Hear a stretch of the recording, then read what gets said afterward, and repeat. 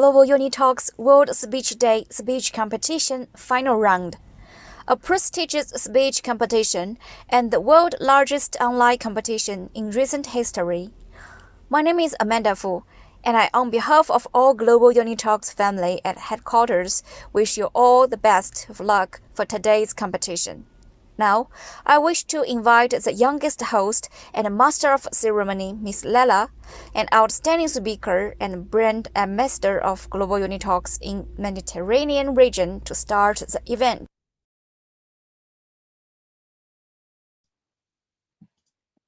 Welcome everyone to the finals of World Speech Day. Today we are going to be talking on the topic, The Truth is Simple. We have lovely speakers from all around the world and juries who are going to be judging us for the event. I would like to call upon the youngest winner of Global UNITALKS, Idil, to give us a nice opening speech. Welcome all finalists who will be competing today. Greetings to the audience that gave their precious time to us on this wonderful day. Greetings to the Global UNITALKS President, Professor Wallace, our mentor, Professor Diana, and international juries panels today. When Professor Wallace told me that I should prepare a speech to welcome you all final speakers of today's event, I felt so honored. I felt blessed to be chosen by Professor Wallace and Professor Diana for his exciting yet valuable role in this today's competition. So let me say welcome to all of the people here. Firstly, to the new members of the Global UNITALKS. You may be thinking that this is a normal competition where everyone talks and gets a rating afterwards, but you are wrong. Today we will be sharing our ideas on a global topic, and we will get helpful advice from honorable professors all around the world. We will congratulate our friends and make our parents proud. We will be a strong and independent person who can inspire others. It will be our time to shine. Professor Wallace, Professor Diana, and other professors who are international juries from various parts of the world are putting their priorities on hold, and they're spending their time to make us young scholars improve in speaking. They're making us brave intellectuals who will stand up for their rights. I've only seen this hard work and passion among professors only in Global UNITALKS. So those who are new today, I want you to know that it doesn't matter whether you win or not. What matters is you took a brave step to come in front of the world. The brave step that you have taken today will change your ideas, your outlook, your resume, not to mention an entire surrounding around you. Create ideas, share ideas, spread ideas, stated Global UNITALKS. We will be out there doing these. We will be creating ideas. We will be pursuing a new point of view. We will be conveying our message to others. So the audience, I want you to listen to these unforgettable speeches. You will have a different outlook from now on. Now, let me introduce Professor Wallace, who need no introduction, but still I would like to introduce him briefly. Professor Wallace is an academic scholar, vice president of a leading university in Asia, and director general of Silk Road Association, promoting One Belt, One Road initiative by rejuvenating the youths of Silk Road countries through academic and cultural exchanges. Professor Wallace is also the president of Silk Road Universities Consortium, which has 126 member universities conducting academic exchanges and students' advancements through globalization in education under Belt and Road initiatives.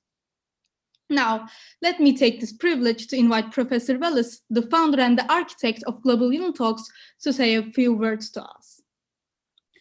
Thank you so much, my youngest speaker and contestant. I'm so proud to see you on the opening words here today. Greetings to Honorable International Juries, finalists of today's competition, worldwide Global UNITALKS family, and awesome audience. Thank you for joining and taking your prestigious and precious time out to witness and encourage the youths of the Silk Road countries. Welcome you all to this world's largest online competition today. It's a proud moment for all of us to have 350 contestants from over 6 continents who participated in this World Speech Day speech competition 2021 during the 16th anniversary of Global UNITALKS. Last month, they spoke on the topic Humanity at a Crossroad. I'm very thankful to all the speakers who took efforts and pain to record their speeches, delivered online speeches as well. And from 14 to 28 March 2021, they worked very hard and prepared fantastic speech, and they did their best. These speakers were aged between 14 to 22 years, mainly from high school to university level, and they are all awesome. I can tell you that it was really a tough task to choose the finalists based on various parameters set by the Global International Jury Panel of Global UNITALKS. Now, finally, today, we will listen to these 25 finalist speakers who are selected from various regions of the world and will speak on the topic, Truth is Simple. It's a fantastic topic, and we will hear the perspective of these young souls today who are poised to be the future of the world in this challenging time which is ahead of us. I believe that there will be a massive paradigm shift anticipated in this world in time to come. Hence, we need to train, educate the youths of Silk Road countries who will shape up future generations under the initiative of One Belt, One Road Global Initiative. Global UniTalks always chose thought-provoking topics for the speeches to let the students learn the core values of life, society, and carve themselves as a future responsible global citizens of this world. These speakers genuinely represent the youths of the Silk Road countries. And Global UniTalks is dedicated to training and mentoring them to be future leaders without any discrimination and equal opportunity to all. History is the witness that all the changes in this world and our society are through powerful speeches delivered by great leaders in this world who transformed the world where we live today. President Kennedy did with his inaugural address. Martin Luther King Jr. did with his I Have a Dream speech. Chairman Mao, Gandhi did it, and countless others have inspired teams, started movements, and communicated passion worldwide, thus changing it. I believe speech is the most powerful means that can influence the human mind. Speaking, writing, and reading are integral to everyday's life, where language is the primary tool for expression and communication. Studying how people use language, what words and phrases they unconsciously choose and combine can help us better understand ourselves and why we have behaved the way we do. Linguistics scholars seek to determine that is unique and universal about language we use, how it is acquired, and how it changes over time. They consider language as a cultural, social, and psychological phenomenon. Language can play a significant role in how we and others perceive the world. And linguists work to discover what words and phrases can influence us unknowingly. Approximately 7,000 different languages are spoken around the globe today. This is figure which is approximate, as it seems there are still some left to discover. Language is a uniquely human gift, central to our experience of human being. Appreciating its role in constructing our mental lives, bringing us one step closer to understanding the very nature of humanity. Today, we have speakers from Asia, Europe, the Mediterranean, Caribbean, Central Asia, Africa, Arab, the Middle East, Oceania, and to Antarctica. They all speak different languages, but today they speak in English to express themselves and share their beliefs, ideas, and perspectives. We have many different languages, but our dream is always same. This is most important. I'm glad to say that all the speakers today have put their best efforts. It is not about winning or losing, but it's all about learning and going one step forward in life. When I was in your age, I had many activities to join other than my studies, which kept me rejuvenating and active. But unfortunately, in this period of pandemic, these students are deprived from these opportunities. Hence, the Global UNITALKS online activity was launched last year from offline to online to fill up these gaps in students' lives, provide them with an opportunity and a chance to share their views, ideas, and excel in their soft skill and language, including speech proficiencies. I believe only study, and no play makes Jack a dull boy, guys. In the event today, Global UNITALKS has chosen the youngest speakers who are just 14 years old to deliver opening speech. You just saw. She's one of the just invited me to speak, including the host of this competition. They are just 14. Today, all the finalists selected are mostly first-time speakers and are young souls making today's event unique, special, and inspiring as well. They're making their teachers, mentors, friends, and family proud. I can tell you that today's Global UNITALKS International Juries will have a very tough time scoring. They're very competitive. I've been watching them. Big thanks to all the international juries. Without you, this event could not be possible. Thank for your precious time, your time which you have donated to us and the youths of the Silk Road countries. We will remember your contribution all life. Thank you so much.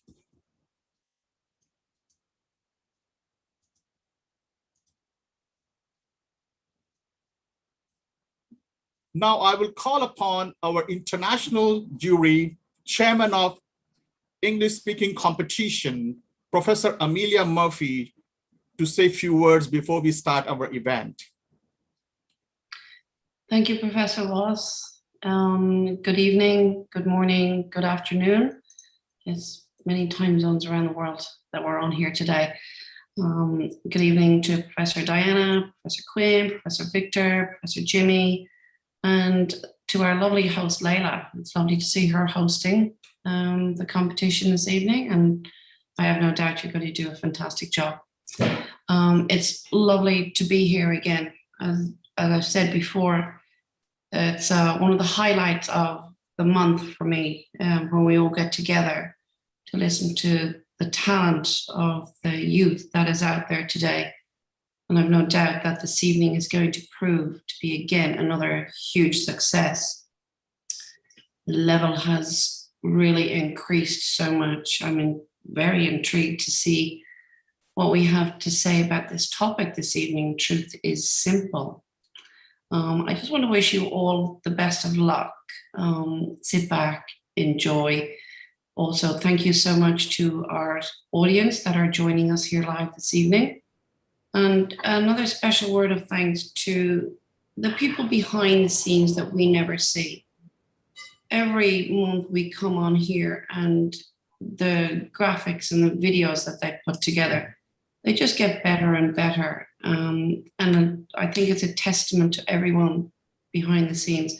I wish that we could actually all see them face to face just to say thank you. So again, on that note, I look forward to listening to all your speeches this evening. Most important thing, sit back and have fun. Just enjoy it, okay? Thank you so much, Professor Wallace. Layla, back to you. Thank you so much. Thank you, Professor Amelia, for your encouraging words. All the progress you are seeing in the students' ability on speeches is all contribution of international juries like you. Thank you so much. It makes our job hard because the standards are going higher and higher. Yes. Now I will call upon the chairman of the international jury panel for the Global UNITALKS International Debate Competition, Professor Auer, to give us a brief speech. Thank you so much. Hi, good morning. I'm Jambo. I'm greeting you from East Africa, Kenya. I'm Queen, and I'm so delighted to be here. I was really looking forward to this morning, and I'm so excited that we have at least 25 finalists going to be presenting different areas of speeches. So I can only enjoy and wait and see how it goes. Already we've been challenged that it's going to be a very tough one, but I'm telling you, Amelia and myself and Diane and Victor and Judy and the rest of us are bracing it for the task. So ours will only to sit back honestly and just enjoy the speeches. Truth is simple. Wow, this is quite an intriguing topic. Global UNITALKS Family always amazes me by the philosophical quotes and themes of the speeches, and they are quite relevant in these current times. So for you, the 25 who are the finalists, as we wait to listen to you, this is quite thought-provoking topic. We expect a lot of critical and creative thinking to be part of what you're going to be presenting. You can't be a finalist without putting in a lot of critical and creative thinking into this. But to this end, I want to wish you, the 25, the best of luck. For me, it's just to entertain myself, listen and enjoy. And as Professor Amelia said, we all sit back and relax. I mean, just take your time. Imagine you're the best of the 25. So give us your best shot, and I'm sure we'll enjoy the whole evening together. Thank you so much, Prof. Wallace and Diane. I look forward to this session. Thank you. Thank you so much, Professor Quinn. It's all your efforts and guidance provided to Global UNITALKS, what we are today. Now I will call upon Mr. Jimmy Go, one of our jury panel today, to share some of his views with us. Mr. Jimmy. Thank you, Mr. Wallace. Ladies and gentlemen and awesome contestants, welcome to the UNITALKS final round of World Speech Day, speech competitions. Today's topic is amazing, the truth is simple. I'm honored to be here today to be judging the finalists from different parts of the world, gathering here to show their performances on this renowned online platform. Please note, the truth is just around you. It is not a mirage. Today, with the application of technology and the support of UNITALKS, we can still join here to enjoy this sparky affair. And furthermore, truth is full of diversity as well. Today, all of the contestants will share their own perspectives with all of us and expose the distinctive parts of their spiritual world. I am looking forward to watching your glittering performances, and I believe it's a great opportunity for you all to show your passion, determination, and perspectives of your real life and English language proficiencies.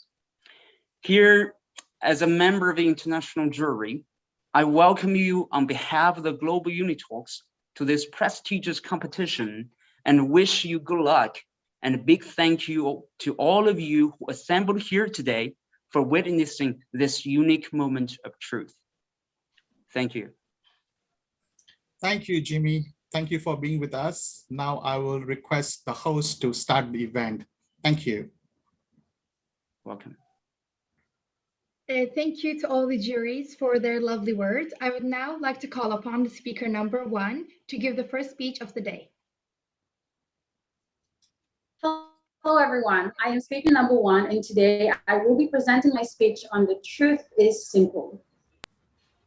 During my preteen years, I distinctively remember joking with my friends and saying, the truth will set you free, whenever we tried to convince the other to confess who they had done. I wish I could joke about it now. I wish I could say that simple phrase and convince my friends to confess and open up about the issues.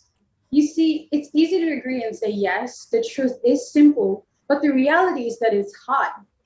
Somewhere along the line, that simple phrase evolved into a line packed filled with so much meaning. I went from joking about speaking the truth to carefully choosing my words and trying to convince my closest friends and my dearest family members to tell me the truth. My friends and I went from openly confessing who we had a crush on to hiding in so much complex emotions and stories. Yes, ladies and gentlemen, it is true that the truth is simple, that it has the ability to set us free from all these complex things. But as soon as one decides to step out and speak out with the truth, they are faced with immediate judgment. And that is what makes it hard. By simply choosing to speak out your truth, you are immediately faced with judgment. Some are good, some are bad. But that overwhelming amount of judgment that one has to receive from speaking the truth is what makes it hard. I'd like for you to take a look at this card right here. Now, you see a number 6, but from my end, I see a number 9. We see a number 8, but for the people on both ends, they see this as an infinity symbol. Ladies and gentlemen, the truth is simple, yes, but it does not mean that yours is right. A person choosing to live by their truth by simply disliking another person because of the skin color, because of their background, or to fulfill their twisted desires does not make them right. They see the number 9, we see the number 6. They say it's a number 8, but is that correct on all sides? It's the same when a person confesses the truth in believing that one gender is far more superior than the other, or that one gender does not need the help and the support of the other to progress forward. Does it make that truth correct? Not all truths are morally right. What you may feel as your truth may not be seen as correct or right by the other. If I were to sit down and have a conversation with the person that I was in my early teens, which version of myself would be more willing to confess the truth? Certainly not this version of myself. Every decision that I have made, every path that I have taken has led me onto this journey. I will not speak my truth to change the course of things, because the truth may be simple, but it is not always necessary to be spoken. We can argue back and forth and say that this is not the number that the other sees, or that 8 is right and not infinity. But sometimes the truth is not necessary. It is the lesson that one has to face from not accepting the truth. You can tell me 1,000 times over and over that it's a number 6. If I refuse to accept that it's a number 6, then let me go with my choice of truth and experience the lessons and the consequences from believing that it's a number 9. We can tell them over and over that it is a number 8, but if they feel that it is the infinity symbol, let them experience it as an infinity symbol from both ends. Because, ladies and gentlemen, the truth is simple, but it is not necessary. You can repeat the truth to a person, a simple logical truth to a person 1,000 times, but if they are not willing to accept it, it is not necessary. Before I finish off, I would like to finish with these 3 points. The truth is simple, yes, but it is hard. The truth is simple, but it does not mean that yours is right. Ladies and gentlemen, the truth is simple, but it is not always necessary to be spoken. I'd like to thank the international juries for taking their time out to be a part of this competition to judge us fairly. I'd like to thank the founder of this platform for making this opportunity, for providing us with this opportunity. I'd like to thank the creative team and all those behind the scenes who have helped to make this competition and this event a success. As well as that, I would like to thank the audience and my family who are here supporting me. Thank you for your support and thank you for your attention. This is my first time speaking, so I was not expecting to make it into the finals. For this very reason, I am extremely glad and I am extremely thankful for this amazing experience. It has taught me and it is pushing me to be the better version of myself. Thank you very much. Thank you, speaker number 1. It's always not easy to be the first speaker, but you have done a great performance. I love your traditional dress. You truly represent your country. Awesome. Now Thank you so much. Yeah, welcome. Now I will call upon Professor Quinn to give her a question on her prepared topic.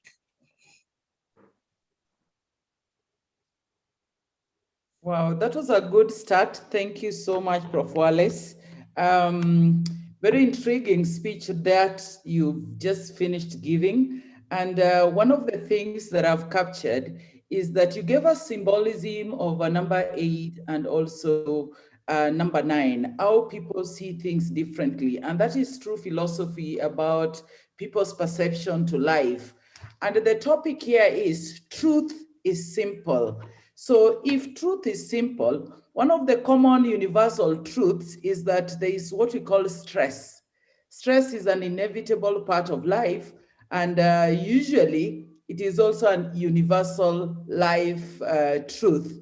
Do you think that statement is correct in relation to the perception of people's viewpoint? The way I see 6 and you see 9.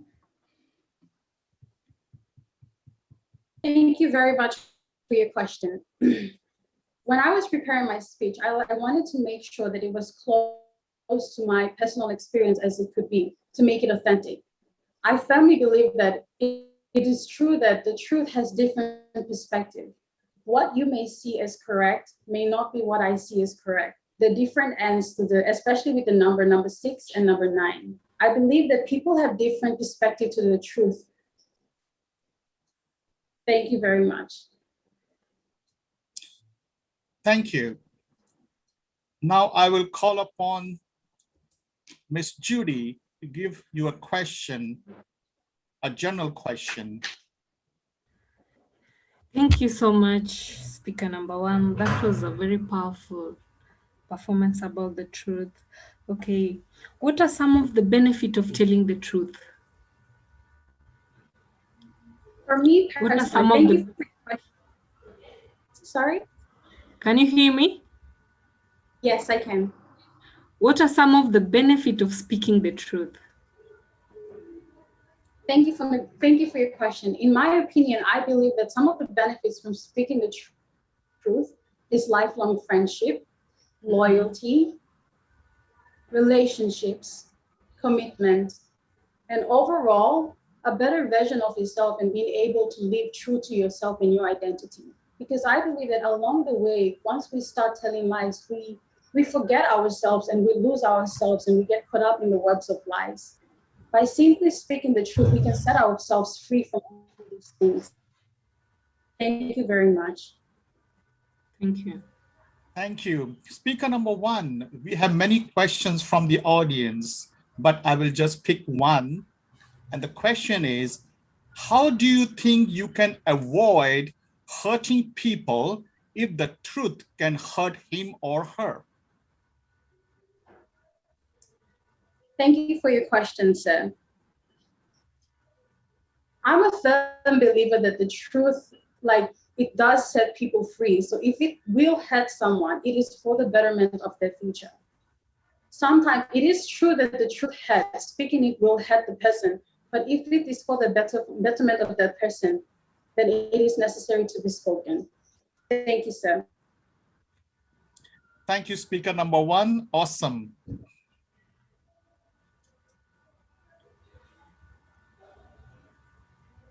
For that lovely speech. When you talked about what you talked about in the beginning made me think of what me and my friends talked about during recess.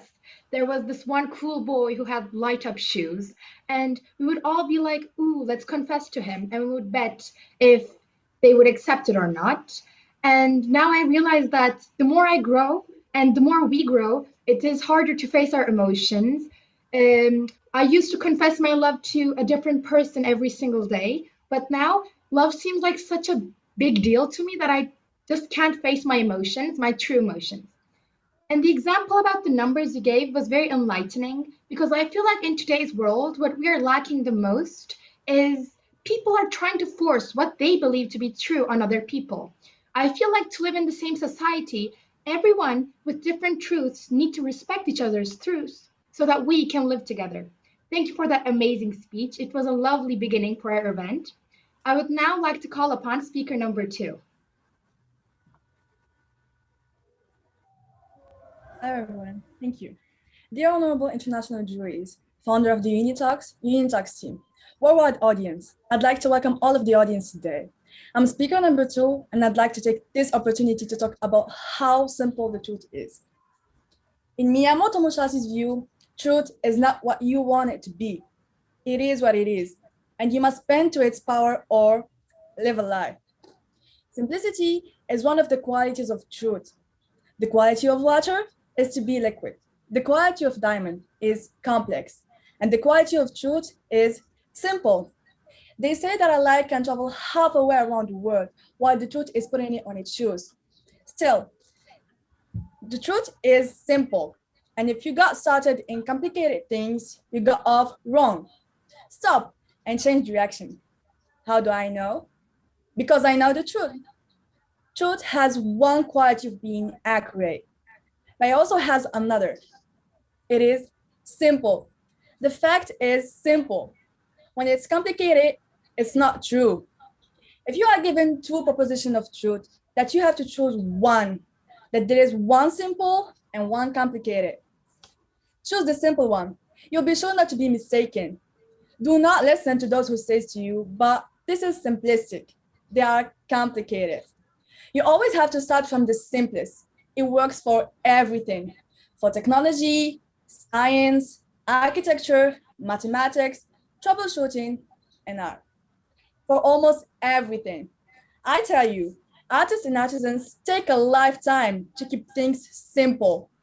It's hard to keep it simple when you're complicated, and that's the whole problem.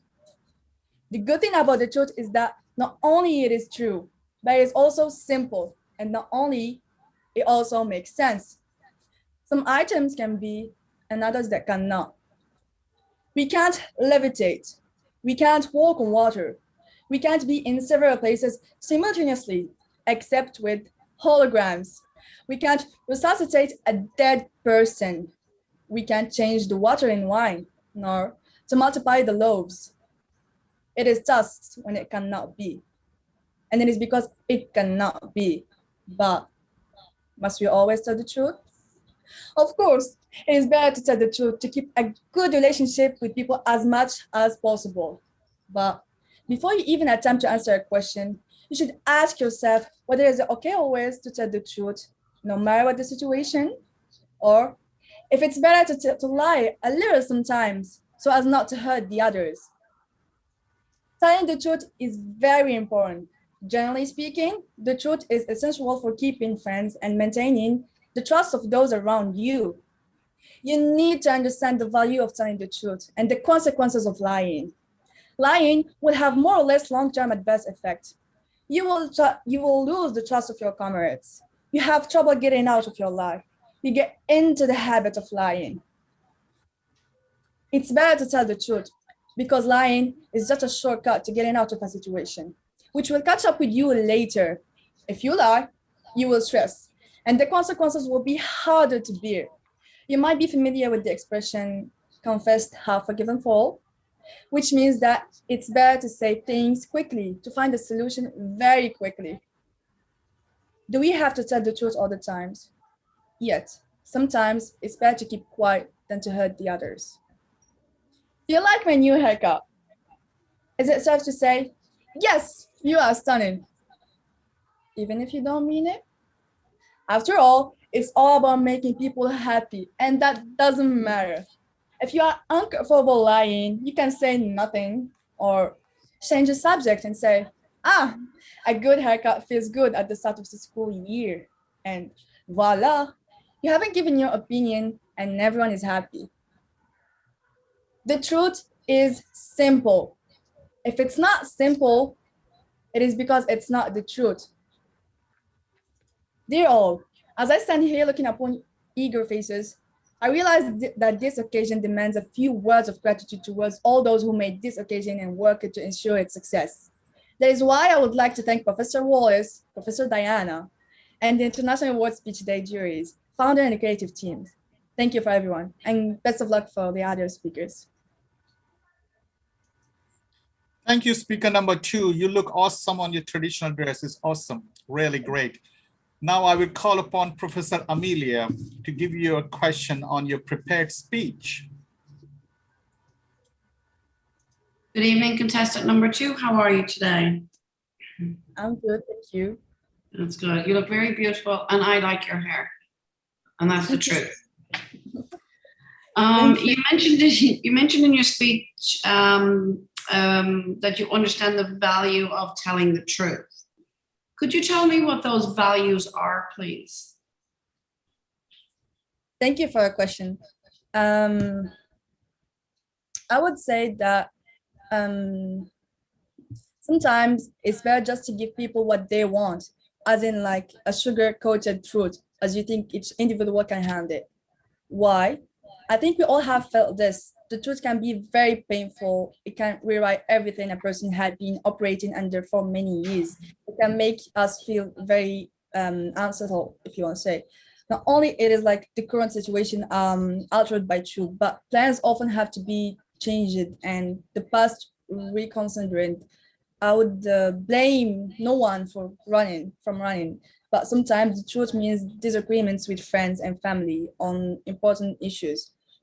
Those values will set us free, if we can say, and would make us accept or not accept what is probably true. And that is a gift rare and amazing, and it means we are free to be wrong.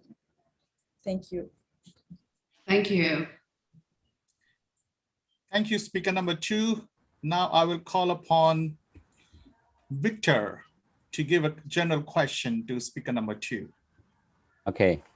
Yeah, thank you. Thank you very much. I really like your sentences. Truth is simple, but if not, it's not truth.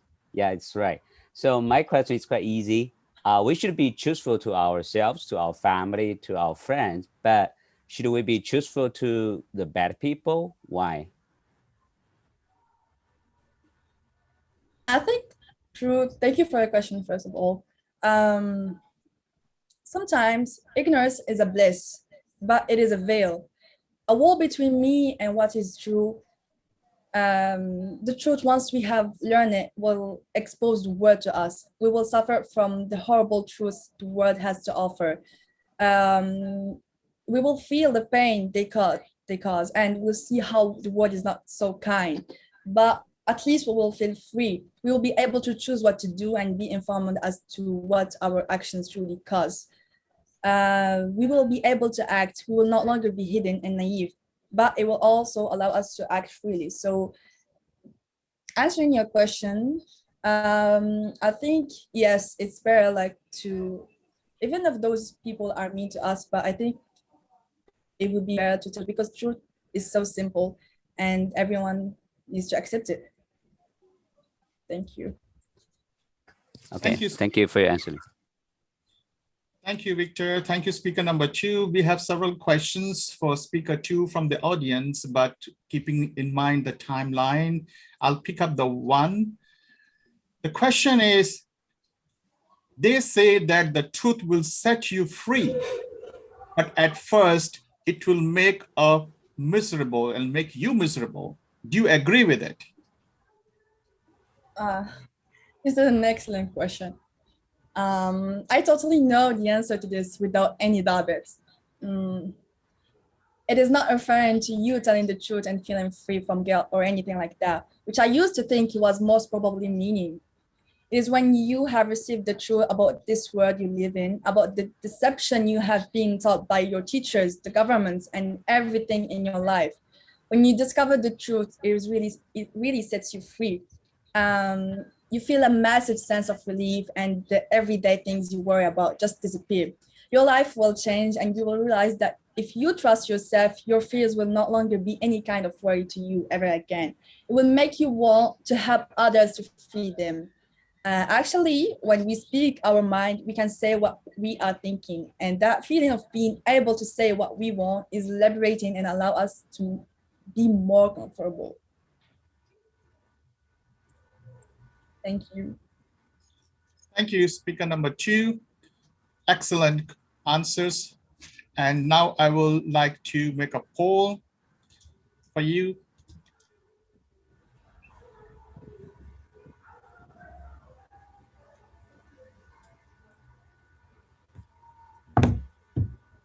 Meanwhile, we request speaker number 3 to be ready. Another lovely speech. I really like how you explain the simplicity of the truth. I want to give another example. For example, the shape of the Earth has been a debatable topic for a very long time. However, very simple evidence can now prove that there is only one truth, and that is a very simple one. With the current technology, we can take photos from space and see what the world's exact shape is. I think that this is very inspiring and a big proof that the simplest thing is the truth. It's not complex.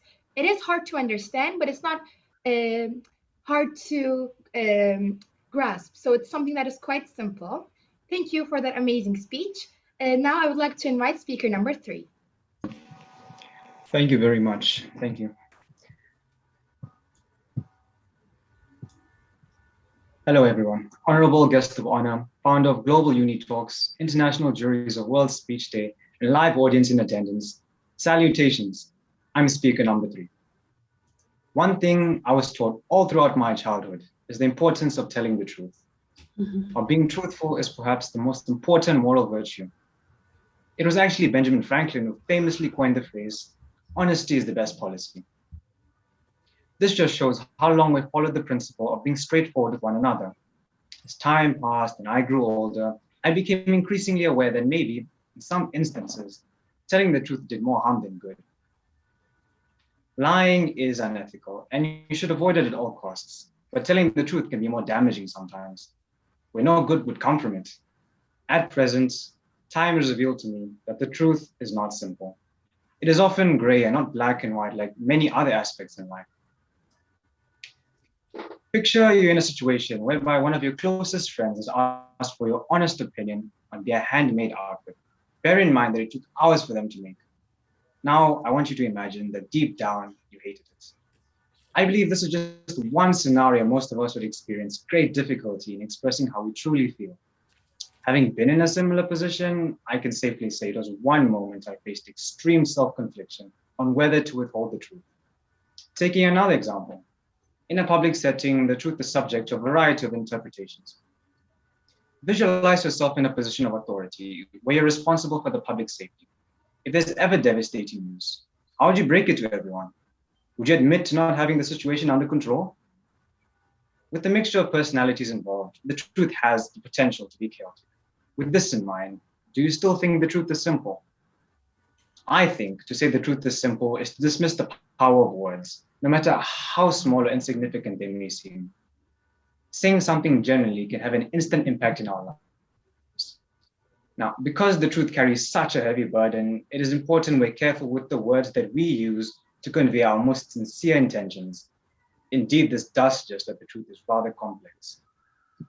But there is one truth that lurks about in our thoughts, one truth we are all aware of, but choose not to bring up because of how morbid it sounds. The one truth we cannot escape from, and that's the reality that we will depart from this life one day.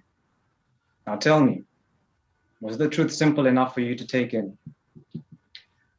I would like to thank and give my most sincere gratitude towards Mr. Professor Wallace, whom is the founder of Global UNITALKS, and Professor Diana, as well as the International Juries of World Speech Day, for allowing me this universal platform to voice my opinion on today's topic.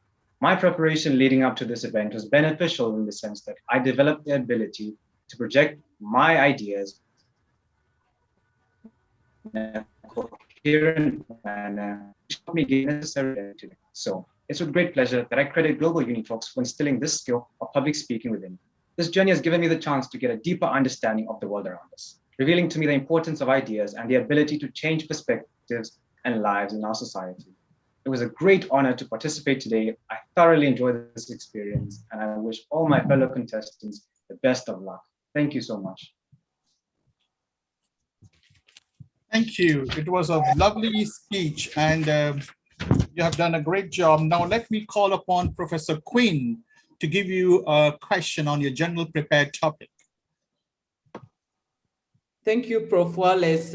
Speaker number 3, that was good. How are you doing this evening or morning or whatever time zone you are in? How are you doing? I'm doing great, and I hope you're having a great day as well. Yeah, mine is great. It's a very cold morning in Nairobi, and so, but we are coping. We are getting warmer by your speeches. A quick one, you did mention that throughout your growing up, you learned to try and speak the truth, but truth carries a heavy burden. Yes. Yeah. So from your speech, truth carries a heavy burden, which is true. So do you think then it is very vital that we speak the truth? Yes. I would like to answer that question by saying, to a large extent, that is true. I think in a world where we live in, where nobody is propelled to speak their mind and reveal their true intentions, we can never really move forward in life. I think to a very large extent, as I mentioned, we must go forward, letting everybody know how we truly feel if we're going to build a society of honesty and truthfulness, of all the positive connotations of a moral.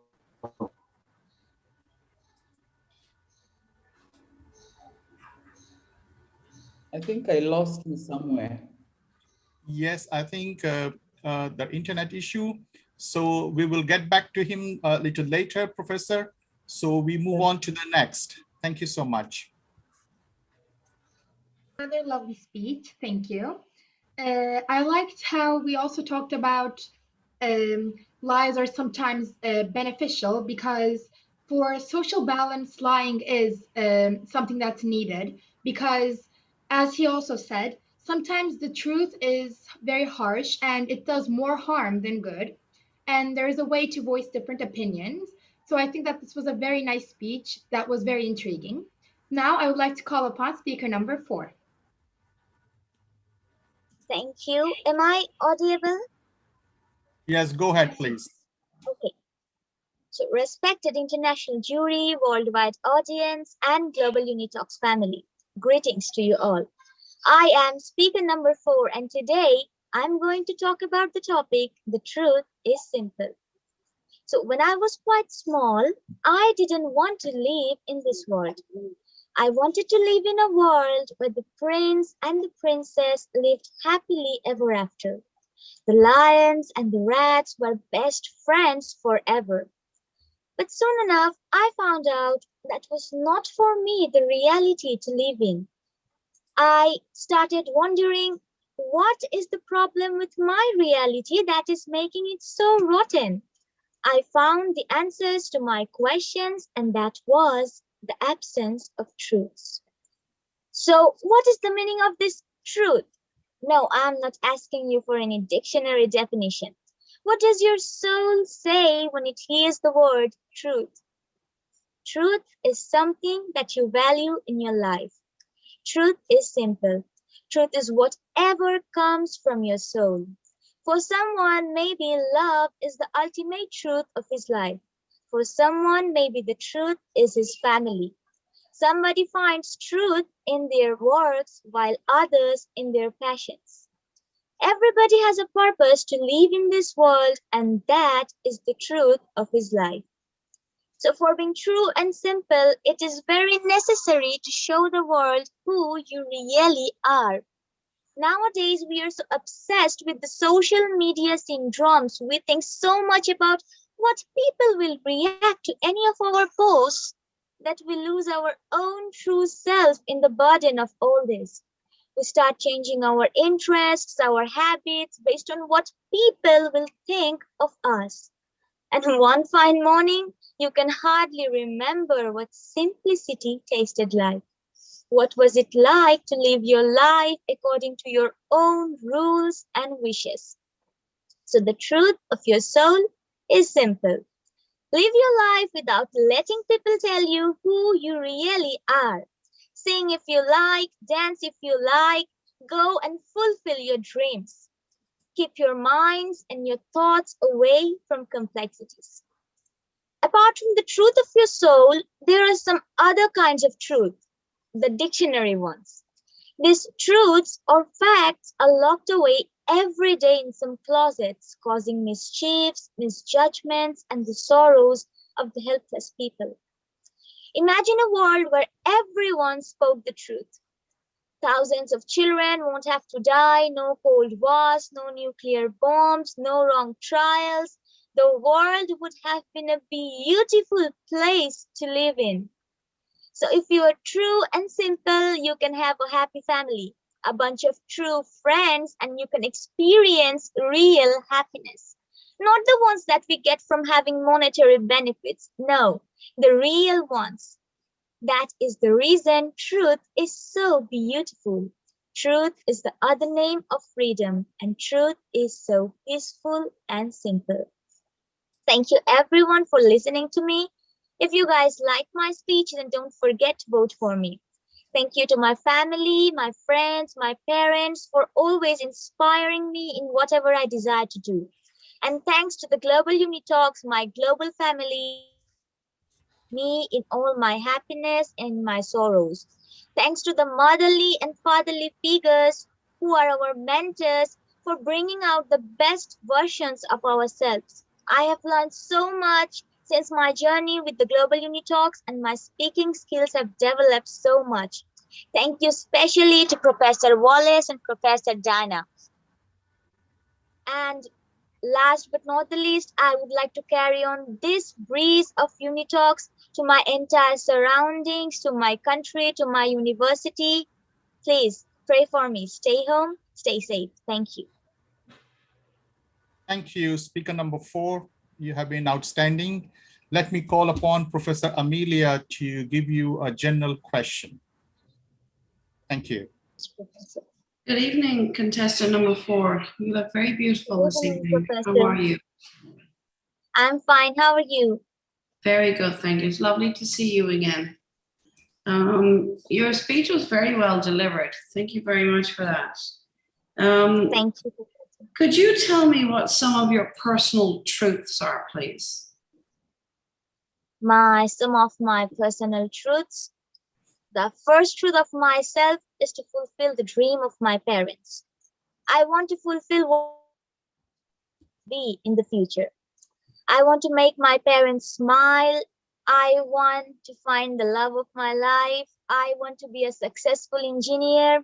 I want to serve people, and I want to be a social activist in the future. I want to be an enlightened human being, and I want to be something that I am not today. I want to remove all the lies that are within me, and I want to be true, perfectly true in front of the whole world. You know, that is not always possible. You cannot always be true everywhere, though we are saying that we need to be true, but we cannot always just be true. So I just want to be what I am in front of the whole world, and I want to fulfill the dreams of my parents, and I want to be a good human being. That is the truth of me. Thank you very much, contestant number 4. Thank you, Professor Amelia, and speaker number 4. Now I will call upon Miss Judy to give you a question on a general topic.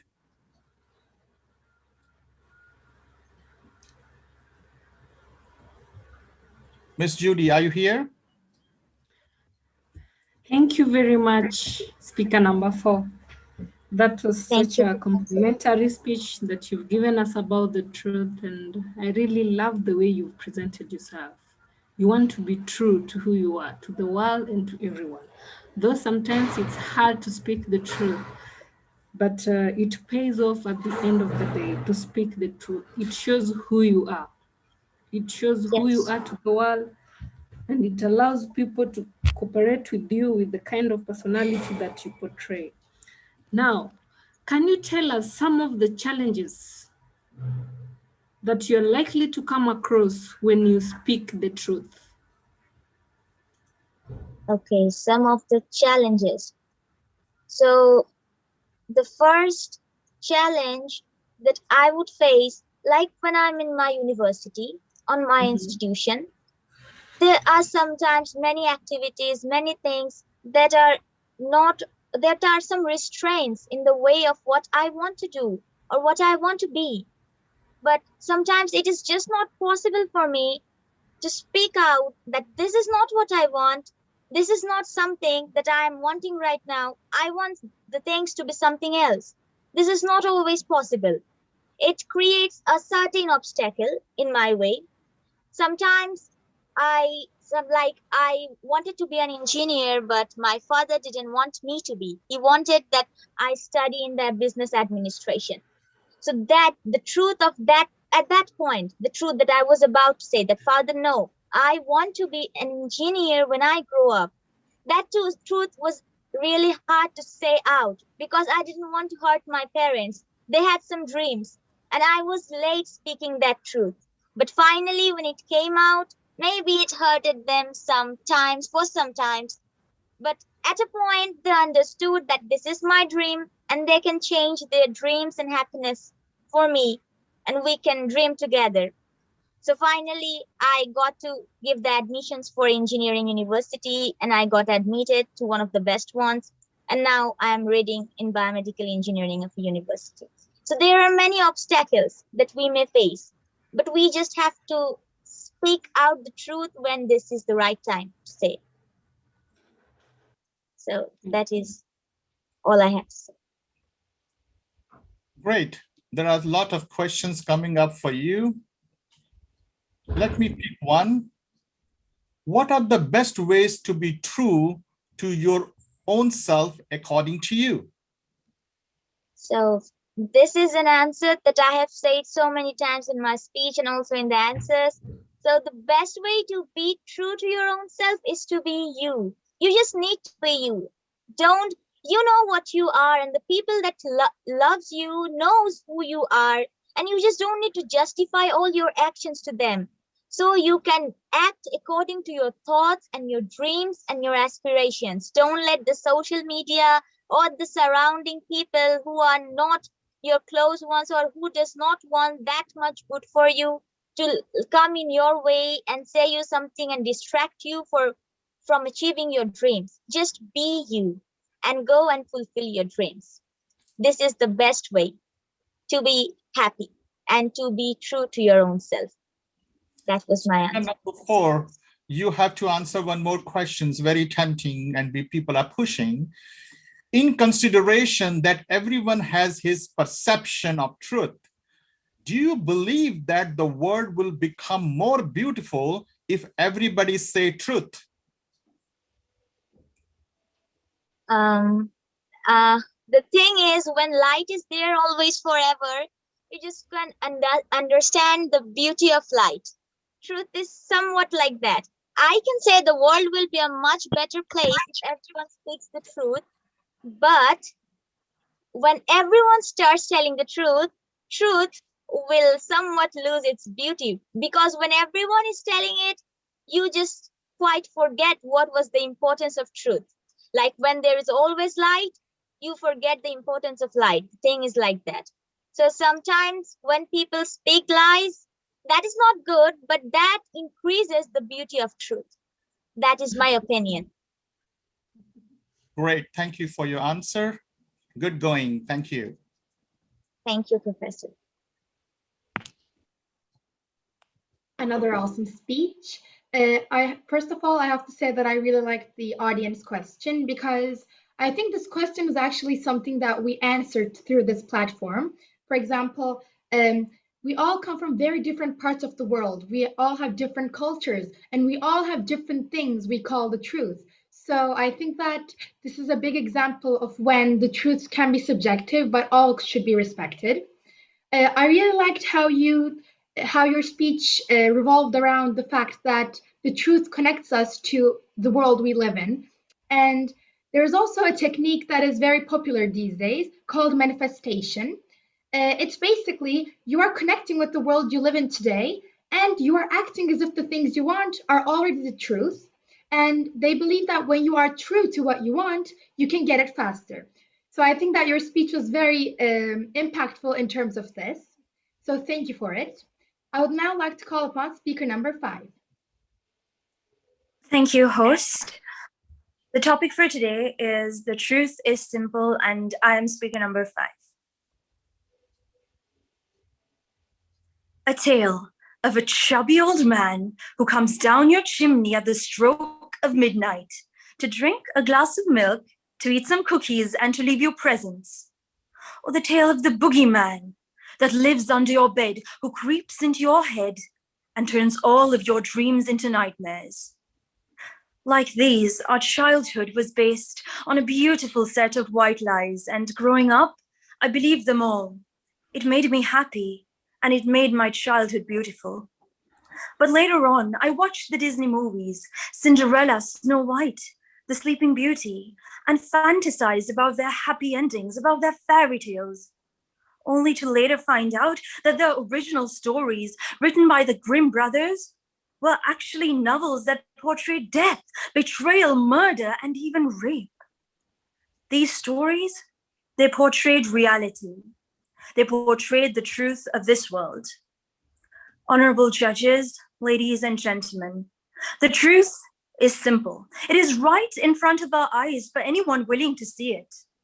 Turn on the news and you will see how many people are suffering in poverty in this same world, but there are people living luxurious lifestyles, spending millions and millions of dollars a day.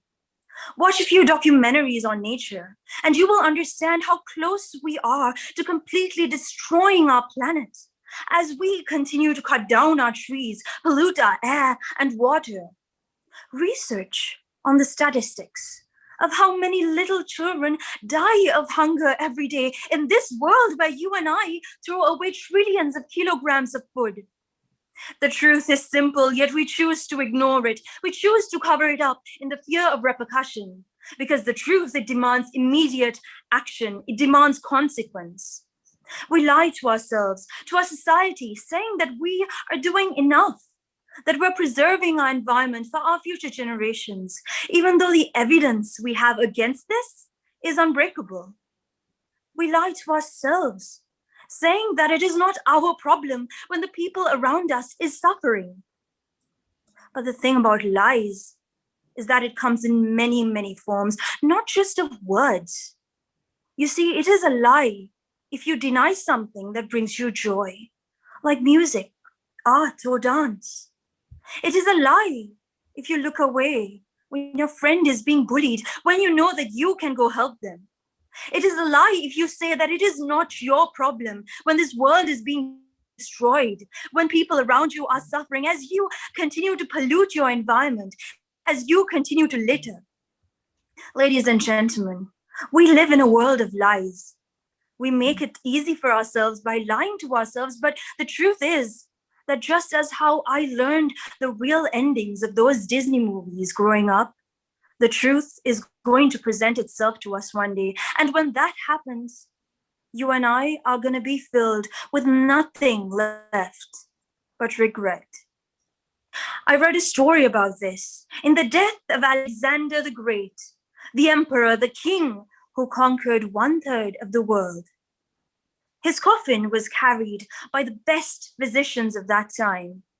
The path to his coffin and his grave strewn with gold and jewels and possibly everything you could imagine, but his hands hanging empty. These actions, directed by his will, was a message to the society, to his subjects, and to the future. That no matter the gold you have, no matter your wealth, no matter the access to the best doctors or your power, you and I were going to leave this earth one day as alone and as empty-handed as we came into it. So live a life of love, of happiness, of truth, being who you are, being your authentic self. Then one day you will find sanctuary in the person that you were. Looking back, you will feel happy that you helped your environment, that you helped the people around you. Because the truth, it may be hard, it may be complicated at times, but when it matters, it is 1,000,000 times more simple than the burden of a lie. Thank you very much, ladies and gentlemen, for listening to my speech. I just want to thank UniTalks for giving me this opportunity to perform in this digital platform. This is the 3rd time that I am performing in the UniTalks, and I honestly never thought that I would be given a chance to perform in an online platform like this. So I'm very grateful for that. Thank you, Professor Wallace, for getting me involved with this. This organization is truly impressive, and it's such a great thing to be a part of it. Thank you, Professor Diana, for helping me with my speech and my script. And thank you very much, honorable judges, the audience, and everyone who came here today. And good luck to the rest of you. Thank you, speaker number 5. You are outstanding. You've always been giving a very good speeches. Today you can see there is a lot of competition and a lot of good speeches are coming up. So it will be quite interesting. So now let me call upon Professor Quinn to give you a question on your prepared topic. Speaker number 5, how are you doing? I'm doing great. How are you? I'm good. That was a very fundamental speech that you've just made right there. It reminded me of those Disney books that I used to read, not when I was young, but when I was older. Because when I was young, I didn't get opportunity to read them. But when I got older, I was able to interact with those books. But the question here is, what comes out is very true. But then how do we make the society recognize the benefit of saying the truth? You've given beautiful analogies, but how do we pass this message across? How can we make the society recognize that truth is very important? Thank you very much for that question, Professor. So I believe that the society needs to change, that it needs to come into terms with what is actually reality. But it should start in the smallest level. So definitely it should start in your family.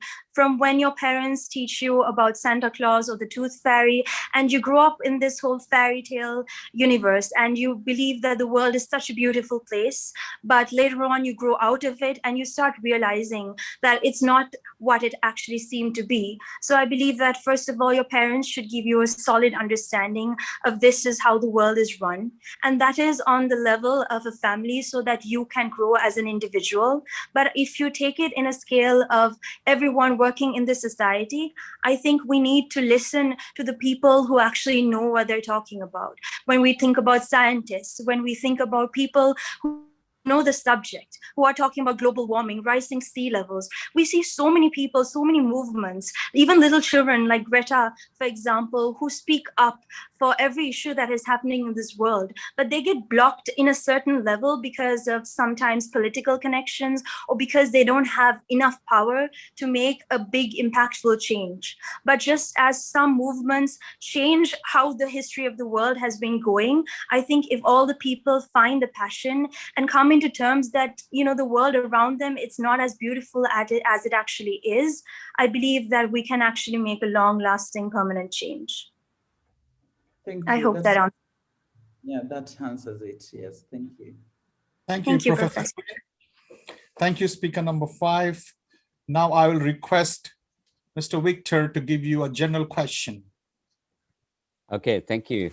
Thank you, speech for the speaker 5. I like your style. You're very emotional. Your facial expression and hand gesture is very good. Okay, and I also agree with that truth is simple. Just show the love to the world, right? You just don't only care about yourself. So my question is quite simple. Would you rather tell somebody a lie and make him feel happy, or choose and hurt him?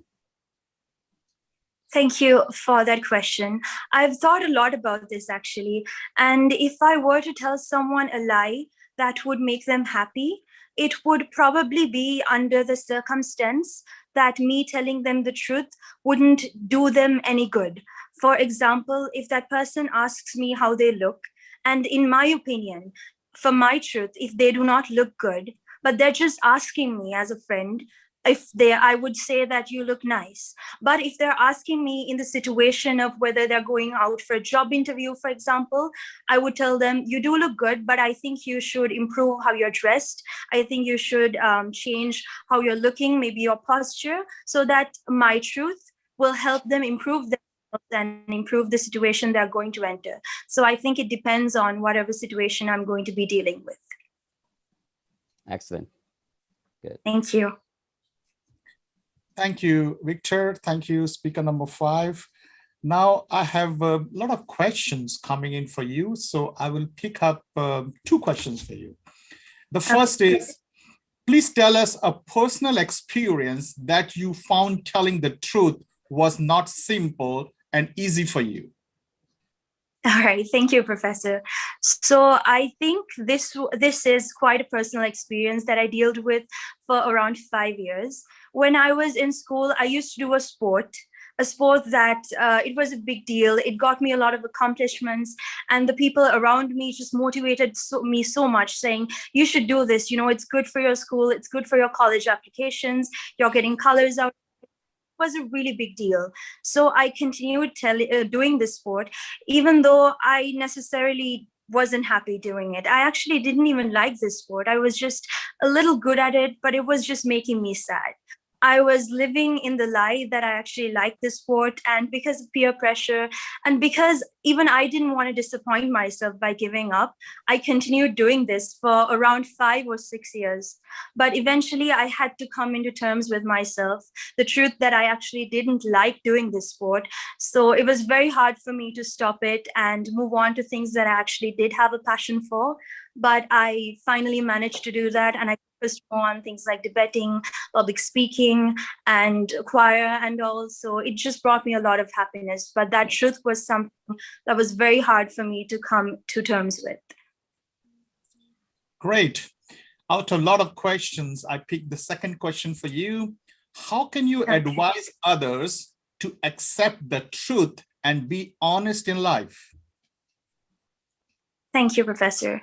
So I would advise someone to accept the truth and be honest in life by, first of all, thinking, what would you do? Like, put yourself in their situation, because the truth of one person could also be a lie for another person. It's very hard when it comes to advising someone to tell them what something is right and something is wrong. Even in the example of whether someone is dressed good, it's hard to tell them that they look good or they look bad, because for me, they could look beautiful, and for someone else, they could look ugly.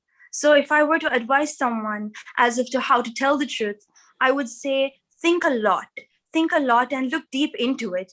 Think about what your truth is going to do to them, whether it's going to impact them bad, whether it's going to give them a sort of boost for their future. Because your words, after you say it, you can't take it back.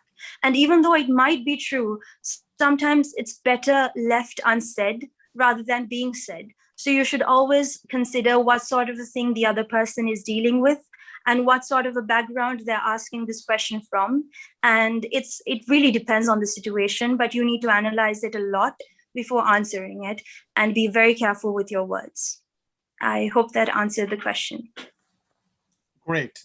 Thank you so much, speaker number 5. You're welcome, Professor. That probably took us all back to our childhood, because our childhood would honestly be very boring if we didn't have a lot of stories to imagine, because these stories were what made us dream.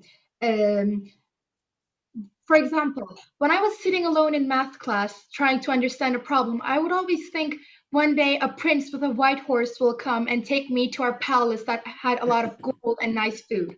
However, growing up, I realized, as you also said, that these stories are actually based on very dark truths, such as you said, racism, rape, poverty, and general inequality. All of these are terrible things. For example, the beauty industry every year has twice the gains that are needed to end worldwide hunger. So these are all very dark truths that are actually used as a concept for these stories.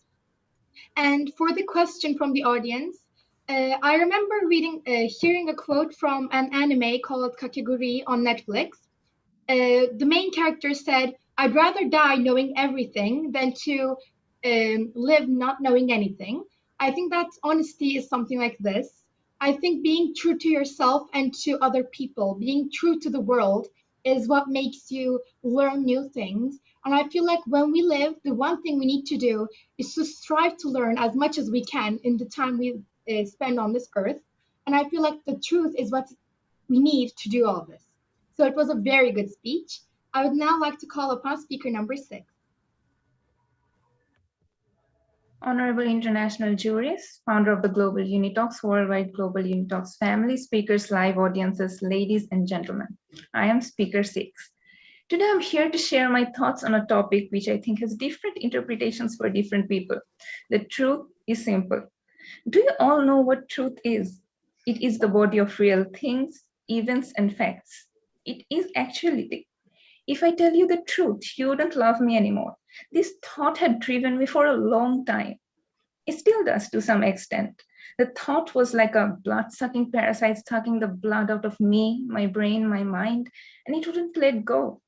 What remains hidden from our vision is the fact that it is not always easy to determine whether a truth is simple or not so simple. This determination depends on more than one factor. You see, all truths are not simple. Truth can be both simple and difficult.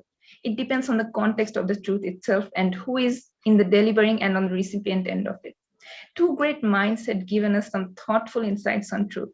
The Truth is Rarely Pure and Never Simple by Oscar Wilde, and The Truth is Simple. If it was complicated, everyone would understand it by Walt Whitman. For example, let's say your sibling has been gravely injured in a road accident, and there is as much chance that she or he will survive the battle as there is that she or he will lose the battle. Telling this bitter truth to a stranger may be difficult on your part because it is your own sibling fighting for life, but it may be easier for the stranger to take in as she or he never knew your sibling personally. Similarly, this truth may be more difficult to take in by your mother than it was for you because it is her own child whom she carried inside her womb for 9 long months and raised with all the love and care she could provide.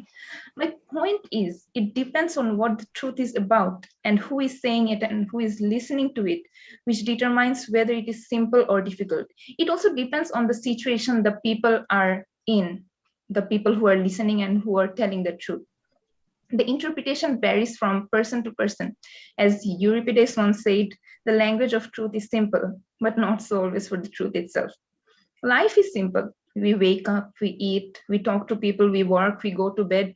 Truth is not always this simple. The truth is, we are all dying at different paces. We wish for dreams that will never come to be. We want forgiveness and absolution for decisions we never should have made in the first place, like the way we did. The truth is simple in a macro perspective, depending on what you and I believe. Truth is simple when it's not left up to interpretation. Things get difficult and more complex when we try to interpret them because no two people have the same perspective. And it is very difficult fit to look at truth devoid of our beliefs or perspectives because we are human. We are far from being similar or perfect. When we are close to the truth, we know it is messy. It is only simpler in one respect, that telling a convincing lie exponentially increases the complexity because the fiction has to knit with the complexity of reality. At the end of the day, whether truth is simple or not comes down to this: how one sees the world and everything associated with it. Thank you, Global UNITALKS and World Speech Day Organization, for holding in this event, to my mentors, Professor Diana and Professor Wallace, for guiding me all along. Since I joined this platform, I have gained much insight on myself and my more confidence. It allowed me to test myself and also allowed me to connect more internationally. Alongside, I want to thank the audience, the judges, the viewers for listening patiently. And lastly, I want to thank my family and friends who have always been supportive of me and guided me to reach this position. Thank you, everyone, and good luck to you all.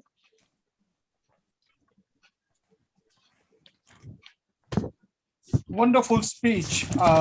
Speaker number 6, you have been awesome and you have been very good in your presentation. Now let me call upon Professor Quinn to give you a question on your general topic. On your prepared speech, yeah, thank you. Thank you, Prof. Wallace. Good afternoon, speaker number 6. Good afternoon. Yeah, it is a very interesting topic and you've nailed it. You know, when one person thinks about delivering the truth, it becomes very intriguing and very difficult. But a question here is for you. You've related truth with the relationships. And one would then wonder, at what point do you find honesty and truth meeting together? Is it very important to be honest and truthful at the same time, or should you go parallel? I guess being honest depends on how much true you are to yourself and to others. I think they are actually interlinked. If you are actually true to yourself and true to others all around you, it also means that you are honest to yourself and honest to others as well. Though it may be difficult, that it's not always easy to say the truth to everyone in every situation, but we can always try. We should always try to say the truth. It does not mean that if we lie from time to time, it is that we are not honest, but it may be that we are actually trying not to hurt the other person. by not saying the truth, because truth at times can be very cold and harsh. So I think being truthful and being honest is interrelated. If we are truthful, we are honest at the same time. Thank you. That's good. Now I'd call upon Mr. Victor to give a question to speaker number 6. Okay, thank you. Thank you for the speech 6. I like what you said. We are human being, just like average, far from perfect, right? So my question is quite easy. So would you always tell a truth to your parents and your teachers, even if it meant to get punished? I guess, as I said in my speech, it depends on situations and what the topic is about, the truth, on what I'm telling the truth. For example, if it means that telling the truth would do more harm than good, I would try to avoid telling the truth. But it doesn't always mean that I would have to lie always, because I would say people should be truthful to themselves and to others as much as possible, but they also should know the difference between when to actually say the truth and when to lie, no matter what, because sometimes it is important that you not hurt the other people or the people close to yourselves. Because, for example, there was a time I actually wanted to study English literature, but my parents didn't actually support it. There was at that time, it was very difficult for me to tell them that I actually want to pursue literature rather than pursuing science or business, which they actually wanted me to pursue. And as they had much dreams for me, and they also wanted to live their dreams through me, it wasn't easy for me to tell them the truth. But eventually I had to tell them the truth because I thought this was important. But eventually I had to pursue business or science because they were actually hurt, thinking that I actually didn't put much emphasis in what they wanted.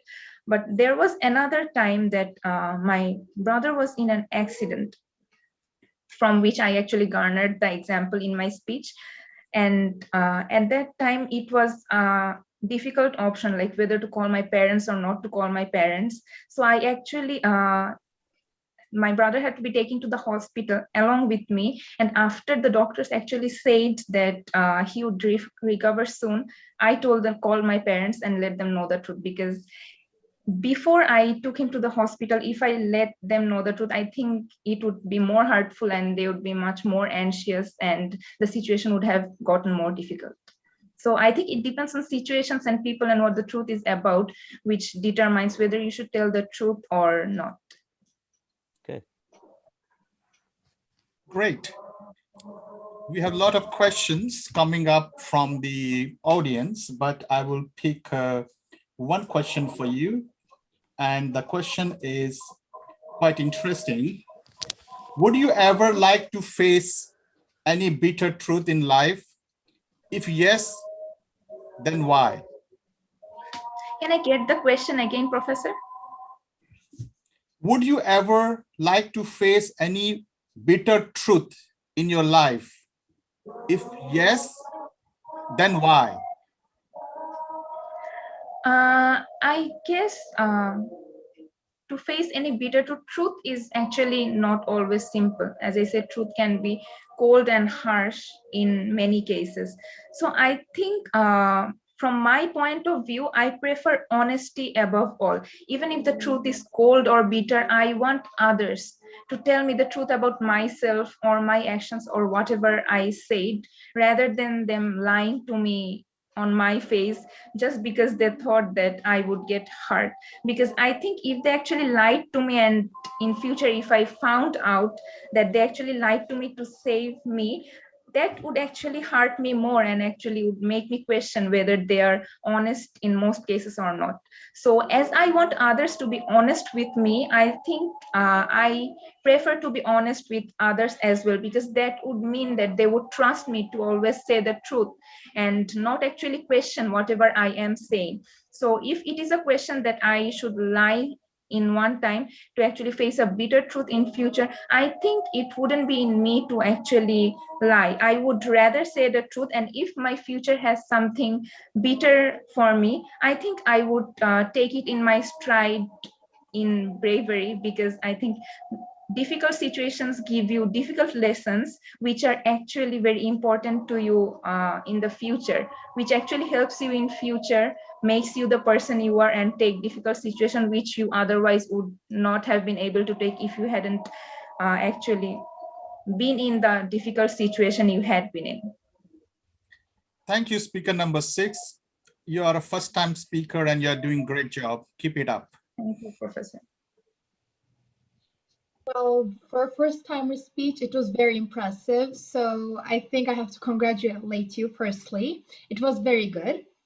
And I love how you talked about how truths can be interpreted differently by different people.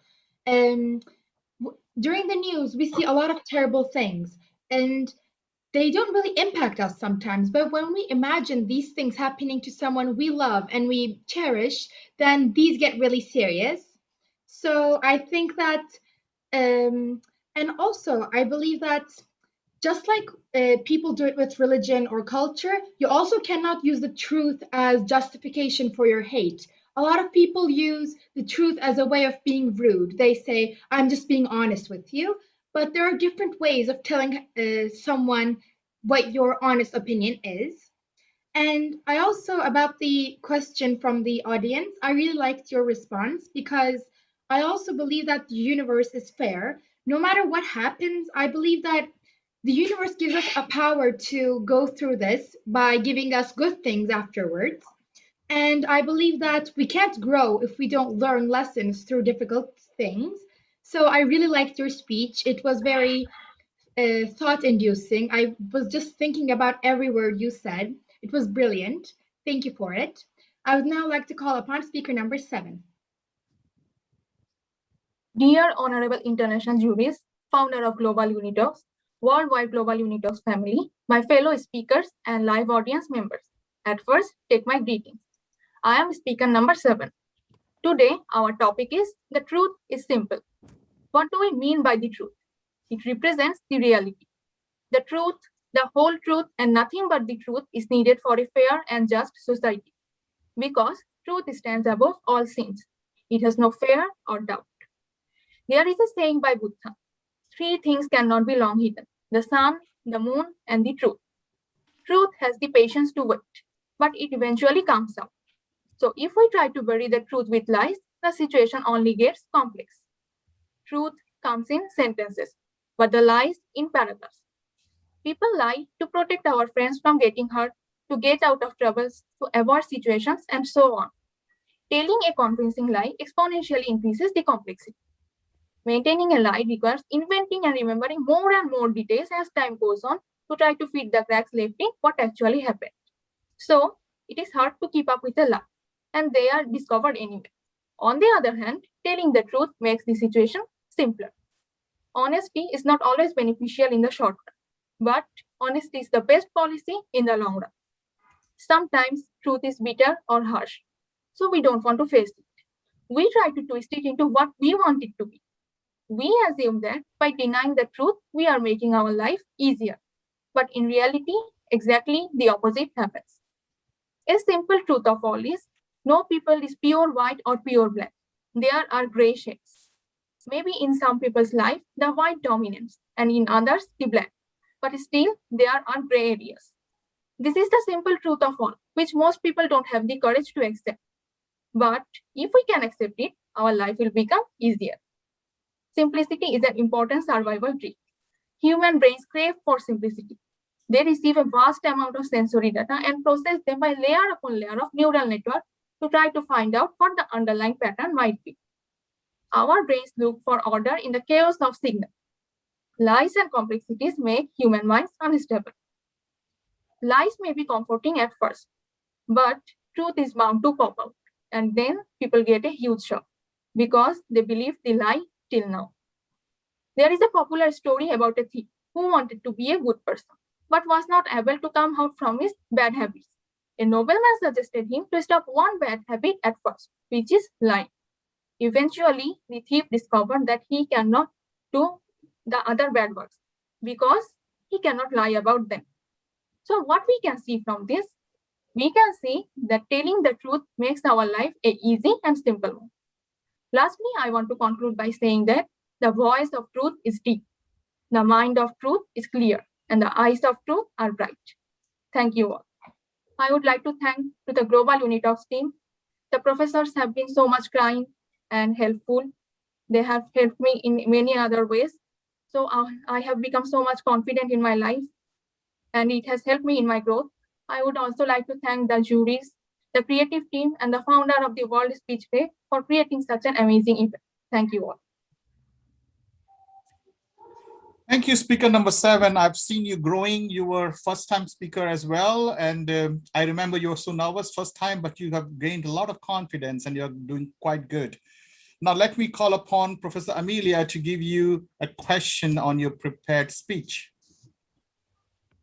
Good evening, contestant number 7. How are you? I'm fine. How are you? Very good, thank you. You look very beautiful this evening. Thank you.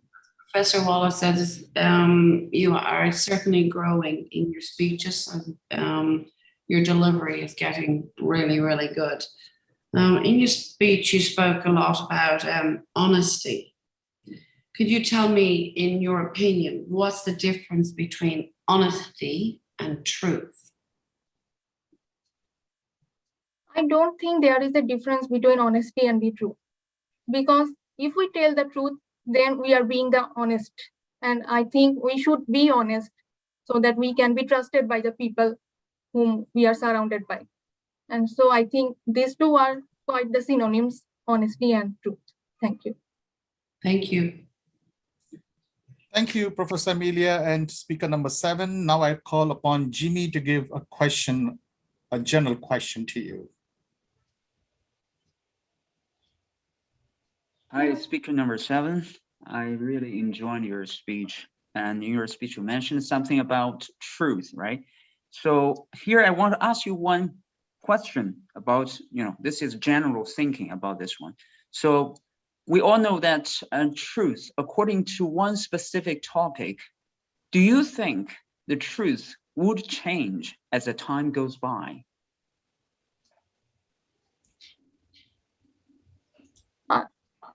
I don't think that the core truth can change as the time goes by, but sometimes it can happen that now the truth is something different, and after some time it can change, and then that will be the truth. That doesn't mean then before it was lie. The truth depends on the time, and that doesn't mean then we are lying at the time. So, thank you. Okay, thank you. Thank you, speaker number 7. I will pick one question for you from the audience. Relax, you are doing quite good. How do you define white lies in comparison with the truth?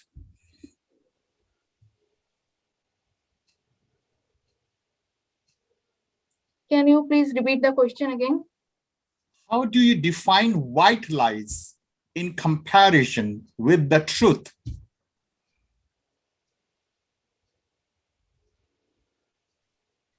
I think the white lies is that what people think, all the people think that this is truth, but unfortunately that this is not the entire truth. So in people's respect, that is the truth, but actually that is not the truth. It is white lie defines. Thank you. Thank you, speaker number 7. You have been very good. So let me call upon the speaker number 8. Please go ahead, the host. Thank you. This was also a brilliant speech. I liked how you talked about lies as a defense mechanism that we all use in our daily lives. Now I would like to call upon speaker number 8.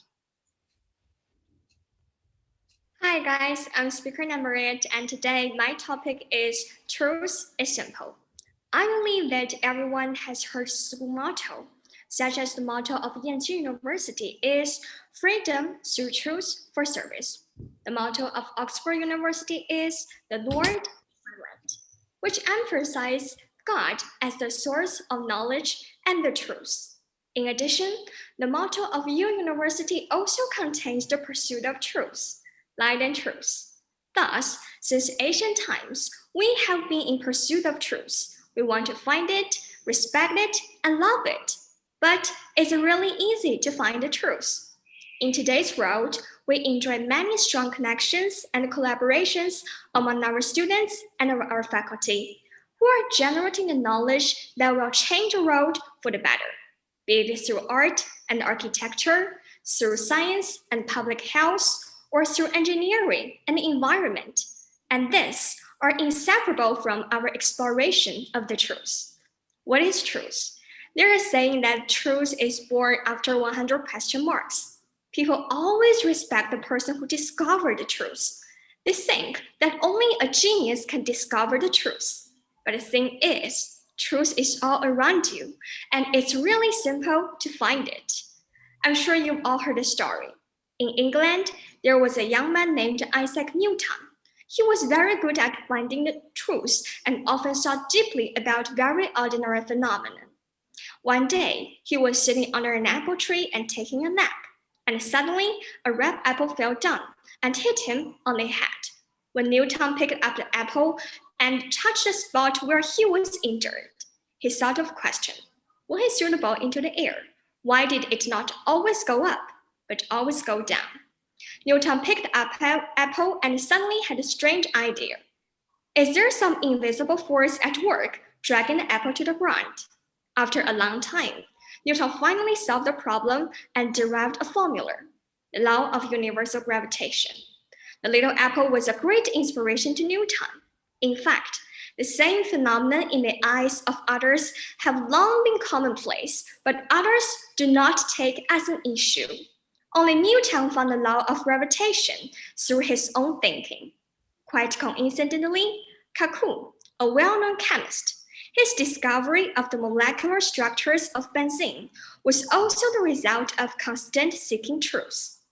When he was teaching at Ghent University in Belgium, he dozed off one night in his study and saw spinning carbon atoms in front of him, the long chain of carbon atom coils. But when he woke up, he spent another night working on his hypothesis about the structure of the benzene ring. We are supposed to dream, Kaku says. Then we can discover the truth. It should be noted that it is no accident that Kaku succeeded in coming up with important structure theories inspired by his dreams. This is because he's good at independent thinking, constant pursuit of truth. You only always think hard about atoms, moleculars, and structures and other problems, while dream its thoughts. More importantly, he knew the true meaning of the truth and was really good at capturing the very impact. On the way of defining truth, there are many similar examples which tell us that truth is not mysterious, truth is not far away, and truth is simple. As long as you have a pair of eyes good at finding the truth, then when you have solved 100 problems, you will find the truth. Thank you all of you here today, and it's really a pleasure to be here with you to talk about the topic of truth is simple. In this speech, I understand that the process of pursuing truth is not easy, but if we have a pair of eyes good at finding truth, then we will definitely find the truth. In UNITALK speech context, we also together to find the truth behind the speech. We really appreciate Professor Wallace and Professor Diana and other jurists' help and support in our pursuit of the truth. More importantly, I believe that the pursuit of truth never ends and that each of us goes forward with our Global UNITALKS family. Thank you. Speaker number 8, you have been awesome. You have been improving a lot. Now I'll call upon Professor Amelia to give you a question on your prepared topic. Good evening, contestant number 8. How are you this evening? I'm good, and you? Very good, thank you. You have improved a lot. Your pronunciation is getting a lot better, and so is your grammar. Still need a bit of work, but I can see gradual improvement every single time that you speak. So congratulations. And well done for taking all our feedback and comments. Okay, very, very good. Okay, could you just answer me? What do you feel is the power of truth? Well, I think the power of truth is really strong. But sometimes, like but in some situations, it will be a little bit hard to accept it. For example, if some bad situation happens, but like what others said, like white lies, if you tell somebody that, oh, that really bad situation happens, but you may think that it will be a little bit harsh to tell others that the bad situations, but if you lie to them, and you will find that turns out they will always find the truth. So I think the truth behind the truth is really strong. It has the really strong power, and I think but for a good situation, the truth is really important. So I think every coin has two sides. So the truth is strong, and so sometimes we need to accept it and tell others truth. But in other situations, I think we shouldn't do that or tell somebody like white lies. Thank you, contestant number 8. Keep up the great work. You're doing great. Thank you. Thank you. Thank you, Professor Amelia. Thank you so much. Speaker number 8. Now I will call upon Victor to give you a general question.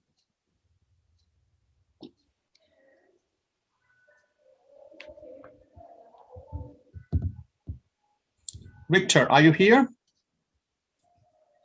Okay, I think. Sorry. Yeah, here? Yeah, go ahead. All right. I said last time I listened to your speech, you made a really remarkable progress in your speech. I just like you said, choose is not mysterious, it's not far away, it is simple, right?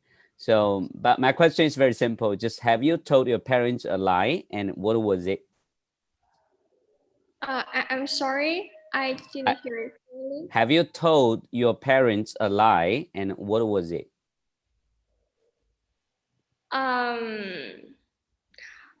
I do remember once upon a time that I lied to them about my life. I remember that in the last term, I was really busy, and I don't even have time to call them. And someday, I got a call from them, and then they asked me about how was my school life and how was about the circumstances. And I just said, oh, it's really good and it's really fascinating. But actually, I was really busy, and I was so disappointed about the stuff and some homework and some bad things. But I didn't tell them that I have this. So I think at that period of time I spent with that circumstances by myself, but I didn't tell them that I'm not good. I just said, oh, everything is okay here, and I will do it better. Okay, good. Thank you, Victor. And speaker number 8. Now, there are several questions for you, but I will pick you one question from the audience. When you find the truth is more complicated than you thought, how do you deal with it? What I found the truth turns out is more complicated than I think. I think the first thing I will do is to judge my criteria about defining truth, whether I'm right or wrong, and then make some research about why the truth is more complicated and why I was wrong. So I will try to find the truth meticulously in next time. Thank you. Good going. Thank you so much. Thank you for that speech. I can also say that you improved a lot, and I think that it's very brilliant to see that you're with us today and you have improved so much. Your speech was very enjoyable. I really liked the Newton example that you gave, because just like I said with the second speaker, science is something that was created by humans as a way to understand how the truth works. So I think that just like in the Newton example you gave, scientists strive to find the explanation, the truth behind things we see on the daily.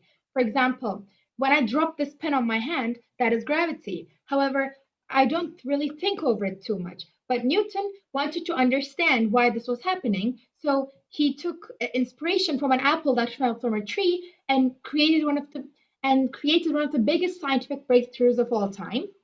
And about the answer you gave to the question, I believe we all lie to our parents sometimes about certain things because most parents love us so much that they want to understand us very well. They ask us so many questions, and sometimes we don't want to answer to them, so we just pass on and say that we are okay when we are going through different difficulties and we are under stress.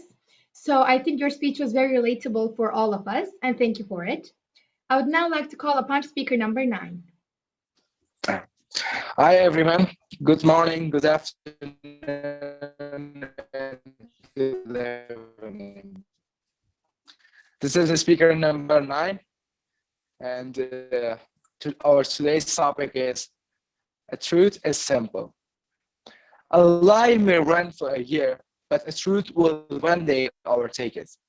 Everyone has a mind to ponder. We all have a choice between being honest or lying, and so does life. The truth isn't always simple. The reason why I'm saying so is that, for instance, when it comes to our own actions, deeds, experience, traumas, it can be difficult to convey the truth due to the indignity that engulfs us. This makes people lie so that they can blanket their shortcomings. Or maybe they speak the truth, they may be misjudged by others. So the truth isn't really simple. For example, when you want to make some change in your friends, or you want to change the habits of some of your friends, firstly, you try to talk about their bad habits, their attitude, the way that they talk, or anything bad that they do. And they may feel that you did it for jealousy, and they will try to fight you. But when you're going to tell them a lie about themselves and encourage them to keep doing that bad things, they would welcome you with a warm hug. This is why the truth isn't really simple. We all think that the truth is simple, but we all believe that sometimes telling the truth is much more difficult than we think. Because by telling the truth, it is possible to put an end to many relationships and makes many of our friends to end of us. I remember a story when I was in an international student week program with my best friend.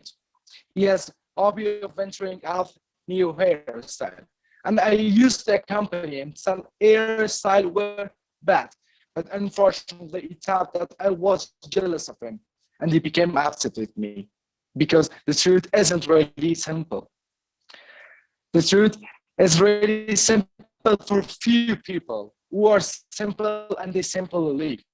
So their life is simple and they do not believe in fake people, and a lie would be acceptable for them. Maybe by telling them a lie, we can cheat them, but don't forget, this cheating won't continue, and a day they will know it. For example, politicians are promising them to build a bridge where there's no river in the first place, and they may trust them. And it would be their fault because they trust in the truth. And they think that the one who are telling them a lie is a simple person as they are. In my opinion, the truth is simple, as we can get past mistakes of many of our friends by hearing the truth. Then, by telling the truth, we can be trusted by many. It is possible that sometimes we can hurt our friends by telling them the truth, but we all know it's not possible to hide the truth forever from them. This is why the truth should be simple. And we can make it of our friends by telling them a lie about the truth, but they don't forget that a day they will understand our value and they will come back to us. The truth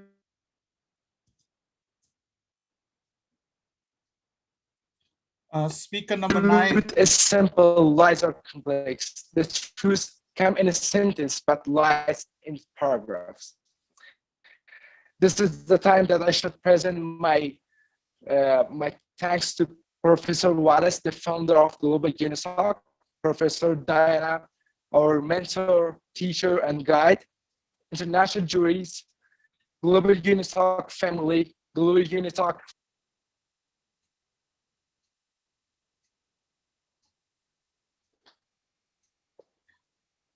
Okay, I think speaker number 9, internet is not so stable. Unfortunately, he is Yes, Professor. Can you hear us? Speaker number 9. Can you hear my voice? Yeah, it's breaking because I think the internet is not stable. What I suggest you to stay back and restart your internet, and we'll have Q&A session later. Okay. Thank you. Yes, we can go ahead with the next. Thank you so much. Thank you for the speech. I really liked that you said the truth is simple for simple people. I feel like this is very true because a lot of people care, and I also do care about other people's opinions on me. However, when we do this, we actually are more inclined Yes, Professor. During certain situations. So I really liked this part of your speech. And I also like that you represented politicians as something that is, yeah, I also like the example you gave with politicians, since they are also liars in a way. They ignore the bad parts, a lot of bad parts about a certain country, and they only present the good parts. Thank you for that speech. We will now be moving on to speaker number 10. Thank you very much. Good evening, good afternoon, wherever you are. I am speaker number 10, and today's topic is "The Truth is Simple." Charles Dickens, a famous author, wrote that there is nothing so strong or safe in an emergency of life as the simple truth. Even when the truth is simple, simplicity is relative. I believe that dishonesty starts with the inner self, and so does the truth. So today I would like to make it outright to everyone out there that the truth is simple, and it becomes simpler if you choose to stand by it. And today I shall discuss the benefits of being truthful and how to make the truth easy and simple for you, as well as encourage people out there to be truthful. Normally, children never cease to amaze me. The beauty of a child is that they're entirely pure, open-hearted, and honest. They do not filter the words they speak. But do you know why? It is because they have not gone out there into the world, and at this point of life, they find the truth simple and easy for them. They do not have a reason to lie. But as we grow, strive for success, face hardships, life becomes much more difficult. We would do anything to create a comfortable life for ourselves. And in this case, people tend to lie or become dishonest in a way. But we need to understand that success comes from being honest. I certainly disagree with letting go of honesty to achieve success. Success itself stems mainly from honesty. Being truthful comes with a number of rewards, not just to oneself, but even to those around us. Telling the truth shows a willingness to openly express your feelings, and this encourages people to reciprocate, thus deepening friendships and relationships. It also creates opportunities for you, because if you are known to be honest and truthful, people will trust you and opportunities will come your way. Honesty is the best means to gain trust and respect from colleagues and family, and life is much easier and simpler if you are honest. Certainly, some people find it difficult to be truthful or to speak the truth. But do not be discouraged. We need to understand that dishonesty starts with the inner self when we fail to reconcile a difficult experience. I know the truth may hurt for a little while, but a lie hurts forever. So if you live a life of honesty, you shall find yourself living a life of truth. Be confident in yourself and believe that you can create an honest self within you. Truth starts with being selfless. So clear up your mind and focus on being selfless, and you shall find it easy to speak the truth. And indeed, you'll find that truth is simple. Do not be discouraged or even let anyone into your life to blackmail you into living a life of dishonesty and lies. We need to withhold that our actual power is not measured by how much we have gained, but by how much truth we have allowed into our lives. The measure of your true power is determined by how much truth you let into your life. So today, I would like to call upon everyone out there to join me in the advocacy for honesty, to encourage each one out there to speak the truth, to encourage people that the truth is simple, to encourage people to be selfless. And from this day forth, I want you to remember that when you show up authentic, you create space for others to do the same. Therefore, walk in your truth.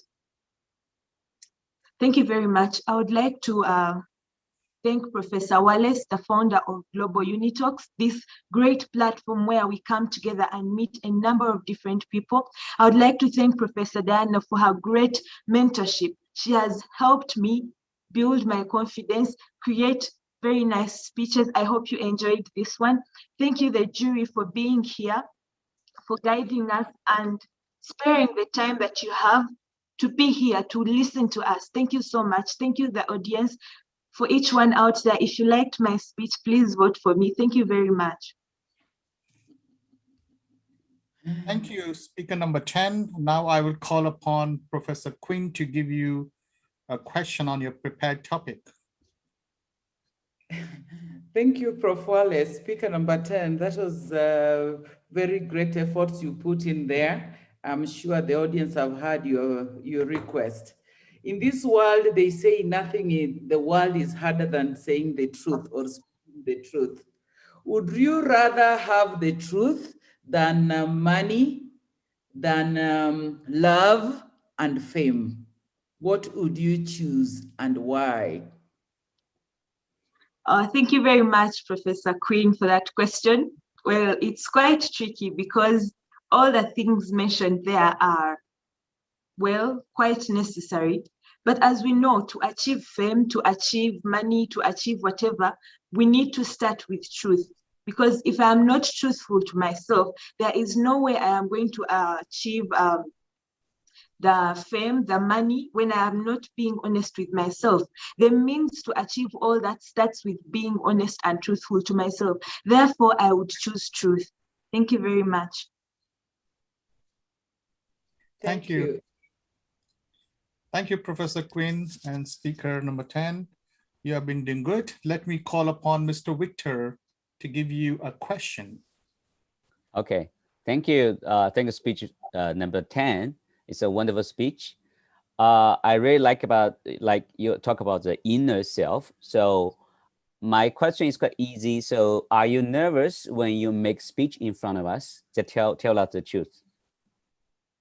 Thank you, Victor, Mr. Victor. Oh, well, the truth is, yeah, I get nervous every time, each and every time I come here to give my speech. I am nervous, but I still have to push myself forward and build my confidence each day, but I get less nervous each and every time. Thank you very much.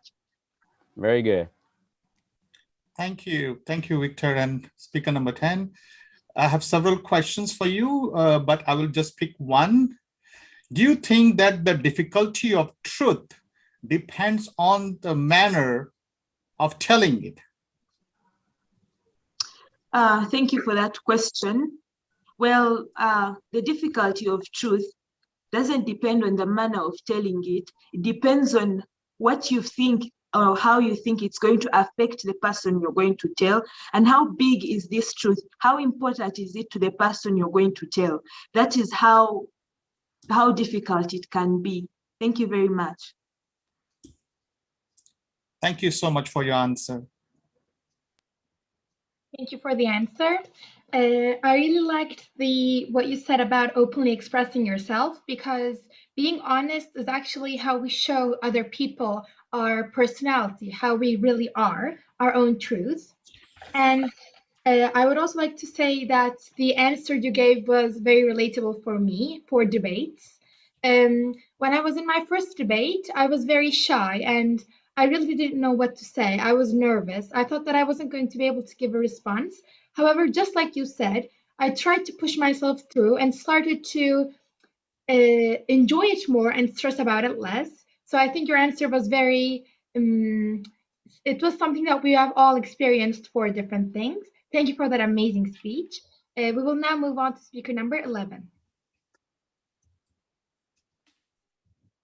Hello everyone, I'm speaker number 11, and today I will speak to you about the topic Truth is Simple.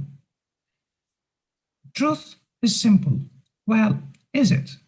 This idea first came out from the famous German philosopher Friedrich Nietzsche. He produced thoughts about materialism and the value of truth. Nietzsche supports that the morals and the values that people have are huge myths and they must be completely destroyed. So it can be said Nietzsche refused sociocultural factors in his thoughts. An opposing claim can be made against Hegelist, strictly systematic and intangible thoughts can be made by institutionalism philosophical trend. In my speech, I will first look at the issue from a primitive scientific perspective and then give counterarguments. From a biological, in particular evolutionary point of view, living organisms always tend to find the most effective and economical ways to conduct processes required for them to live. As humans, we also instinctively carve for simplicity because our brains are programmed to look for it. Every second, vast amount of input comes to our brain from sensory neurons. These signals are just a bunch of data sets that they don't have meaning at first layer. However, as it gets processed by layer upon layer by our neural network, they have meaning. And our brain looks for order in the chaos of signals, and even sometimes impose order top-down, inferring from desperate stimuli what might be the underlying pattern. This is very instinctive survival trick, which mainly exists to lessen the amount of time required to hide from a predator. This is why we always tend to classify things and categorize things to better understand. To go back to truth, since our environment affects us with so many factors and requires too much effort and brain power to build up a new universe as a lie, so our brain simply rather tells the truth. In contrast, opposing arguments could be made by saying, well, since we don't live in jungle anymore and have huge complex sociological hierarchy required for us to live, biological claims might not be 100% true. As it's said in the famous TV show, House MD, everybody lies. Even though it costs us a fair amount of brain power, lying is essential to maintain the social balance. Even sometimes people lie to each other, even both knowing what they're saying to each other is a lie. All in all, lying is costly compared to telling the truth in the short term. However, it helps us to maintain the relationship with people and gives us sociological advantages. If you tell the truth all the time, it's true that you don't occupy your brain with too much relationships, but society starts to deport you. Not getting the benefit of society then results with a huge brain and physical effort, which is not advantageous in the long term. Since we as humans have ability to think and project what might happen in the future, unlike other animals, truth might not always be simple for us. Thank you. And I want to present my thanks to founder and architect of Global UNITALKS, Professor Wallace, all the Honorable International Juries, and creative team of UNITALKS. And especially to Professor Diana for helping me and guiding me through my journey in UNITALKS. UNITALKS is a perfect place to listen different ideas. And through my UNITALKS journey, I have met so many amazing speakers in here. And all those people I met in here were like coming from various different social cultural backgrounds and coming from very different places in the world. This variety of culture in here is amazing. And there are also amazing speakers in here. And once again, I want to thank Global UNITALKS for giving me the opportunity to talk in this great event. Thank you. Thank you, speaker number 11. Now let me call Professor Quinn to give you a question on your prepared topic.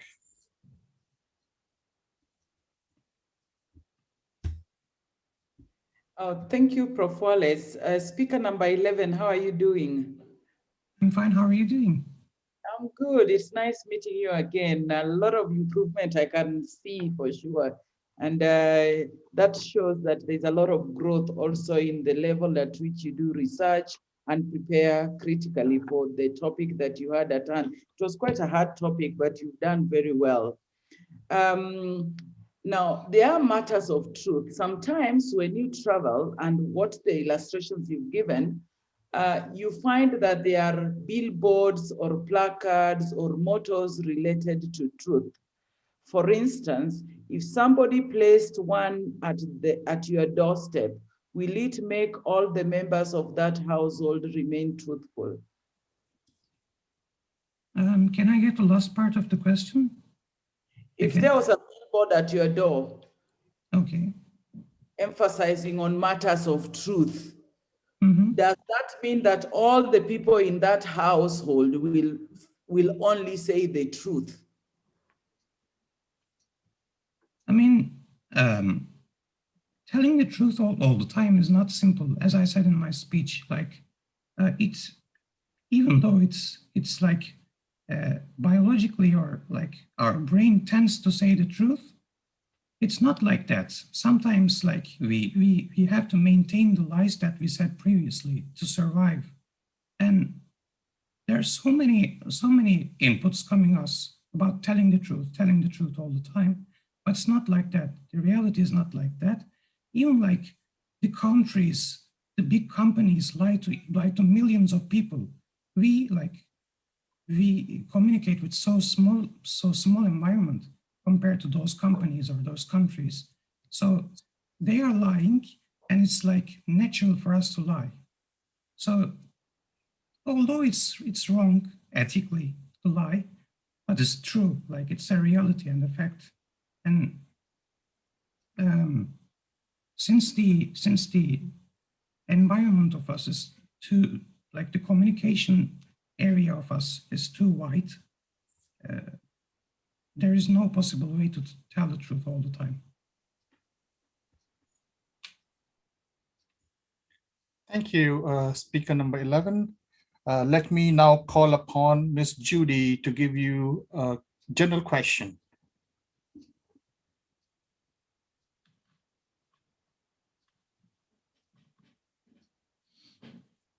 Yes, Ms. Judy, you can open your microphone. Can you hear me? Yeah, please go ahead. Thank you so much, Speaker number 10, for having given us that insightful compliment about truth. My question is, when did you learn to be truthful? When did you learn to be truthful?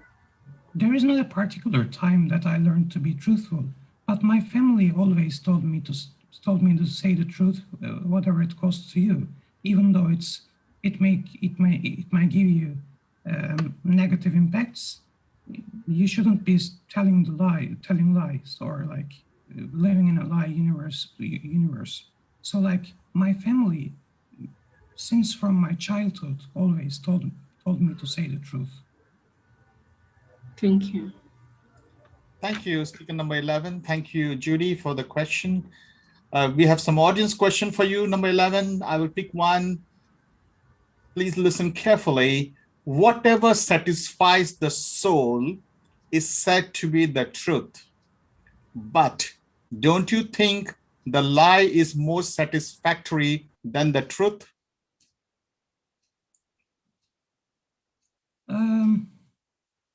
It's a hard question, actually. I mean, it actually depends on people, how you think. Lying is not for me, like for myself, lying is not that much satisfactory because I haven't been involved in that much hard situations, but there are out there are so many people who are having so much troubles in their life, and for them, lying might be more satisfactory, and it depends on people. Thank you. Thank you so much. Speaker number 11.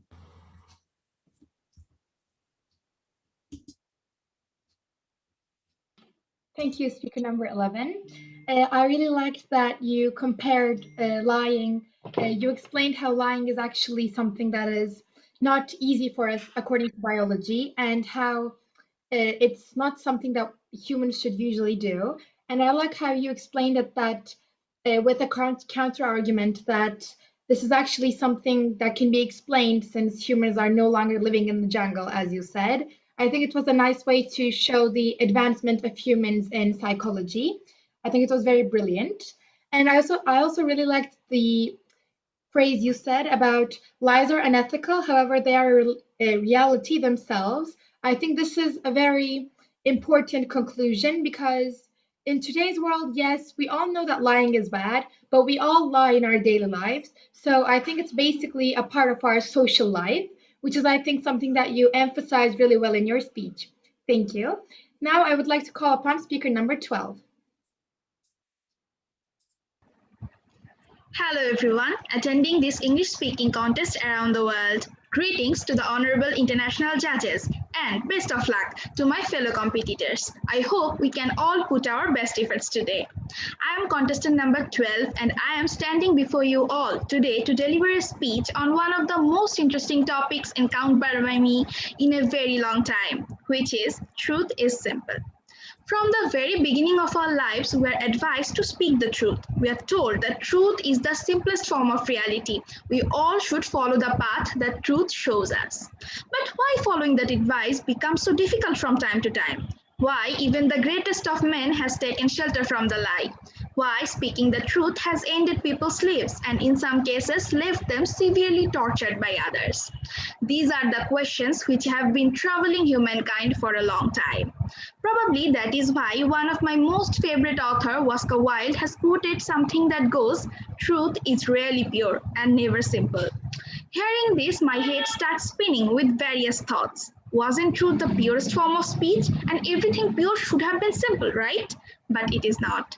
This is a misunderstanding that can be cleared with the help of this little story that has recently come to my knowledge.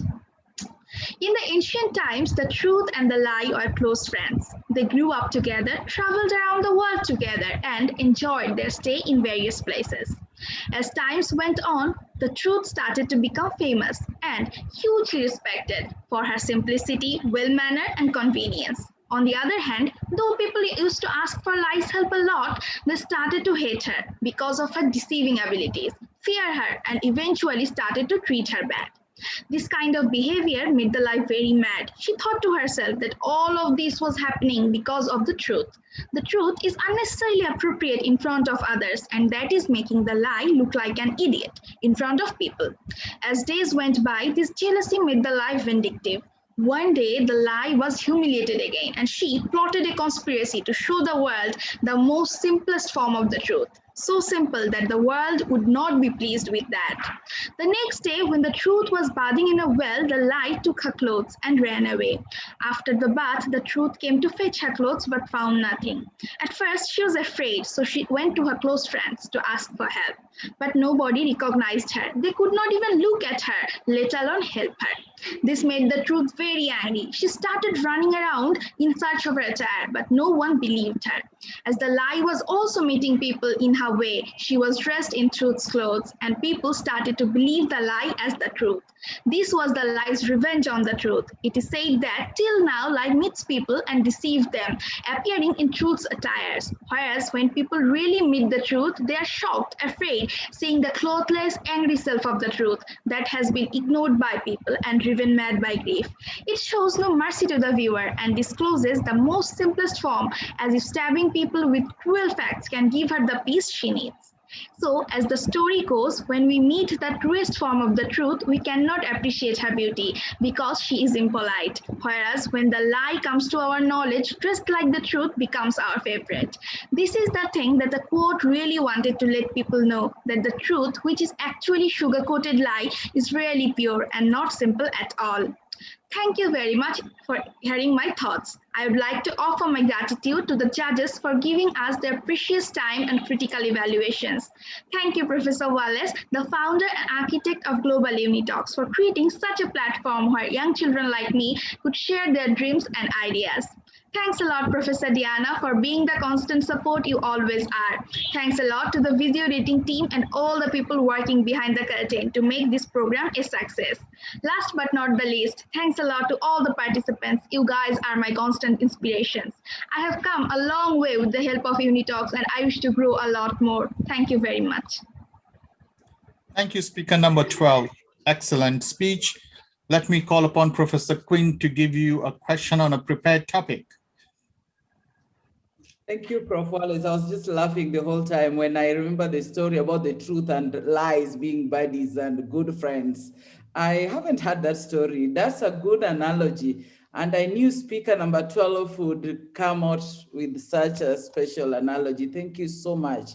Now, the just simple thing, if lies has got so many political friends, as you put it, and a lot of buddies and addresses so many quorums, and people love lying because it is sweet to the ear. Why are we then bothered with the truth? We can just stay lying. Why are we bothered with saying the truth? Why can't we just stick to lying, Thank you, Professor Quinn, for your excellent question. I have also thought about it a lot. That lie actually is very good to hear. We feel contented. We feel a little bit happy. Oh my God, I have been gotten off the hook. The situation is held back because of my little lie. And as you have said, the lie has got a lot of political friends. But we have also seen that lie cannot be hidden forever. The truth always comes back. So if we have achieved something through the lie's help, someday, a day later or 2 days later, even months later, can be years later from now, but one day the truth will come back. And no matter how many political friends lie may have, it will be in front of people, it will be judged by the people, and the people will say that there was a time when you could have said the truth and you could have saved the situation. These things couldn't have come so far that we had to put you in the judgment. So I think that no matter how many friends you have to be truthful, because political friends will never stay long as the truth's real friends will, and truth only can make real friends. Thank you, Professor Quinn. I hope you have gotten your answer. I've gotten my answer. Thank you, speaker number 12. Great. Let me call upon Jimmy to give the question to speaker number 12. Hi, speaker number 12. I'm really impressed by your content of the speech. Here, I'd like to ask you a simple question about your personal life. That is, according to your own lifestyle, would you like to call your lifestyle simple or complicated? Thank you for your beautiful question. As we all would like to say, my life is complicated. None of us really feel that our life is simple. To every individual, our life is complicated. You cannot ask somebody and they will say, oh my God, my life is so simple that I am doing everything so easily. Because we have our different exams every day. We have different kind of things we have to recover. We have different kind of aspects. We have different kind of goals. And these goals are not easy to achieve. And we have our own people. We have to speak every day with a lot of people, and we have to make them understand our aspects. And thus we may have to say a lot of lies, and then we can make our life a little bit complicated. But eventually we have to try to make it simpler. So I must say that though my life is a lot more complicated than I wish it to be, I am trying to make it more simpler day by day. Thank you. Yeah, you're welcome. Great. There are several audience questions, but I will ask one question from that. Why do people make truth complex? Sometimes when you said it is so simple? Thank you, Professor, for this question. Truth is not simple. I have just said in my speech, I have never found truth simple. Truth is very hard. It is we can say it is the simplest form of speech, because while speaking the truth, we don't have to think about how we can sugarcoat it, how we can hide the hard stuff, how we can make other people make believe that yes, what I'm saying, it is the best form. But in life, we have to think about that. So it can be said the truth is simple, because whatever comes to our mind, we can easily spit it out. We can say that yes, that is bad and that is good. But when we have to think about it, that my saying that that is bad and that is good can hurt people's feeling, can make out my life a little bit complicated. But if I try to alter it a little bit, then I can have a little simpler life day by day. So we make the truth a little bit white lie, and we try to quote it, we try to hide it in a little bit in some ways, and thus we make it complex. But even actually truth is not complex. We just make it by making it a white lie. For our own comforts, we make the truth complex, I think. Thank you, speaker number 12. You are excellent. Thank you, sir. It was really an excellent speech. I was very speechless while listening to your speech, I have to say. It was very entertaining. I liked your story because I think it has two very important things about it. First of all, that the lies can be beautiful when they are told in a way that makes you feel good, and that the truth can be very ugly when it's not told in the correct manner, because there is a way of saying the truth in a lot of different ways. So I think that that is the most important part actually about the truth. So I think that the story was very inspirational in terms of this. And for the question you answered, I really liked your approach to it. I think that you working towards making your life less complicated is something that we should all be doing. And it is also something that I've been trying to do during my quarantine. So I think that your speech and your answers to the question were very inspirational. Thank you for it. I would now like to call upon speaker number 13. Thank you, Leila. Greetings, everyone. I am speaker 13, and my speech today is on the topic, Truth is Simple. Truth is unchangeable. It's always true, despite what you might feel about it. And even when no one believes it, it remains the truth. It's simple. But if the truth is so simple, why do we sometimes struggle with accepting and telling it? Frank Sonnenberg once said, "Truth is not what it seems, but what it is." And that is where many of us go wrong. We already have a perceived notion in our minds of what the truth should be like, and we want this truth to align with our circumstances. But it is this kind of manipulation and personal desires that complicate the truth, and it ceases to be simple.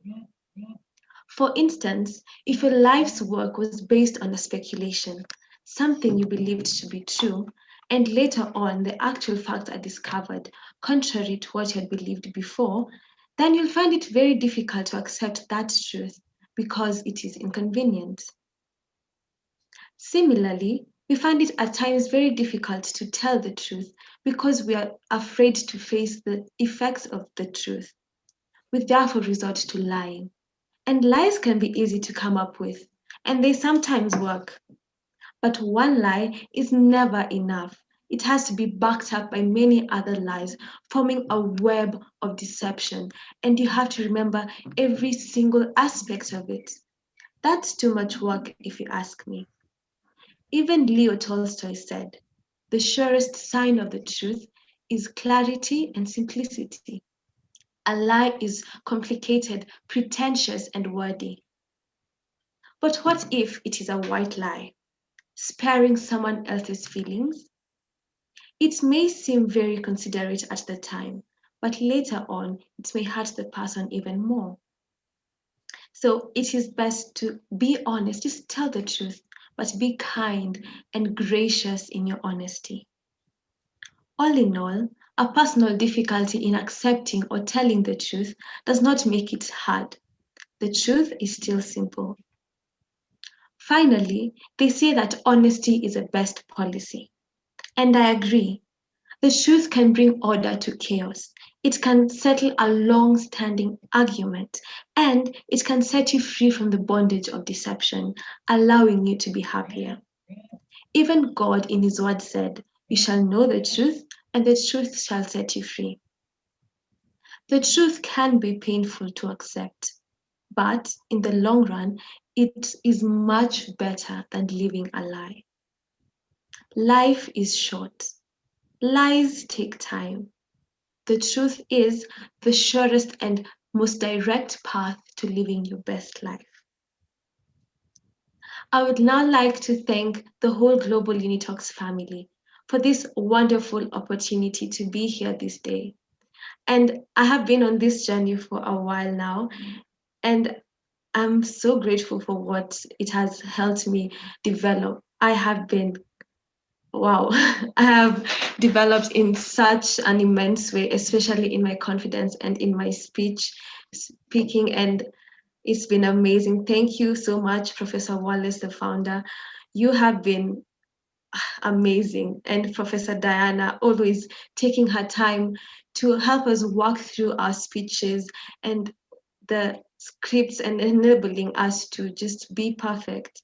And thank you, a big thank you to the international jury for always making time to be here for events and always giving us very positive feedback, and for your wonderful questions, which make us even more knowledgeable. Thank you to you, the global audience, for being here, making the time to come and listen to us. And my fellow contestants, all the very best. Thank you for being such an inspiration. Thank you. Thank you, speaker number 13. As you know, every parents love their children. Similarly, every teachers like their students.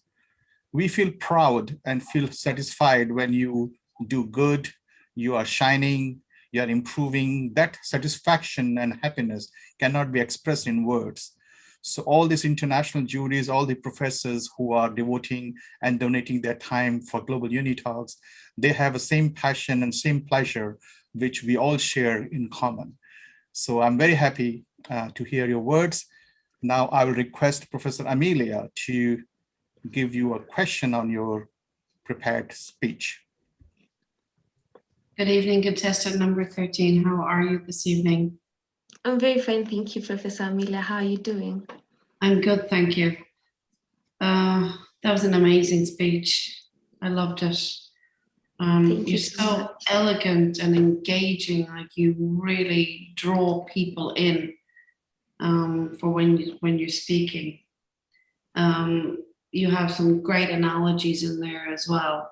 And I liked how you pointed out about the lying, and it becomes like a web of lies, and you have to keep remembering, lie after lie, like to, keep yourself going.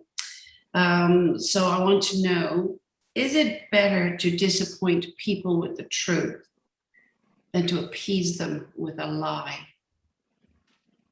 Thank you so much for your question. I believe that it is better to just tell them the truth, even if it hurts, because a truth will hurt for the moment, but a lie, they may be happy for the time, but later on when they discover that it was a lie, they will be hurt even more. So I believe it is better to just hurt them in their life for that time, rather than appease them and they end up getting even hurt later on. That's a great answer. Thank you. Thank you too. Thank you, Professor Amelia. Now I'll request Professor Diana to give a general question to you. Thank you, Professor Wallace, for allowing me to take this question. And today's late card host, Speaker 13, you look stunning. Thank you so much. Thank you. Okay, let me take a question that's here on a general topic. Since we have a lot of technologies now to use, so do you think technology influences the way the people choose to speak the truth?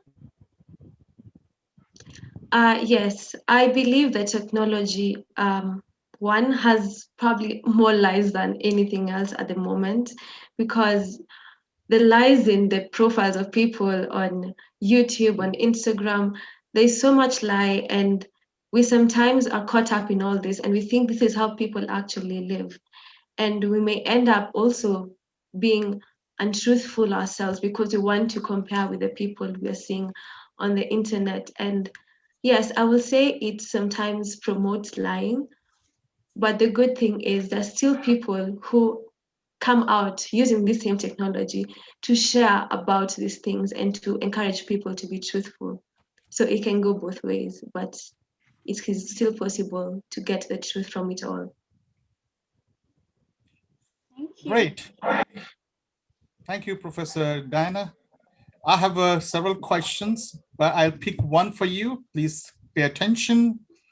A lie that could help someone focus on his life was better than 100 simple truths. Do you agree with this statement? If yes, why? If not, why? Wow, thank you for that question. That's a very, not a very simple question. A lie that can help one focus. Wow, okay. I think that if this lie can help the person focus on something that will better them, then it may be necessary. But I still think that the truths can still help the person. If the person is able to understand why you feel this truth is the truth, then they'll be able to understand why it is fundamental in the path that they're going to take. So the lie may be the easier way to go, but I believe that if these truths are the truth, then they will be fundamental in this path the person wants to take. Thank you. Thank you so much. Thank you too. And thank you. It was a very lovely speech, and I can see that along with me, the audience really enjoyed it as well. And I have to say that you're absolutely gorgeous. I can't skip that part. I have to say that I really liked that you said the truth is actually quite simple on its own, but it's us that makes it's us that makes it complicated. I think that this is a very true comment because the truth is always simple. However, our opinions is what makes it subjective and more hard to face. And I think that you captured this perfectly in your speech. And I really think that this is also very correct. After lying, since we don't know the continuation of the lies, we just keep making new lies to explain the first lie we told. And it becomes a big web, which is, I think, something that you explained very correctly in your speech. It was lovely and very engaging. Thank you for it. I would now like to call upon speaker number 14. Thank you. Good morning, good afternoon, and good evening, dear Honorable International Juries, founder of Global UNITALKS, guest of honor, Global UNITALKS Family, and the live audience. I'm speaker number 14, and today I'm going to talk about the current topic, truth is simple.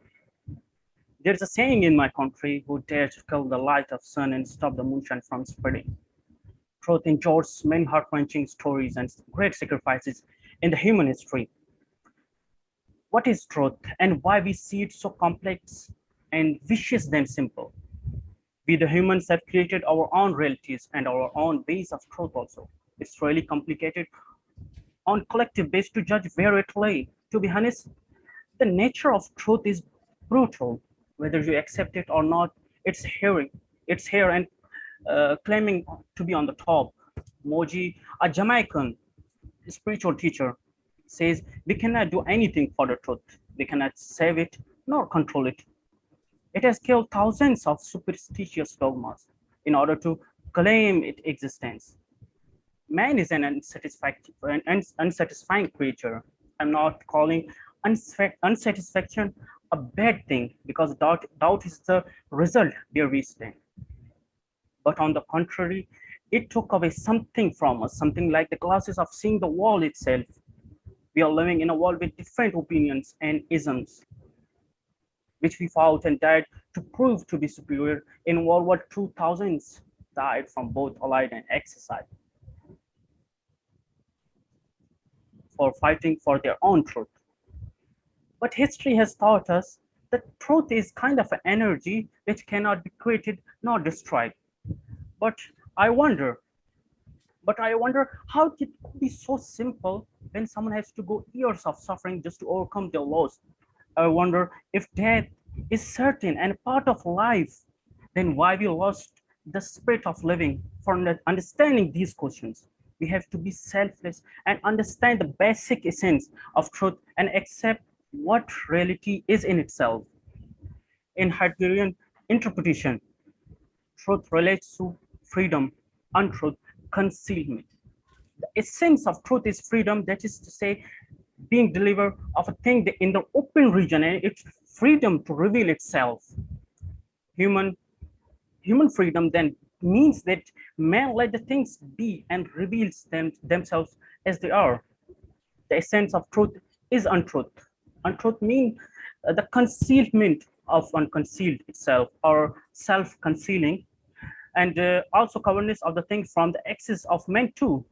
The concealment and untruth are the origin of human errancy. From selfless, I mean we have to see things beyond our opinions. Truth in life is more than a rational object. We have the capacity to love, to feel, to question the things we are living around. We should have the capacity to learn and hear new opinions in order to reach and understand the existence of truth itself. Thank you. Thank you, UNITALKS family, for being such a creative ground for self-learning. And special thanks to Professor Wallace and Professor Diana for their valuable time that they invested on us. Thank you very much. Now I'll call upon Professor Diana to give you a question on your prepared topic. Thank you, Professor. I'm here to take a question on your prepared topic, speaker number 14. Are you ready? Yeah, Professor. Thank you. Okay, as you mentioned in your speech, man is unsatisfying creature. What makes you satisfied? By telling the truth? Do you think so? As I believe, as myself, existentialist, so I think the progress we the human made from the start, I mean the evolution, it's unsatisfaction that is unsatisfied from our base, from our existence, that we go through new things. We deny that that current reality, then we accepted the new ones. And for the truth itself, I mean, it's sorry for that. I got something. I go beyond it. Could you repeat the question again so I could give the answer itself? No problem. Relax. I will make it very simple. What makes you satisfied? For me, that I believe in the reality itself of the truth, that whether I accept it or not, it's here. I mean, like the death itself, like one day our loved one are going to depart from this world. It's harsh, it's really harsh, but it's the reality that we have to accept it. That's what's satisfying me. Thank you. Wonderful response. Thank you very much, speaker number 14. Back to Professor. Thank you, speaker number 14. Now I'll call upon Jimmy to give you a question. Hi, contestant number 14. I want to ask you a simple question. You know, you mentioned a lot of things about truth, and I want to know some lies that you told in the past. So what was the latest lie you told others? As myself, I believe I'm a little, you can say in my community, they are little conservatives. So it's hard for me to express myself, my ideas to them. So I used to talk with them, their own ideas and their own ideologies. I couldn't resist their ideas because their radical nature. So this the worst lie. Do it most of the time that I hate the most. Okay, thank you, Okay. speaker number 14, Jimmy. Yeah. I have a lot of questions with the audience, but I picked a very interesting, very short question for you. The simple truth is that happy people generally don't get sick. Do you agree? Happy people generally Do not get sick. do not get sick. Because I have seen people, the happiest people in the world are the most depressed one. I have seen my closest friends and my colleagues. The thing is that they don't generally express themselves. I've seen most of them are suffering from psychological traumas, especially they don't express themselves to the public. The public seem like they are happy and they are cool with it. That's what I've learned so far. Good. Thank you. Thank you for your answer, speaker number 14. Good going. Thank you. Thank you, Professor. As a first-time speaker, you're doing well. Thank you for that good speech. I think you are also another first timer. It was also a very good one. Thank you for it. I liked that you emphasized that what is a very simple truth for someone can be a very hard truth to face for other people. I think this is something that should be talked about a lot in today's world. I also think that what you said about the truth not always being rational was very true, because the truth is not always just scientific facts. The truth is something that is, as I just said in the last point as well, as also you said, it's not always just rational, it's also emotional, because how we face the truth is based on how we feel emotion. So I think that this is a very important viewpoint for us to understand. Thank you for it. I would now like to call upon speaker number 15. Thank you. Hello, Global UNITALKS. Today's topic is The Truth is Simple, and my speech was inspired by somebody who spoke her truth to rather disastrous consequences. So recently, my country became global headlines when two beauty queens took to the stage to behave in a decidedly unbeautiful and unqueenly manner. If you don't know what I'm talking about, please don't check it out, because it's all very embarrassing. Now, I didn't see the headlines at first. I only saw the picture of the local Mrs. World pageant. And I remember looking at it and thinking, oh, they look old, which is a good thing. It's nice that we are seeing more mature women on stage as opposed to people who look young all the time. This is Mrs. Universe after all. But then I went online and I saw some of the comments, and everything went along the lines of, ew, they're so old and disgusting. And is this a pageant for old people? And perhaps even worse, ugh, everybody looks like men. On and on the vitriol went, and it became alarmingly clear that Mrs. World, something that is meant to empower women, specifically older women, was actually bringing them down. If you look at the winners of the past Mrs. World pageants or the Mrs. Universe pageants, everybody is thin, they have small noses, no wrinkles, not a hair out of place. Nobody has cellulite or stretch marks or even humanity's greatest threat, female body hair.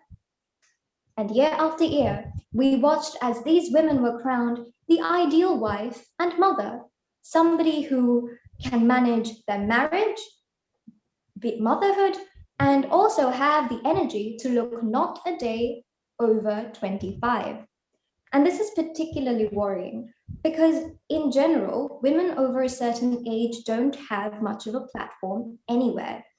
Even in movies, all the female protagonists, or an overwhelmingly large number of them, are pretty, peppy, young women.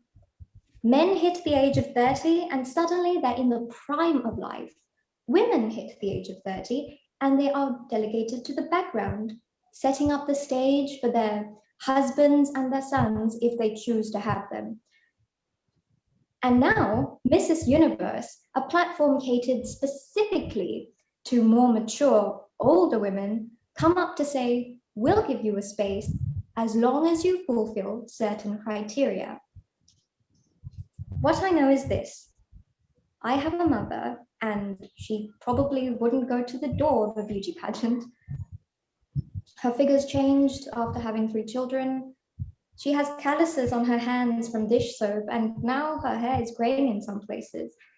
But to me, all those imperfections, those flaws, just make her all the more beautiful.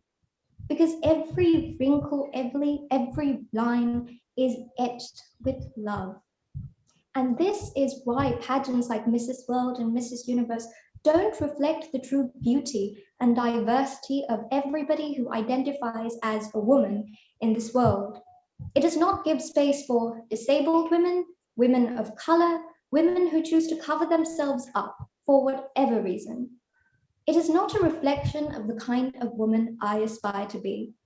Somebody strong and kind and beautiful in my own way, just like my mother and all the wonderful women that I've had the privilege of being raised by. I am speaker number 15, and this is my truth. Before I end, I would like to extend my heartfelt gratitude to Professor Wallace and Professor Diana for all your hard work. I can't imagine how much you have to go through to get everything running smoothly. Thank you also to the international jury and our live audience, and best of luck to the next contestants. I had so much fun listening to you. Thank you. Thank you, speaker number 15. I will give you a question. Will you lie if it helps to change someone's life? If yes, why? If not, why? To be honest, thank you for the question. I think you have to be honest. Yeah. Today's topic is truth is simple. Well, I think it would depend on the lie, and if it would change the person's life for the better, I think I definitely could, as long as it doesn't hurt anybody else. I think for the greater good, you can say little white lies sometime or the other. Okay, great. Let me call upon Professor Diana to give you a question. Yes, please. Thank you, Professor. And speaker number 15, you're doing excellent. Okay, as have you mentioned a lot about the beauty pageants and the women who will be taking part as a Miss World, Miss Universe. Do you think they play an important role in bringing out the true fact or the truth? I'm sorry, Professor, could you please repeat the question? I only caught the tail end. Okay, let me repeat. I said, as we are talking about the beauty pageants, so do you think the Miss World or Miss Universe, as we have them, do they play an important role in bringing the true information or the truth out? Okay, right. Thank you, Professor. So like I mentioned in my speech, I don't think it's a very inclusive platform. They claim to be for all women, but the truth is there are so many women out there. There's never been, for example, a disabled Mrs. World or Miss Universe or a major beauty pageant winner like that. There has not been, I think, a hijabi pageant queen, and everybody is, I'm sorry, I'm getting something on the screen. Thank you. And everybody, when you look at the people on stage, they all look very uniform. Everybody has the same kind of face and hair and body, because you have to check certain boxes to get into the pageant in the first place. So I think just from the outset, it is not a very truthful representation of women in general, but also there's the fact that when you win the title of Mrs. Universe or whatever it is, you have to give up your day job.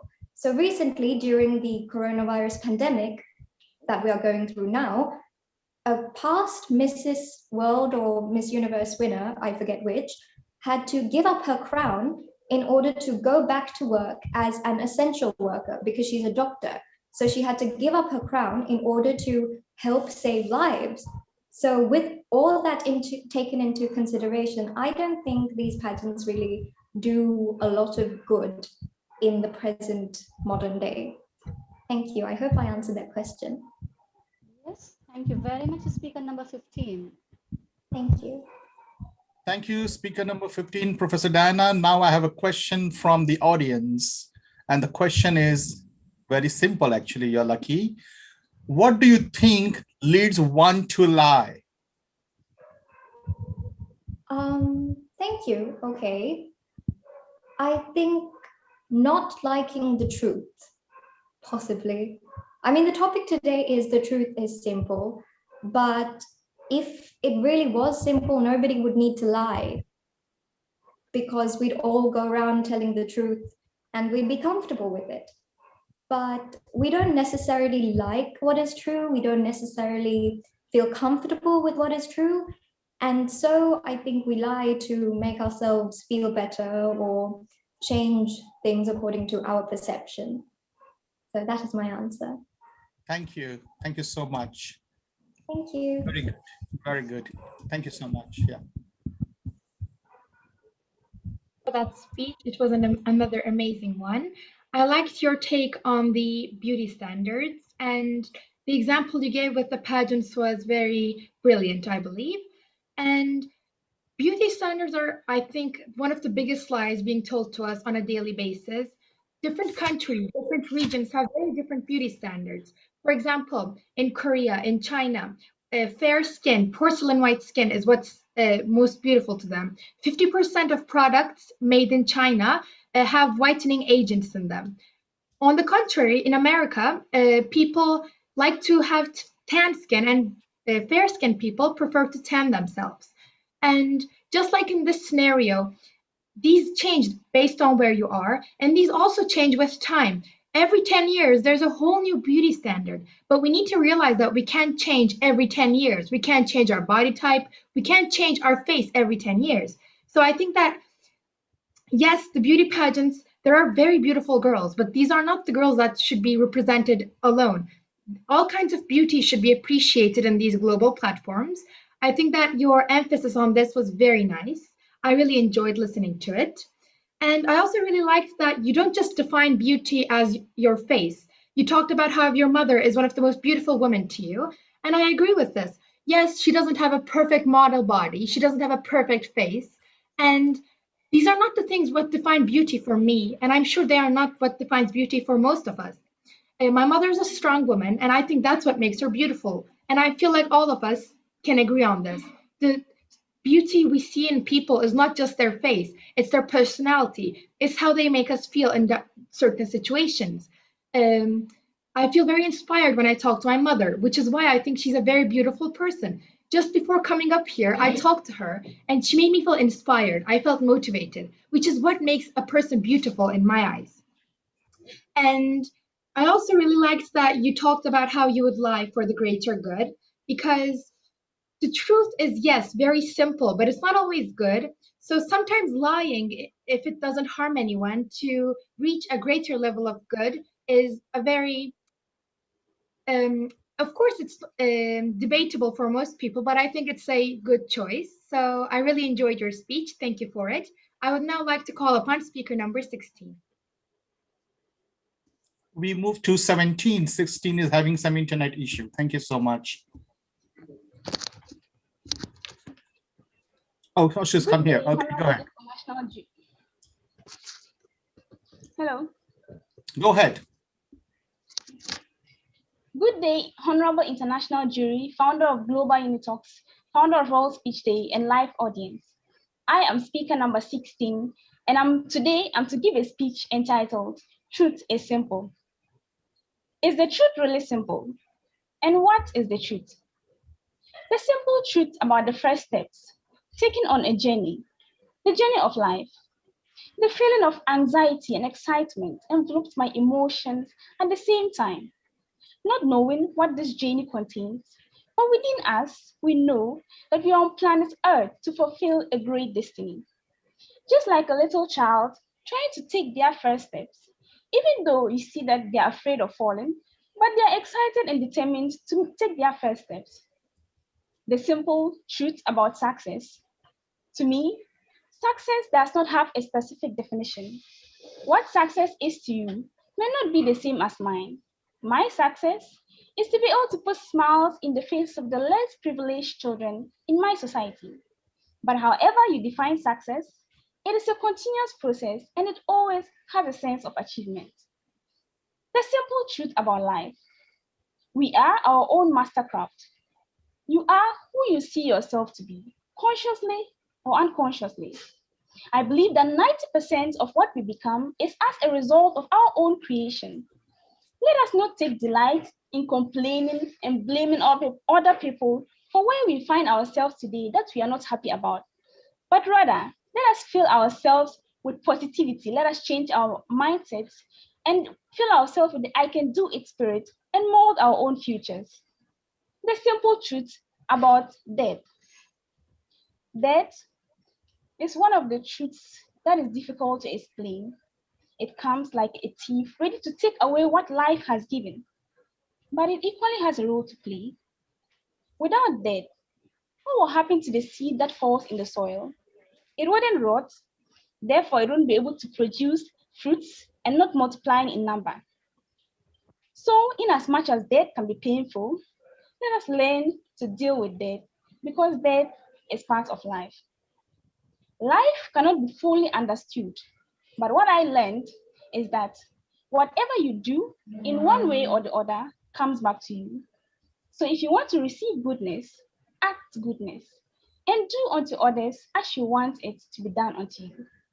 Life can be challenging sometimes, yes, but whatever it throws at us, let us push through and let us learn from our mistakes so that we become better people in the future, not bitter people. Is the truth really simple? Because sometimes simple things are difficult to do and understand. Thank you. I would like to take this opportunity to thank the founder of Global UNITALKS, Professor Wallace, and also Professor Diana for their effort in preparing us for this beautiful occasion. I would also like to thank the founder of the founder of World Speech Day, International Jury, for taking time to come and support us. I'd also like to thank our live audience, my family and friends, for taking time out of your busy schedules to come and grace this occasion and make it a memorable one. Thank you all for your audience. Thank you. Thank you, speaker number 16. Good going, you're doing well. Let me call now Professor Diana to give you a question on your prepared speech. Thank you, Professor. And speaker number 16, as you mentioned, the simple truth about success. Is it important for successful people to speak the truth? Thank you very much for your question. I believe that speaking the truth is the first steps to achieving success. So if you have been able to attain success, I believe that in one way or the other, you are truthful. And it's important that we continue to be truthful in order to motivate others and to teach others the way to success, which is being truthful and being honest to ourselves. Thank you. Thank you. Thank you so much. Now I call upon Jimmy to give you a question. Well, contestant number 16. You mentioned that we learn a lot of things from our daily life. So I want to ask you, what did life teach you yesterday?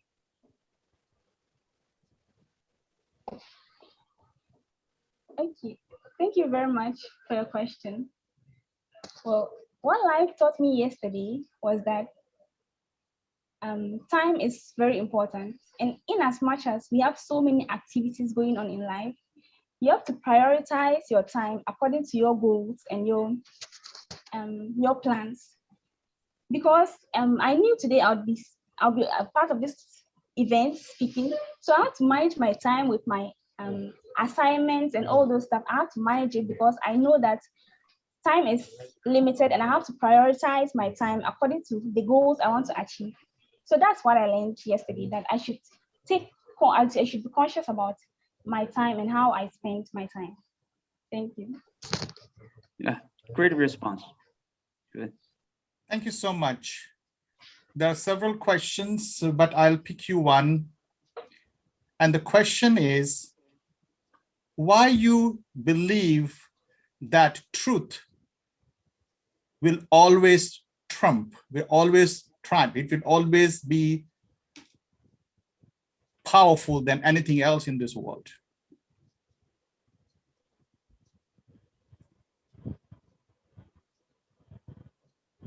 Are you here? Speaker number 16, are you here? I think we lost her on the internet. Okay, fine. I will just see the result of the poll. And we go to the next. Thank you so much.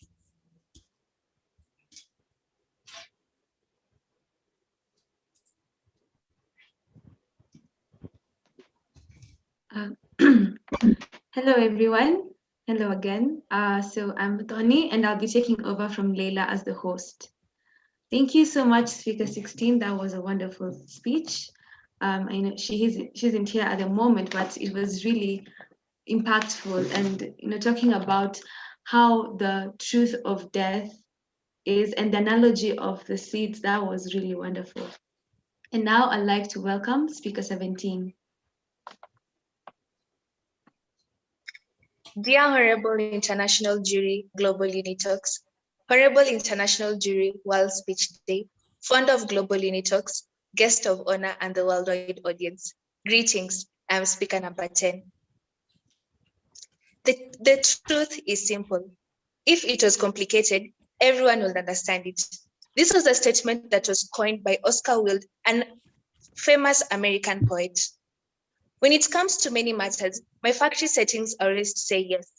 No was never in my vocabulary. For me, setting boundaries was always a struggle from time immemorial.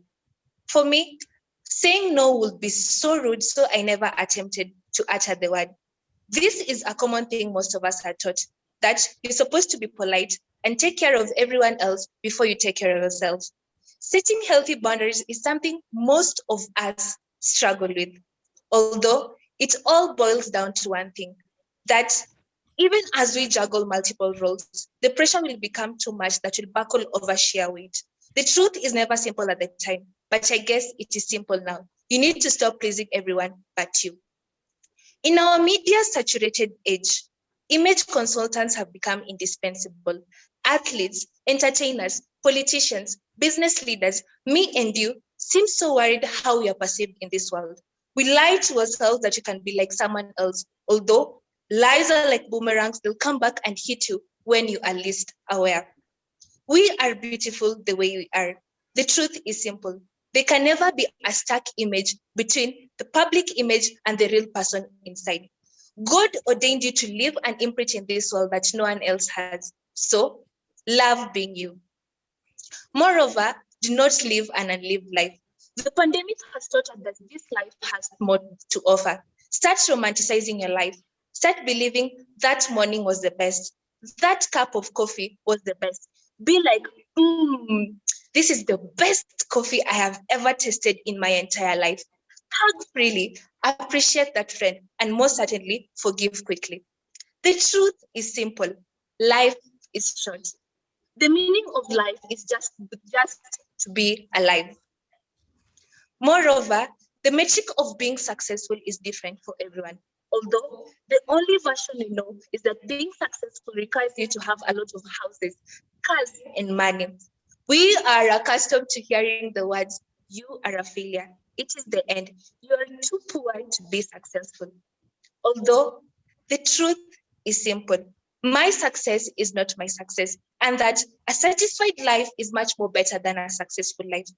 Therefore, let us sit down and live this satisfied life, because our success is determined by others, but our satisfaction is measured by our soul, heart, and mind.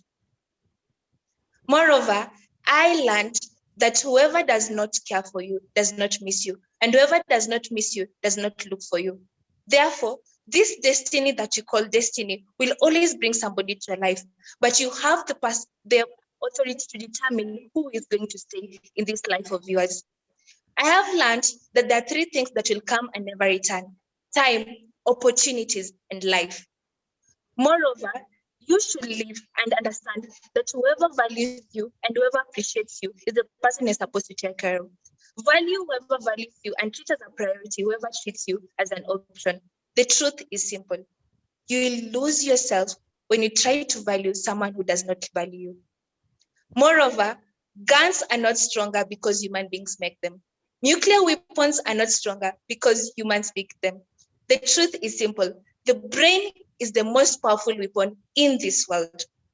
Therefore, let us act now. Let us not watch our people die. Let us take this step and use our brains to make fundamental changes in this world. The truth is simple. We all need each other. In conclusion, from my story and from the different perspective, the common denominator for all this, as Oscar Wilde put it, is that the truth is never really pure and never simple, but we have the power to make it simple. Thank you. I would like to pass off my vote of thanks, but I want to start and say this, that all of us have a story that is ordained inside us.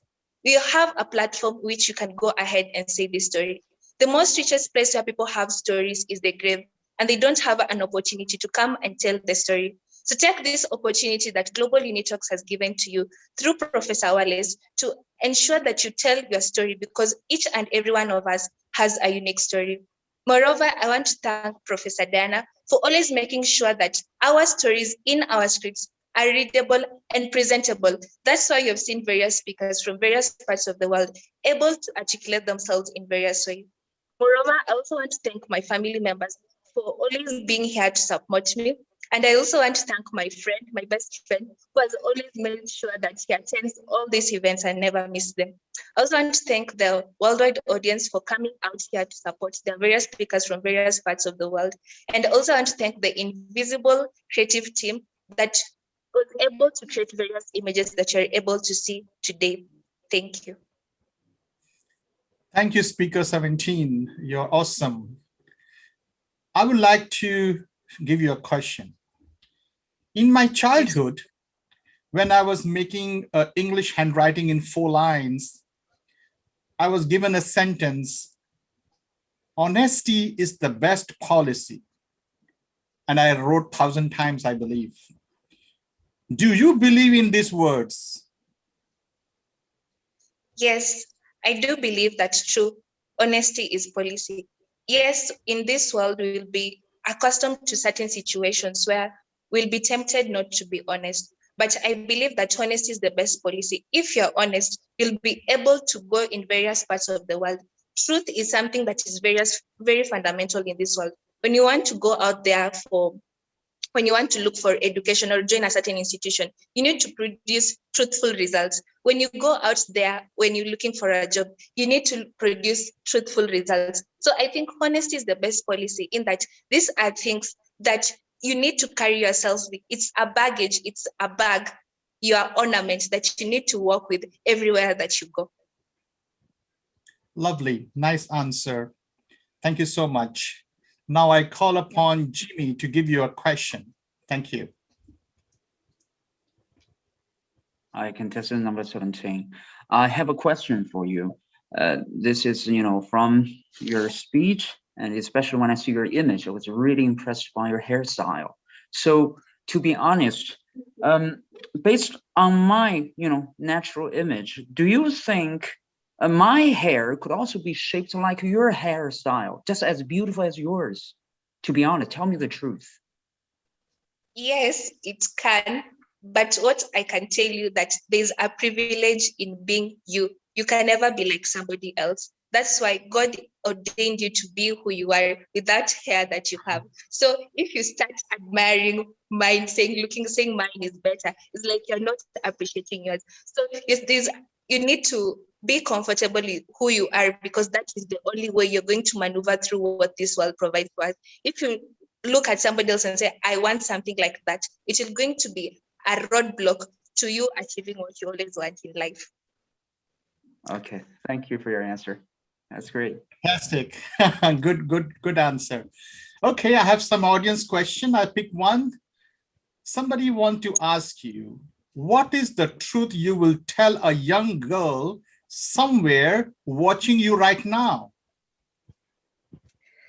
The truth that I will tell a girl somewhere watching me right now is that just always learn to be you and always learn to say the truth. Even after you've been successful or after you've done something, ask yourself, yes, I have done this, but what next? What am I going to do after I have done this? What is the repercussion of me doing this? So I'll advise that girl somewhere that is looking at me, that be comfortable being you. It will take you places that you can never, ever imagine. Yes. Great. Thank you so much. Wonderful. Thank you. That was amazing, Speaker 17. And I'm glad about this UniTalks. It's an amazing platform. And even since its inception, it has brought to life many dreams for young people like the contestants here today. And Speaker 17, I loved your speech. It was really amazing. And I like that you connected truth with boundaries and learning to say no, because that is something I think many of us also struggle with. So thank you for bringing that out, and also for telling us that we need to act now, because this is our life, these are our lives. And even though the truth may not be simple at times, we need to make it simple for ourselves. And I like the way you answered the question about truth and how you use it in life. And you said carrying it as an ornament everywhere you go. That was truly wonderful. And now I'd like to welcome Speaker 18. Thank you.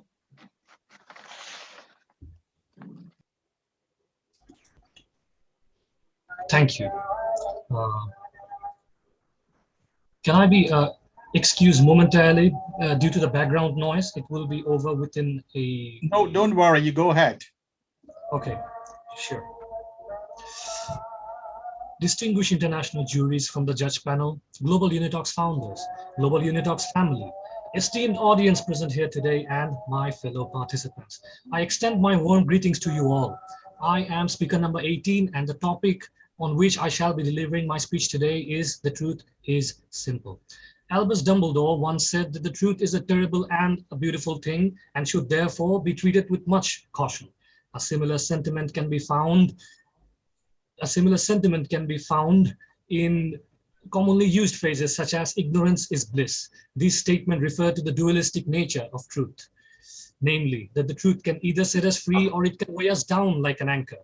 The question before us today is therefore, which of these are preferable? Should we remain ignorantly blissful and inwardly comfortable, or should we doggedly pursue the cold embrace of harsh external reality? People, in general, tend to gravitate towards things that are stable and comfortable, whether it is in the context of their practical life, social interaction, or inwardly held belief. Beliefs are comforting. And when faced with a point of view that threatens discomfort, people often tend to dismiss such views and their corresponding truths, favoring psychological well-being instead. Nietzsche once said, people don't want to hear the truth because they don't want their illusions destroyed. If, however, people do care more for well-being than for what is real, the question then becomes whether or not an illusion can be harmful. Conversely speaking, coming out of our beliefs and accepting reality can lead us down a dark road of pessimistic nihilism, a road which to some is so unbearable that they resort back to their comforting truths of their minds. After all, having found what is real does not mean what we like, what we find. The truth is sometimes terrible. It's far easier to adopt comforting truths in our minds while remaining blind to what is real. But what happens when things become real? When life and limb hang in the balance, we are forced to deal with discomfort. Can illusions help us then? After all, as the saying goes, that only the truth shall set us free. Perhaps for many or some, things become too real, hence the resort to comforting truths. This is why, while truths may be comforting, they're by no means simple. The greatest adversaries of what is real are not lies themselves, but belief and conviction. A lie is an outward expression of falsehood, but belief and conviction in it is what makes it a comfortable truth. With inward certainty, one can be found entangled in a web of falsehood spun with the sincerest and most humble faith. If an individual is to be free from lies and falsehood, they must discard certainty in favor of falsifiability. Only by subjecting one's worldview to constant reassessment and questioning, and by applying a proper methodology, can one attain a worldview that corresponds accurately with outside reality. A mind that thinks for itself takes control of itself. This can be said for the collective as well. As Nietzsche said again, the snake which cannot cast a skin has to die, as well as the minds which are prevented from changing their opinions. They cease to be minds. And as we learn more, we know more. By leaving our minds open, can we ensure that our worldview moves from monolithic to the living, one which can be modified to correspond with this dynamic reality we find ourselves in, thereby transcending simple truths and lies.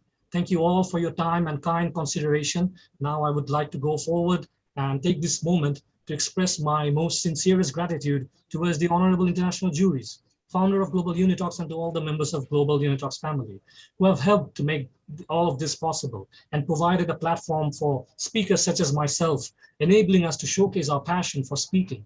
And also, I thank for the effort Professor Diana and Professor Wallace gave to assist on our preparation. Growing up, I have always taken great interest in public policy, and that has led me to develop serious aspirations to consider a political career.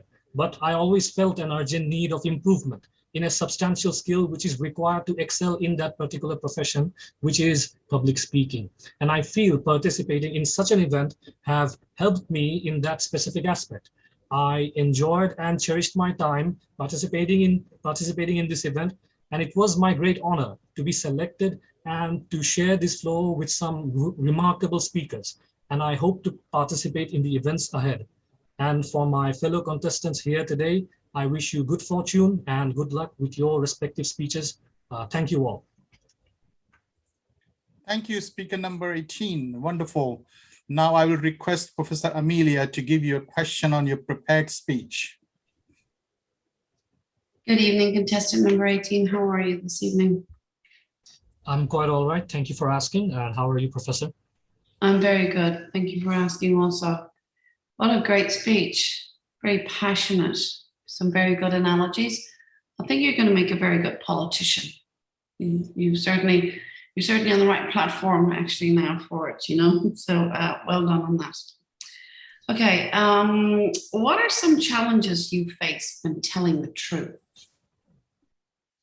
Well, thank you for your question. Well, the challenges I face is what if the truth gets revealed? I personally am a fervent adherer to the fact that I believe in white lies. I believe in the truth should be compromised at times. And I believe that we can compromise some minor truths in exchange for some improvement in the error that we are planning to hide. But and for me, that is a challenge, hiding that truth, I believe, because some truths I believe are unnecessary to begin with. And I am a fervent believer of white lies, and I think substantial damage and unnecessary turmoil can be avoided by avoiding some specific truths that can otherwise not be said. And I think that is one of the challenge in order to hide behind that white lie and improve upon oneself as to not repeat that same mistake due to which the white lie was initially made. Okay, just a quick follow-up question there. Now, you said that you believe in white lies. You want to go into politics. Would you apply that as a politician? Like, you know, well, telling your constituents and your voters white lies? Well, the freedom of information between the cabinet members and between my colleagues should be absolutely transparent. That I believe in. But when it comes to the general public, there are some minor truths that should not be lied upon, but is sometimes better kept hidden, only to be told at the right time and at the proportionate moment. And I think, yes, I know, but this is not going in the path of dishonesty. What I'm encouraging is not having to say it in the first place. Only say it in the proportionate time, in the right manner, and in the right situation. Because I believe it's not what the truth that matters, but how it is delivered to the general public. People are more concerned about how the information is given to them. And that is quite substantial in deciding how the public reacts to it. And I do believe that what's more important, how the truth is conveyed to the general public, rather than whether the truth is being hidden or not. Okay, thank you for your answers. Well done. Good answer. So you mean to say give the truth in opportune time. Great. Let me request Professor Diana to give you a question. Thank you, Professor. Speaker number 18, as a first-time speaker, amazing job with your speech and script. Excellent. Here I am to take a question on a general topic. So my question is very simple. Why did you choose to be a public speaker? Because it is something that I found passion in it when I was very young. And when I actually don't know why I skewed in that particular aspect, but now as I self-reflect, I think it has something to do with making big changes. I think I have a lot to say in regards to big matters happening around the globe. And I think I have a lot to contribute, and I think I have many plans in mind, personally speaking, as to how things should be run or things should not be run. And in that regard, I believe, yes, I should step on the stage and do something about it. And that has motivated me to go in public policy and become more of a individual of action and someone who is more action oriented. So I hope I've answered your question. Yes, thank you very much. Speaker number 18, thank you very much. Thank you. Speaker number 18, I think you have a lot of fans, so there are a lot of questions, so you have to accept 2 questions. So I will ask you the first question from the audience and public. Listen carefully. How's your model of reality superior to subjective truth? Well, the model of reality that I am prescribing actually is what that relies on falsifiability. It primarily relies on skepticism, being skeptic and not accepting truth as it is and blindly taking it without raising questions, without criticizing it, without taking into account as to what sources it came from. And I believe everything around us should be subject to constant questioning. And when faced with new evidence and a new perspective, that when faced with very new evidence or new perspective, I think we should be ready to alter our views. And lastly, I would like to say that the strength of our faith should be very proportional to the absolute evidence that we are given. So yes, we should put our faith in a proportionate manner to the amount of evidence that we are provided. And doing more whatsoever cannot always lead to a very pleasant path, I believe. That is my personal conviction. Great. The second question comes, some believe that the absolute truth is unattainable. What is your opinion on this idea? And what do you think is the relationship between the truth and the knowledge? It was a very thought-provoking question asked by the fellow attendants. But I do believe, yes, the truth that we perceive, the truth is very subjective, and we are incapable of having to conceive objective reality or the objective truth. But we can come close to that, and we can actually avoid being too subjective when we are always subjecting our assessments and our perspective to constant reassessments and constant questioning, and opening our perspectives to other views and to other ideas. And I believe in that manner, we can be devoid of self-subjective biases. That is one way that we can go closer to objective truth, but we can never achieve it, unfortunately, because that is something that we can never perceive, the objective reality. But we can do something about it to get somewhere close around that. And the relationship between truth and knowledge, I believe, is that yes, they are quite correlated, and I think that knowledge and truth are correlated to a lot extent, and I think that yeah, basically that I just have that to say about it. Knowledge and truth is correlated. Good luck. You're doing quite well. We'll see you someday, somewhere. Looking forward. Thank you so much. Thank you, Speaker. Thank you, Professor. You know, listening to him, you wouldn't tell that Speaker 18 is a first-time speaker. He is very good, very eloquent, and I loved his speech.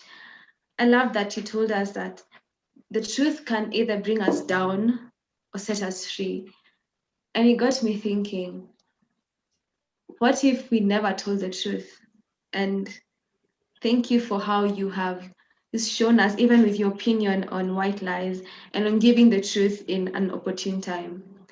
And also, I liked how you answered the questions, and also just telling us about the analogy in your speech about the snake and the shedding of the skin, and that if you're not ready to change our opinions, we might suffer. So thank you so much for that. You will indeed make a great politician in the future.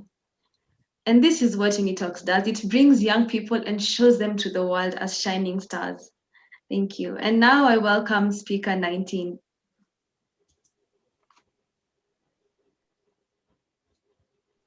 Thank you so much. Dear Honorable International Juries, founder of Global UNITALKS, guest of honor, Global UNITALKS Family, and the live audience. I am Speaker 19, and today I am here to speak on the topic, Truth is Simple. Before I start, I would like to share a quote I saw a couple of days ago. Very interesting. It says, truth is simple, lies are complex. Truth comes in sentences, lies in paragraphs. The first time I saw it, I was like, wow, that could not be more true. From now on, I would like you all to look back at yourselves. I am sure you will get what I will speak. First, the most important, what is truth?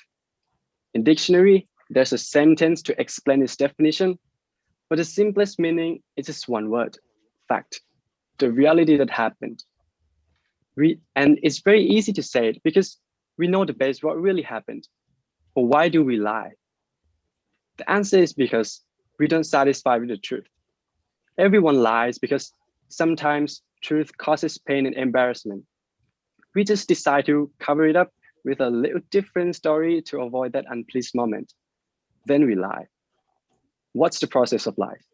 Of course, it has to make sense. So we have to be careful with our words and make a reasonable sentence with an unsuspicious supporting detail. What's more, we also need to remember it because it's just a story, not reality. Also, one lie leads to 2, 3, 4, 5, 6, 7, endless. We have to carry our story until we cannot, which we don't want it to happen, because then we have to say what we've been always avoiding, the truth. Though it's so complicated, we still do it, lie. This time, I want you to think in this way. What will we get from lie? To avoid embarrassment or pain? No, we just feel like it's a relief. But that moment only lasts for 1 day, 2 weeks, or maybe a few months. It's a temporary happiness. After that, we will get stressed from it. The question like, will my lie get caught, will irritate us forever. That's why we should tell the truth. Once you lie, it will be hard to stop. So stay with the truth. It might be painful to say at the first minute, but it will be a true relief later. As I mentioned, the truth is there to tell. Sometimes we may lie, but later the truth will show up. So why not telling the truth right away? Stick to it, say it, because truth is simple, and it may be simpler than you think. Before I end my speech, I would like to thank you all Global UNITALKS members for giving me a wonderful opportunity to join this competition. And also thank you for holding many activities which give every learner a chance and a stage to show their potential in speaking. To be honest, this is the first time of my life. I never speak in front of many people like this before, so I felt a little bit nervous. But on top of that, Professor Diana and Professor Wallace helped me a lot through the preparing process and gave encouragement. They dedicated their time to help me, and also other participants gave comments on the script and speech, which me improve so much. And thank you so much. Thank you, speaker number 19. You have been great. Now let me call upon Professor Quinn to give you a question on your prepared topic. Hi, speaker number 19. How are you doing? Hi, I'm doing great. Thank you. Yeah, I don't believe that it is your first speech. It feels like you've been speaking for a little longer. Perhaps Professor Diana was giving you more tutorials, right? Thank you. Thank you to Professor Diana and Professor Wallace. Oh, I'm that's improving nice. a lot. Thank you. Keep doing it. You'll perfect the speech skills. A question, you've talked about a very interesting paraphrase of lies comes in paragraphs and truth comes in sentences. So are you writing in paragraphs or are you writing in sentences? What is your mantra? What keeps you going? Can I have the question again? Sorry. Okay, you've talked about the truth being written in sentences, and lies comes in body paragraphs, lots of sentences. So which is your mantra? What keeps you going? Are you writing in paragraphs or in sentences? Are you truthful or you are a liar? That's very interesting question. Actually, sometimes truth can be more than sentences. Actually, it depends actually. But for me,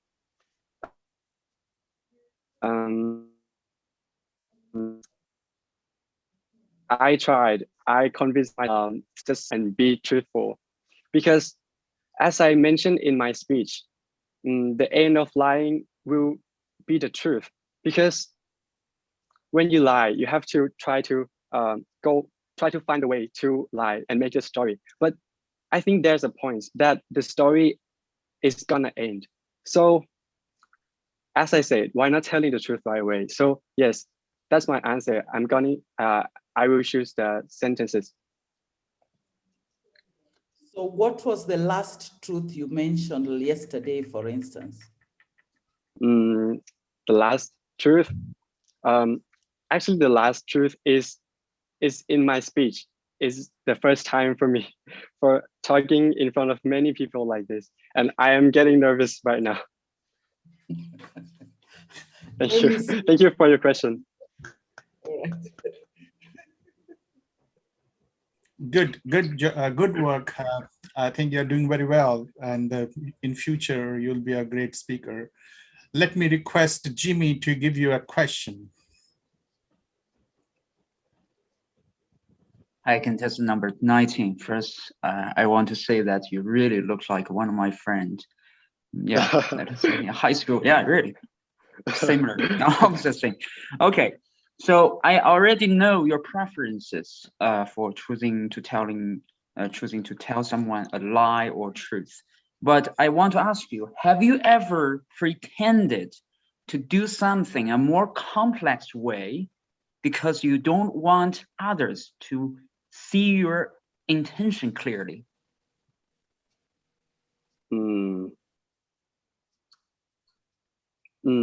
That's a hard question. Right now, I'm thinking about an example. Actually, for me, I'm trying not to go too in a deep, complex lie. If I lie in some situation, I will not let it be too complicated, because myself, I cannot find my way to create and also continue my story. So I convinced myself to always try to say the truth. Yeah. Okay. Yeah. Thank you. Good answer. Yeah. Thank you. Thank you. Now I have some questions from audience. I will pick one. And the question is, what do you mean by saying truth may be simpler than you think? It's from my speech. Thank you for your question. To clarify that sentence more, I would like to give an example from my own experience. There's a time when I was in grade 9, I think. Oh no, it's grade 7. Yeah, grade 7. 4D theater was so popular at that time, and it's so new and it's so cool. So I wanted to go with my friends, but it was kind of like so far from my house. It takes about 1 hour by SkyTrain. So I had to lie to my mom that I will go to school. And yeah, I told her I will go to school. But do you know what happened later? She knew I wasn't at school. And she called me right away. As expected, I was grounded. I was grounded and no hangouts for months. That's so bad. But later, my mom came talk to me that if I told her the truth, she would take me to that theater and it will be a happy ending. So maybe sometimes telling the truth is better and the consequence might be simpler than you think. Thank you. That's my answer. Thank you, speaker number 19. Keep it up. That was absolutely wonderful, speaker 19. I enjoyed your speech very much. You mentioned that lies are paragraphs, and that is the truth. Yes, lies come in so many words, and sometimes you really need to keep up with it, and some of us may not be ready to do that. So speaking the truth is probably the better option. Yes, and it's wonderful just hearing you speak very boldly and very passionately about this. Thank you. And now I welcome speaker 20. Thank you. Greetings to our honorable guest of honor, founder of Global UNITALKS, International Juries of Global UNITALKS and World Speech Day, and my fellow audiences. I'm speaker number 20, and it's indeed an honor and privilege to present to you about a topic, the truth is simple. First of all, what is the truth? Is it something good or bad? Black or white? Day or night? For example, when your spouse or your girlfriend asks you, do I look bad in this dress? And how would you respond? The beautiful lie or the simple truth? Simple enough, the truth does not take any sides. It's merely grayish and neutral. Soon enough, the truth, even the truth, sometimes can be very hurtful. But what I didn't realize was, it set us free from fantasies and unrealistic perceptions, and ultimately putting us in alignment to discover our true potential. Now, let me share a little story of mine in the military on how I've discovered two biggest truths which have helped me significantly, helped me living a meaningful life. And I hope my stories can help you uncover yours at the end of the day. I was a recruit when I first enlisted into the army. Every morning, we are required to make our bed into perfection. Our sergeants will conduct inspections to check our bed in conditions. Even at the slightest mistake, our sergeants will yell at our faces, pull our sheets, and make us redo it. At first, I did not understand the purpose of the drill, as I thought we were training to be tough, hardened battle warriors who train in the jungle and shooting rifles. Little did I know, I learned that the importance and wisdom behind this simple act. By making our beds in the morning, we have already accomplished the first task of the day. This will give us a sense of achievement and ultimately encouraging us to do another and another and another. Imagine a long, depressing day from work. When you come home, had your dinner, go to your room, and then you see the bed that is well made by you. It's waiting for you. And how would you feel? So the truth is simple. If you want to have a better quality of life, start making your bed every morning. I was selected to partake in the basic airborne course, where trainees are required to jump off 1,000 feet above the ground with a parachute. When it comes to height, I was a fraidy cat. The instructors, however, assured us that no one has ever died from the course. At least that's what they told me. After 2 weeks of intense training, we have finally come to the final stage of the test. As the plane took off and reached a high altitude, my heart started racing as soon as the ramp started to open. The moment anyone stepped out at the edge, did not make that jump immediately, they will fail the course. When it was my turn, the fears and doubts kicked in, and I only had split seconds to make the choice. Ultimately, I made the bravest move of my life. As I jump out, I view the world from the top. Beautiful sunset with a breeze towards my face. It's the same as life.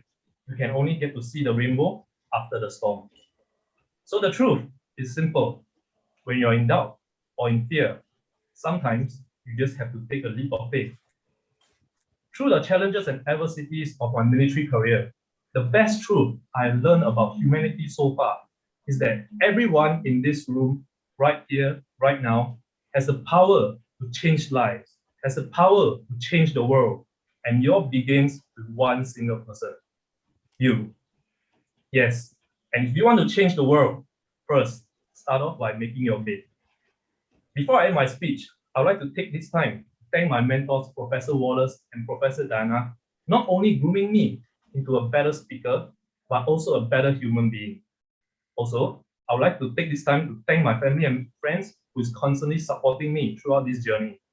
Lastly, I want to thank the founders of Global UNITALKS, the chairman of Global UNITALKS, and all the committees behind this event for providing me the platform to speak on stage and hopefully inspiring others to find the simple truth about themselves.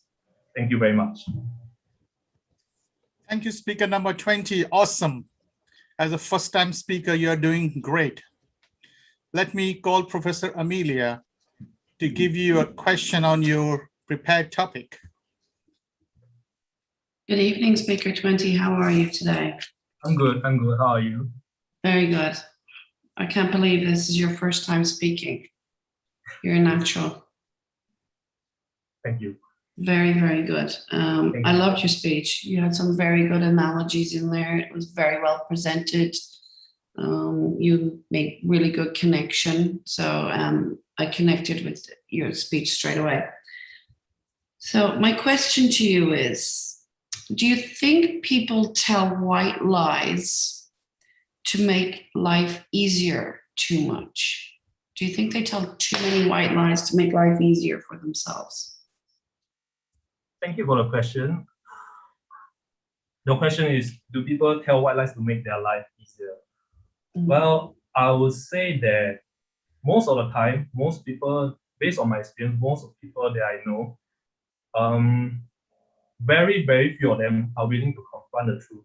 Hence, they're willing to accept the white lies that are given by the people, the friends around them, social media, the technologies. And that is where the point they don't have the ability to discover their true potential. That is why in this world, there are very, very few people can succeed, because the people who succeed, actually, they always confront the white lies, even when they dislike it. So telling white lies, to me, personally, telling white lies, it makes you feel comfortable. It makes you feel safe in the comfort zone. But ultimately, you have to ask the question whether do you want to grow or do you want to stay in the comfort zone? That is usually the question to everyone, whether they want to accept the truth or they want to accept the white lies.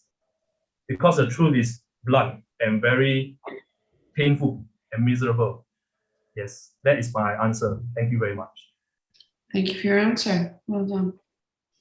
Thank you, speaker number 20. Let me call Professor Diana to give you a question. All right. Thank you, Professor. And I'm here to take a question on general topic. Speaker number 20, are you ready? Yes, I'm ready. Okay. So as you mentioned, making a bed. This is also possible, and this is also we do in our daily life. Yes. And as when you are a young child, your mom will tell you, to make a bed. Yes. So in our day, this was from your point of view from when you are in the military or army. So in personal life, why do you think we need to make our beds? Ooh, that's a very good question. Thank you for the question. This is actually a research that done. There's a research behind it. There's a psychological research behind it. Okay, I'll cross-reference with my military. At first, like I mentioned in my speech, I don't understand because I don't have the habit of making my bed, and I was being lectured by my dad. But to the point that you realize, because when you wake up in the morning, the brains are fresh, your system must start to work. So the first thing that you open your eyes is where your bedroom and your bed.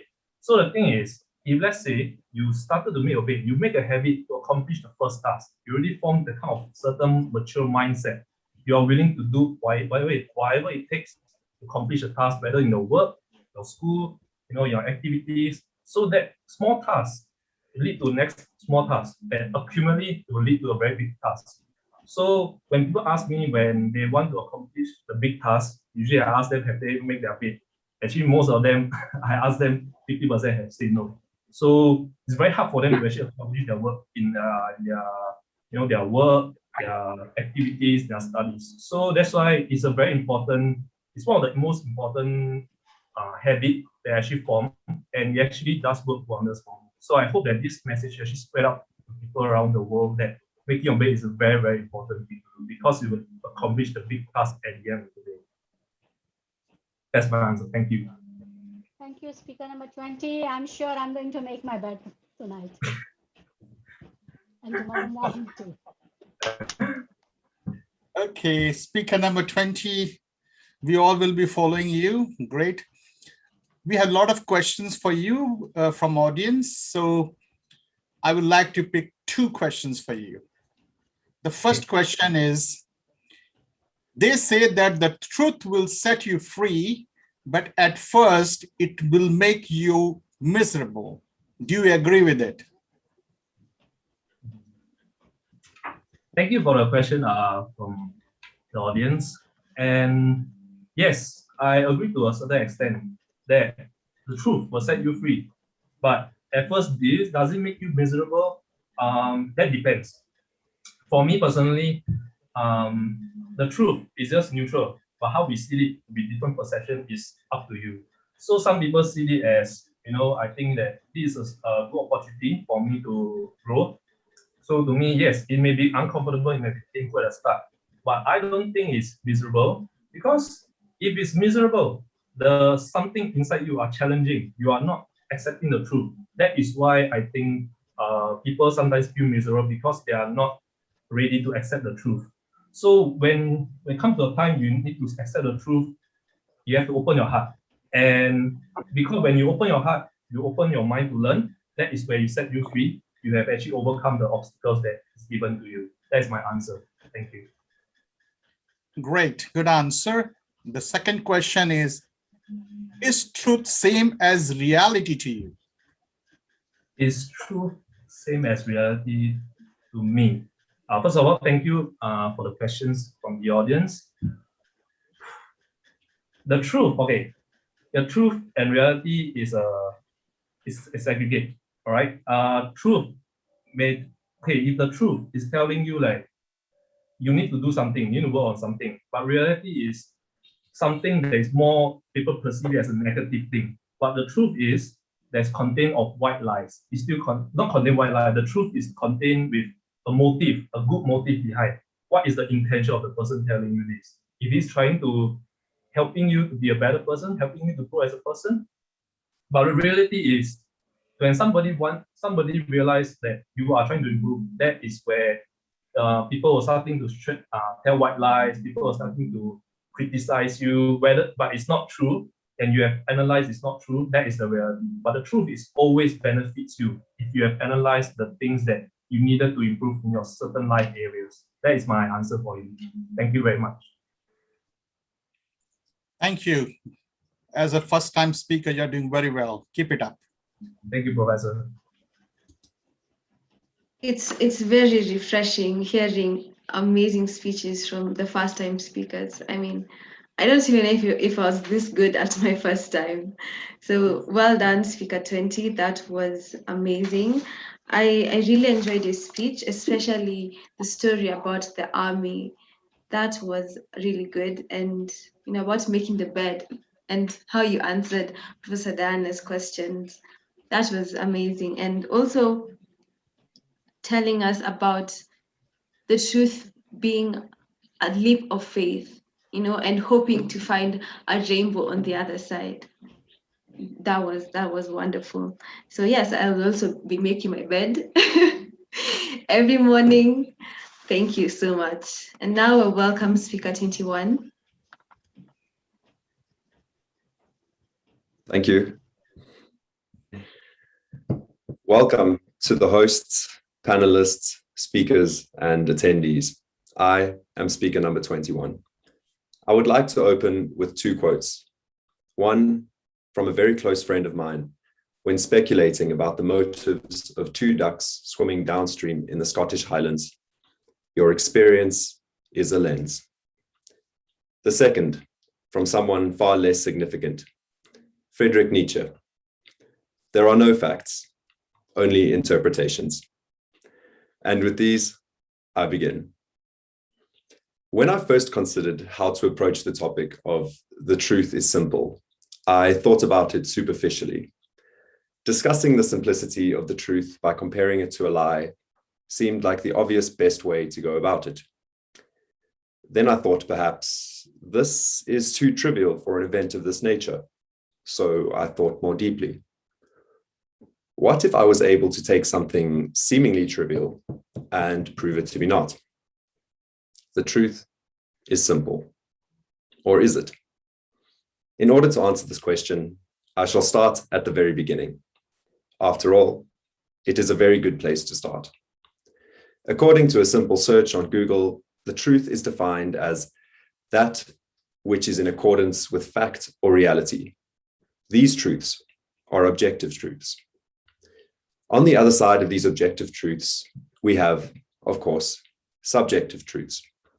Truths viewed by people through the lenses created by their own experiences of this world. So, what is the truth? The truth does not seem simple to me. By definition, sure. Conceptually, not so much. I know that I can only speak for myself when I say that something seems or seems not, as I am only able to speak from the perspective of my own experience, through the interpretation of that which my lens allows. Now, I, as a firm believer in science, in addition to my self-proclaimed ability to make sense of the world in which I live, do not believe that the earth is flat, although it is easy to understand how some believe it to be. Yes, the sky is blue if you are not blind. The world is flat if you do not accept the findings of science.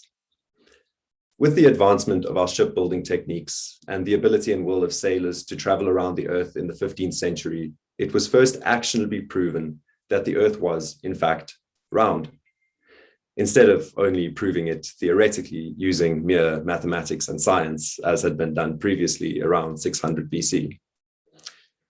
Our understanding of this was made possible thanks to advancements in communication methods and the ability to spread information. This being before we had advanced enough to launch satellites into space with the ability to send images of the Earth back to us from such a distant perspective through such advanced lenses.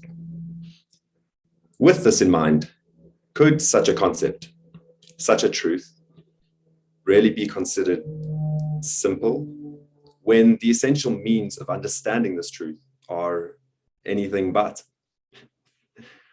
The point I'm making is this. What is true for me might not be true for you, or your neighbor, or even my own mother.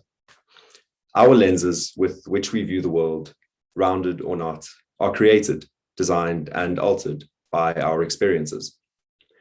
Because no two humans have the exact same experiences, No two humans can have the exact same lenses and therefore cannot have the exact same truths. I believe that this is as simple as it gets. I will conclude with a quote and a thanks. Thank you to the organizers of this event, Professor Wallace and Professor Diana, to the judges, speakers, and to the audience for your time. As anyone that knows me would be able to tell you, my passion for sharing ideas is a fundamental part of my personality, as I believe this sharing has the power to change the world for the better.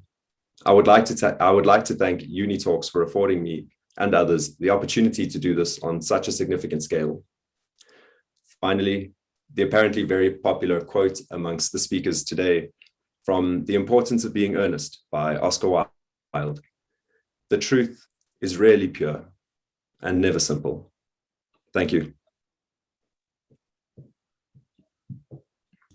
Thank you, speaker number 21. You have been awesome speaker. Now I'll request Professor Quinn to give you a question on your prepared speech. Thank you, Professor Wallace. Thank you, speaker number 21. That was quite very short and interesting. You mentioned a quote by your friend, your experience is a lens, right? And then that begs the question, how then do you recognize truth from that lens? I read in a book very recently that the most important skill that we can teach the coming generation is the ability to separate true news from fake news, essentially. And I believe that the best way to enable one to be able to distinguish a fact from a lie, for example, is through education and through the sharing of ideas on platforms such as this.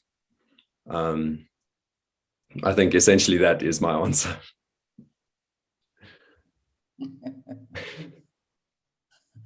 Good try. I hope that answered it. Thank you, Professor Quinn. Thank you, speaker number 21. Now I have a question for you. Some simple truths are so clear to a dazzling degree that to realize them, you need to think over and live for a long time. Do you agree? Keeping in tune with the nature of the topic today, I'm going to say yes. Elaborate, please. Okay. Well, I certainly think that as we live through our lives, we experience certain things and we develop our lenses, to say, and this can only be done through time. I believe that a few people have spoken about how infants or children are very honest, but I think that on the opposite side of that, they are also incredibly naive, as in you can tell a child something and they would believe it. Whereas it is harder to simply tell somebody that has experienced this world something and for them to believe it to the same extent. So I do believe that with age comes the ability to see certain truths more clearly and to distinguish between truths and non-truths. There are some questions from the audience. I will pick one. And the question is, would you ever like to hide the truth? If you do, tell us why would you do that? Okay. Hiding the truth goes against who I am. I do not believe that hiding the truth can bring any form of long-term benefit to either party. I suppose in a situation where perhaps my life was threatened, I would happily lie to that person and tell them whatever they needed to hear in order for me to be safe. Under certain circumstances, I would lie, but only if it was a life or death, and if I had weighed them out correctly and say, okay, well, it's now worth telling this lie and it's going to help more people than harm, then sure, but not really. Okay.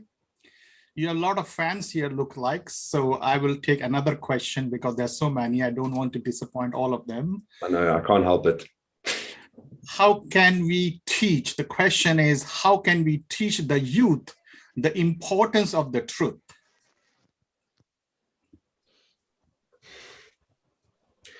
Once again, I think this can be done through education and through being honest right from the start. I remember very many times, my mother told me that if I lie, I will forget what I've said. But if I tell the truth, I just have to have faith in myself that I will tell that same truth again. And I think that that was a pivotal point in my life where I decided, okay, the truth is an easier alternative. And I think that if more people could realize that it's easier to live life telling the truth long term and it's more sustainable, then I think that that would appeal to them on an individualistic level. Well, so many questions. One very interesting question. When did you tell a lie to a girl last time?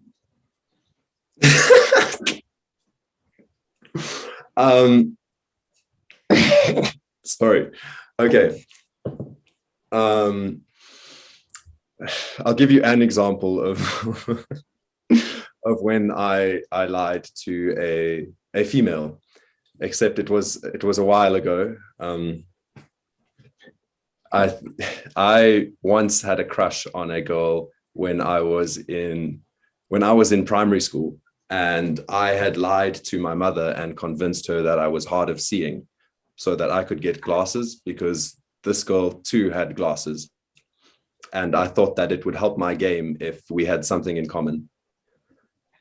So that's the last time that I can remember. Okay, maybe. Very good. Honest answer. Nice to talk to you. Thanks. Be honest. Truth is simple. I must say that this has been very entertaining. Thank you so much, Speaker 21. I have thoroughly enjoyed myself as you spoke. Wow. Thank you for being honest. Yes, keeping true to your message. Thank you. And also, thank you also for sharing with us that our experiences truly are a lens, because some things may not see the same as other people, but it is because of our experiences that we're able to see the truth. The good thing is the truth always comes out. It always brings itself out. So thank you for that. And also, I really like to come and see those ducks in the Scottish Islands. They seem very interesting. Yes, so thank you so much for your speech. And now I welcome Speaker 22. Thank you. Dear Honorable International Juries, Guest of Honor, founder of Global UNITALKS and worldwide audience, I would like to welcome you all once again to the finals of World Speech Day. I'm speaker number 22, and today I'll be talking about the truth and its simplicity. The truth, it's innocent, isn't it? And the lies, they're always dark, aren't they? This is what we're told as small children. In my country, mothers threaten the children who lie by telling them they'll put hot peppers on their tongue. But I could argue that the truth is actually a darker concept. We all lie to ourselves and to others to feel better in certain situations. If we only had the truth to fall back to, would we be able to feel happy? Lies are the defense mechanism of many, telling our teacher we forgot our homework when we hadn't done it, or telling our friend we will pay them back when they pay for something. But I can say that this is a bigger risk. It's a gamble on whether the person you lie to will realize it or not. 2 years ago, I forgot to do my history homework. I was so scared of the consequences, so I took the book of one of my friends from another class and showed his homework as mine. But the teacher realized it, and I got a bigger punishment than what I would have gotten if I had just been honest and truthfully said I hadn't done it, instead of presenting a fake argument. I wish I knew what Sophocles, a playwright and one of the 3 great Greek tragedians, had said. The truth is always the strongest argument. I realized that me and my teacher would have had a better and a healthier student-to-teacher relationship if I hadn't lied. Just like in this scenario, most of the time, lies are a short-term solution. When they are unraveled, they triple the consequences you would face if you had just been honest. You also lose the trust of that person, which is arguably the worst part. In middle school, I was so afraid of being alone. I wanted to have a cool friend group like the ones we see on teenage dramas. So I would gossip with everyone about everything, leading me to become untrustable in everyone's eyes. During the quarantine, I started to face this toxic part of my personality and decided to be a more open and an honest person. I stopped gossiping and stopped caring about other people's personal lives. Yes, I no longer had a huge friend group or lots of fun drama, but the friends I had were true and they were trustable. So facing the truth made me who I am today. What if my personality continued as just a deception to please other people?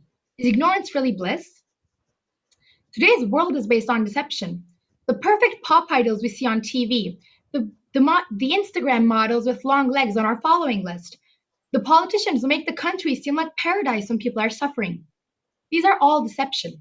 The truth is quite simple, but hard to accept, to face, and to even realize. But of course, the truth is not always such a dark thing to face. Scientific facts are also the truth. If Galileo Galilei had just believed in the deceit of the churches of that era, would he be able to reach the truth lying beneath it? What is nice about the truth is that it's completely neutral. The truth can be subjective according to some, since everyone has different views they believe to be correct. However, the real truth isn't on anyone's side. Lies are unfair. The truth isn't. For example, let's put a shark and some small fish in a tank. Let's put a thin glass between them.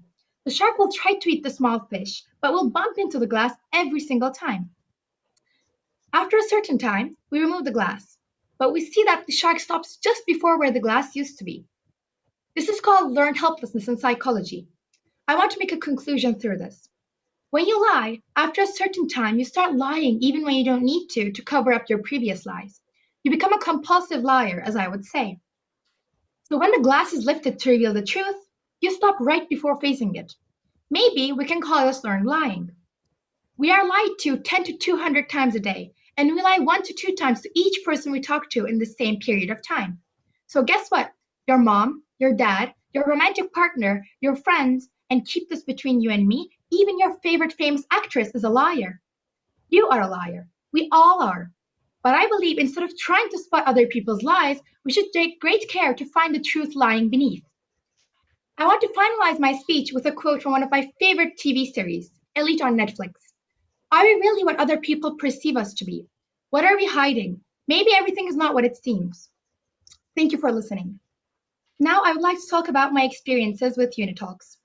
Firstly, I would like to thank everyone who participated in this project to make it one that will be unforgettable for all of us. And while I was being kicked out of class for being too talkative in 4th grade, I didn't think that talking could be such an important part of my life today and for my future. Currently, standing up here, it really means so much to me. And I feel like I'm improving every time I come up here. And I feel like I'm going to improve so much more in the future. And in the future, I want to be a lawyer or a politician. Both of these need me to have the ability to make the people listen when I talk. For a very long time, I thought that listening was just waiting my turn to speak. But now I realize that speaking is not just this, and listening is not just this. Listening is connecting with this person based on your opinions, whether you think the same way or not. And I feel like UNITALKS for the future is preparing me to be a good listener and a good speaker. I'm really happy that I was able to unite with people all around the world with their amazing ideas. Thank you for making this event as wonderful as it is now. Thank you. Thank you, speaker number 22. You are the youngest host as well. And I see really you're doing great.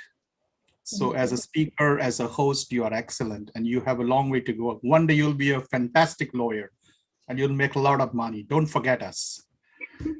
Now let me call upon Professor Amelia to give you a question on your prepared topic. Hi, Laila. Good job. Thank you. Like Professor Wallace said, you just get better and better every time we hear you speak. You had some very good analogies and good quotes in there. And you really research a lot of quotes that you actually applied to the various topics. So well done on that. Okay, a question that I've been wanting to ask is, like, we've been talking about, you know, the importance of truth and, you know, about white lies and, you know, is it right to tell somebody a lie and that? What I want to know is, how would you react to someone who lies to your face when you know the truth? A very good question. Thank you. If you had asked this question to me a couple years ago, I would have probably said that I would humiliate this person in front of everyone to get my revenge. However, I now realize that lies are just a defense mechanism. People lie when they are afraid of the consequences they are going to face. So I would just try to understand why this person is lying. Maybe it's because of the impression I made on them that's making them afraid of the reaction I will give. But it also just depends on the person, because being deceived hurts just as much as being caught in a lie. So if this is a close person to me, then I would definitely be very offended, but I would not use this to humiliate them in front of other people. I would just try to understand their perspective and why they're lying to me. Good job, well done. And you did a great job as being a host as well. Well done. I'm glad I enjoyed it. Thank you. Thank you, Professor Amelia. Thank you, speaker number 22. Now let me request Professor Diana to give you a question. Thank you, Professor. I'll take the question on general topic, speaker number 22, and our beautiful host for today. Are you ready? Yes. Okay. As you mentioned something about the gossip in your speech, I have a very simple question. Do you think men's or women's, who is the one who will gossip more? Do women's gossip more or men? We all have the stereotype that women love to gossip and just men are so annoyed by it. But I don't think that gossiping is something that's based on gender. I believe gossiping is just a way of showing that you lack your confidence, because people who gossip are too afraid of the consequences of being honest to someone's face. All they can do is talk behind the backs of this person because they don't have the guts to tell it to their face. So I believe that men and women aren't really something that differs when it comes to gossiping, but I could say that probably women gossip more openly, while men try to hide the way they gossip by saying women always gossip, but we don't like it. However, I don't want to make a sexist comment up here, because this is something about your personality, not your gender identity or the way you live. So I hope I was able to answer the question correctly. Yes, thank you very much. You're welcome. Very diplomatic. You saved the man and the woman both. Thank you. Okay. We have some questions here, and I will pick one question.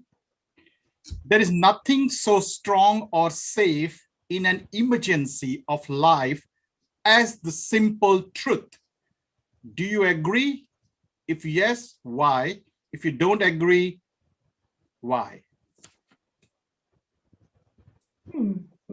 Interesting question. Would you be able to repeat the question? I can't see it up here. I couldn't exactly understand. There is nothing so strong or safe in an emergency of life as the simple truth. Do you agree? If yes, why? If no, why?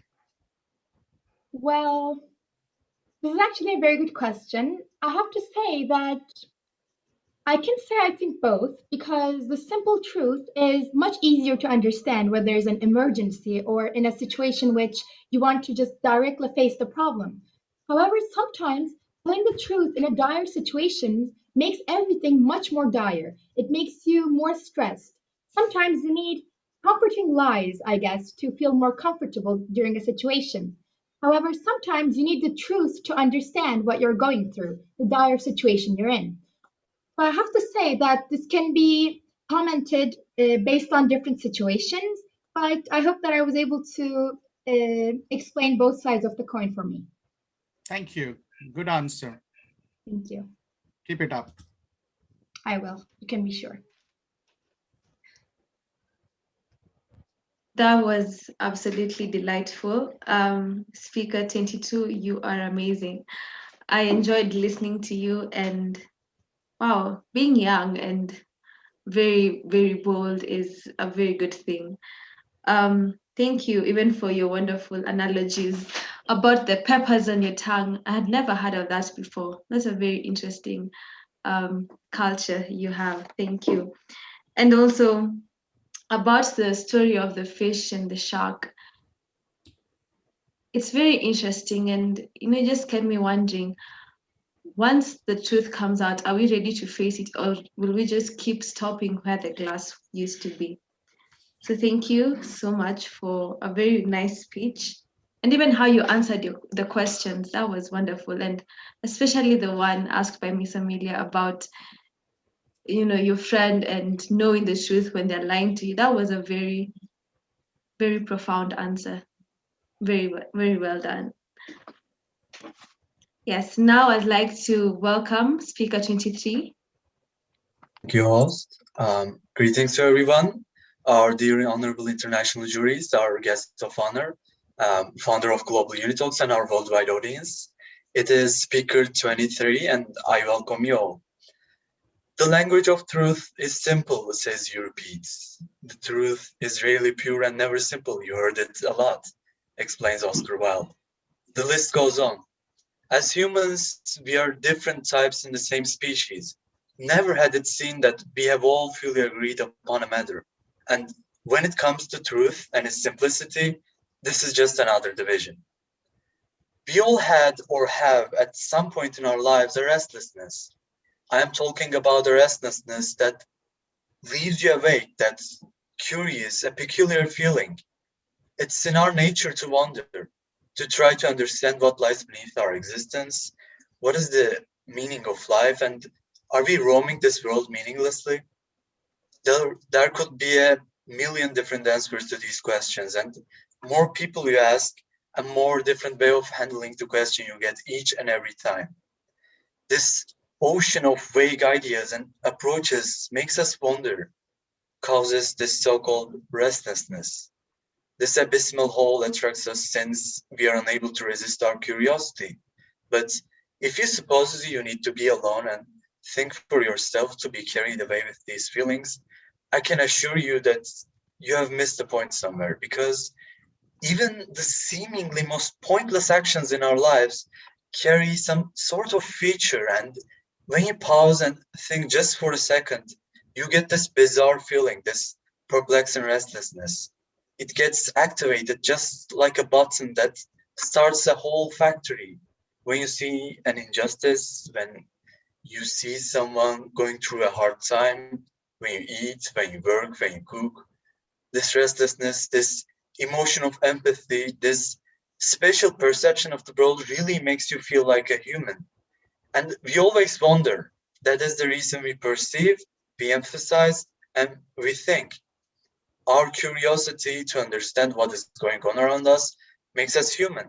Hence, we try to satisfy our hunger by wandering and experiencing. And to me, this restlessness is the truth, this endless search and curiosity. There is no meaning if there is no human to create one. And now I deliver just another drop to you from that vast ocean. Hope it satisfied your thirst a little bit. And thanks to everyone. First of all, I would like to thank our international juries and to Professor Wallace and Diana for helping me in any matters whatsoever. They're always patient with us, and it's really special for me. Also, thanks to everyone who gave their time and listened to me. It's always a joyful experience knowing that people are paying attention and spending time. I can't explain more my gratitude to everyone who contributed to this amazing day and gave me the chance to speak.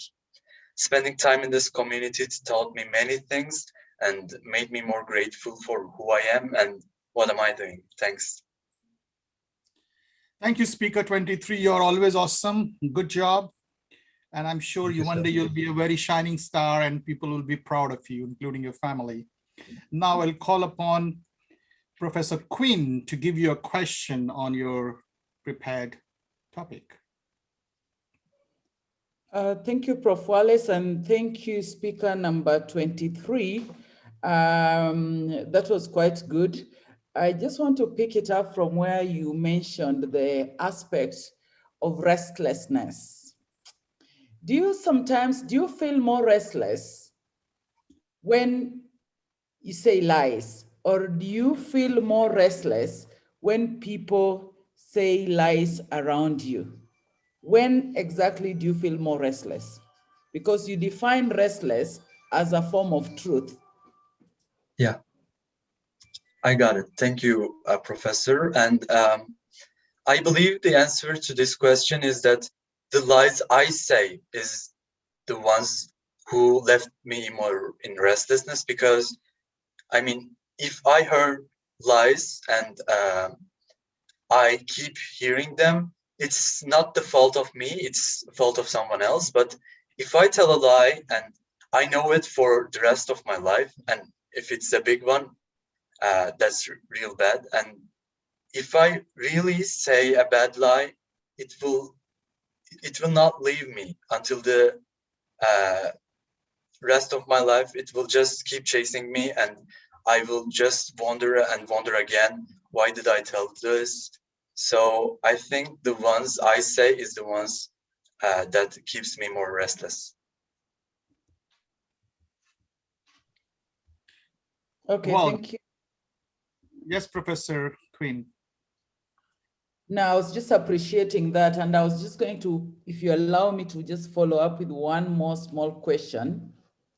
And speaker number 23, let me just follow up what your answer is with asking, how do you feel around your truthful friends?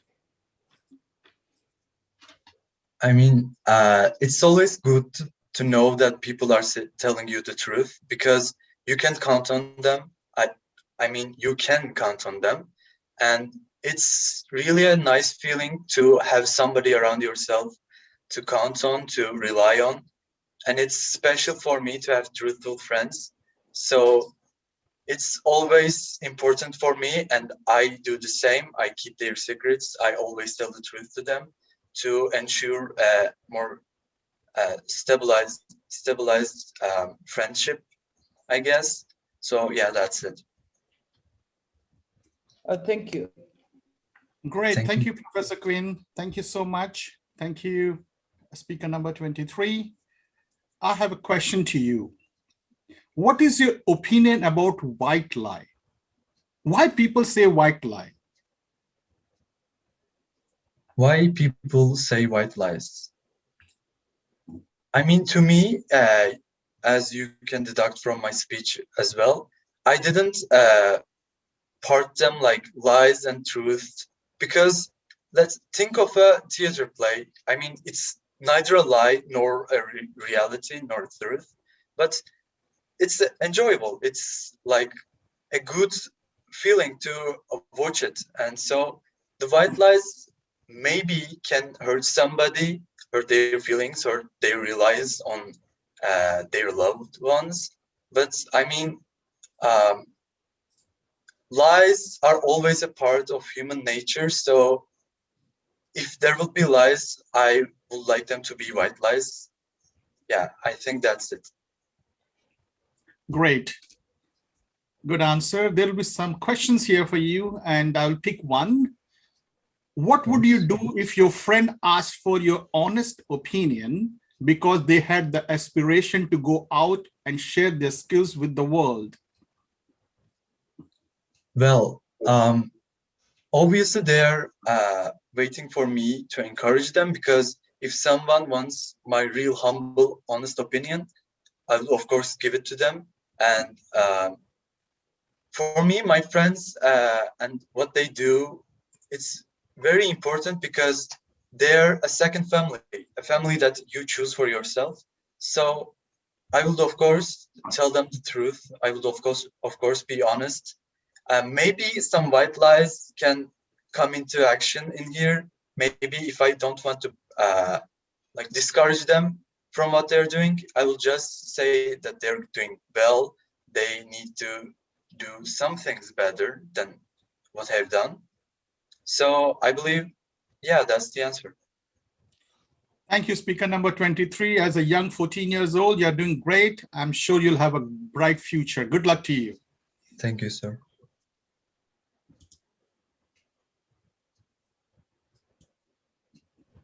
Thank you, Speaker 23. That was a wonderful speech. Thank you so much. And sharing about the curiosity and how as human beings, we always yearn for something in our lives, and this endless search for the truth. And may it satisfy our hunger. Yes. It really is something that we look for in life, and I hope we'll all get it soon. And yes, for all of us very soon in our lives. Now I welcome Speaker 24. Thanks so much for having me. I'm really happy to be with you today in the World Speech Day. Before beginning, I would love to give a massive salute for our honorable guest of honor, the founder of Global UNITALKS, International Juries of UNITALKS, and worldwide audience live. I am Speaker 24, and it is indeed an honor to talk with you in front of the screen about such interesting topic, which is the truth is simple. Before I begin, I just like to ask myself a simple question, and you as well.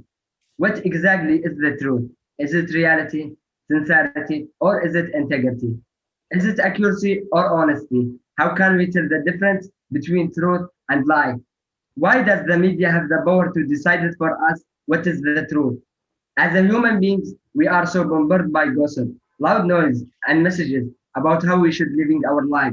It is no wonder many of us become overwhelmed and get confused about what we really to say to one another. There is a famous saying which says, truth is simple, but lies are complex. Truth comes in sentence, but lies in paragraph. There is something I have learned. Is there any room for fear to be present when we are speaking the truth? Whether we're speaking to a large group of people or we're speaking to someone we know. Because if we are 50% giving and breathing deeply, our fear will melt away. If we are still nervous, anxious, or afraid, then we let our head do the talking, and more often than not, that voice is saying, I wonder what everyone is saying, is thinking of me right now. I wonder how they think I am doing right now. As Oscar Wilde once said, truth is rarely pure, and truth is defined as something is following reality. Truth does not change because we learn something about it. Truth can be related to a person and dominated by individuals' subjective thoughts and beliefs. Truth is the beauty that helps in differentiating between right and wrong. Also, it is what corresponds with the available facts and piece of evidence. However, it's not good to tell always the truth. If the main purpose of telling the truth is to hurt someone, then it's considered to be terrible than the most terrible lie. So that's why many people keep in mind others' people, sentiments, and beliefs before tell the truth. Although it is always right to stick with the truth, sometimes the truth can be harsh and hurts others' sentiments and feelings. So to refrain from hurting people, it's okay to keep the truth behind the detail. In conclusion, truth is the rock foundation of every great character. It is loyalty to the right, as we can see it. It is courageous living of our lives in harmony with our ideas. It is always power, and it is the revelation of that ideas. But it is also an inspiration to know those ideas and live with them. A constant impulse to live. Thanks so much for your carefully attention and your time.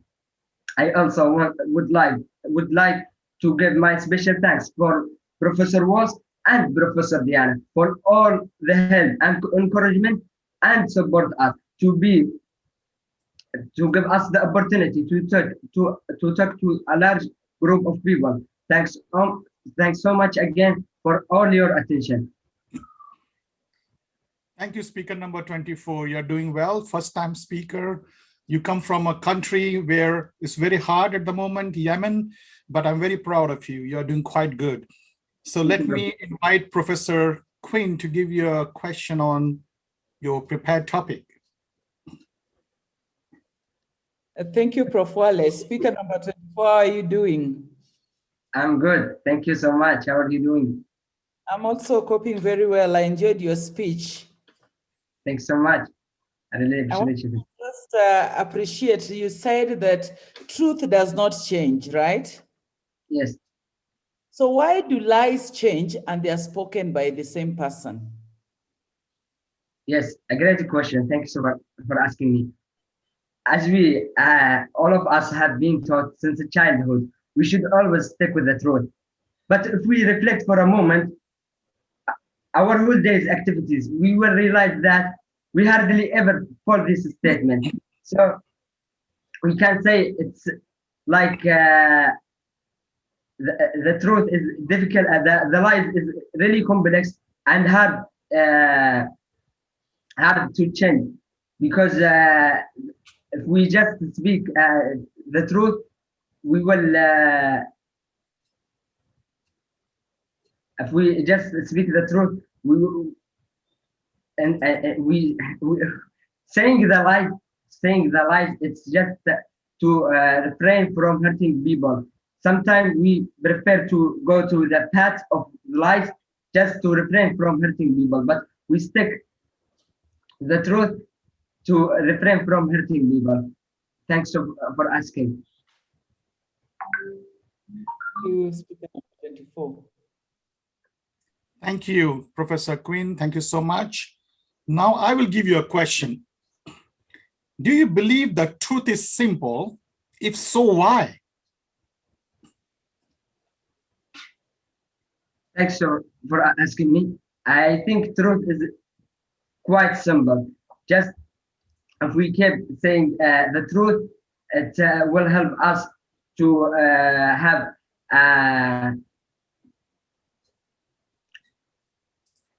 a great personality and talk.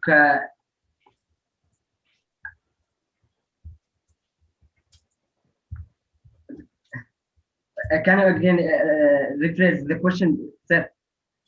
Very simple. Do you believe that truth is simple? The topic is truth is simple. Do you believe it? If you believe, why? Yes, I really believe the truth is simple.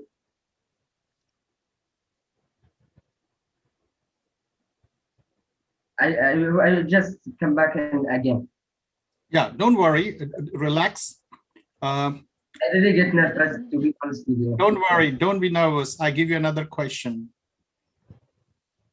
Do you think you are a truthful person? If so, why you think so? I actually prefer to just stick with the truth, and if I had to lie, I just keep. I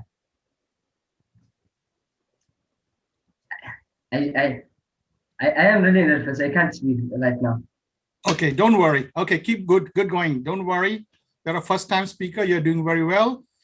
Okay, thank you. Yeah, good luck. Don't worry. All is fine. Ladies and gentlemen, and this is why Global UNITALKS is such a wonderful place to be. I mean, where else would you have met someone from Yemen during this global pandemic? So we are grateful for you, Speaker 24. That was very well done. And yes, very good. I liked your speech.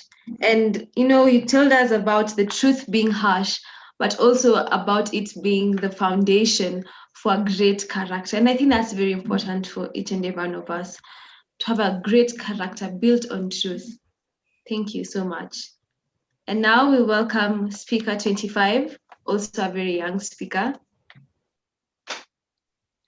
Good morning, good afternoon, and good evening to my dear judges, contestants that are participating in today's event, and the audience. I am a UNITALK speaker, and I'm here to give a speech about today's topic, Truth is Simple. For many years, I tried to stay true to the people around me to create an honest environment. I wanted to be trusted and I wanted to trust others safely without any concern. However, I can break many hearts in the process, so sometimes I have a hard time being sincere to others and I sugarcoat what I mean to say or even tell a white lie.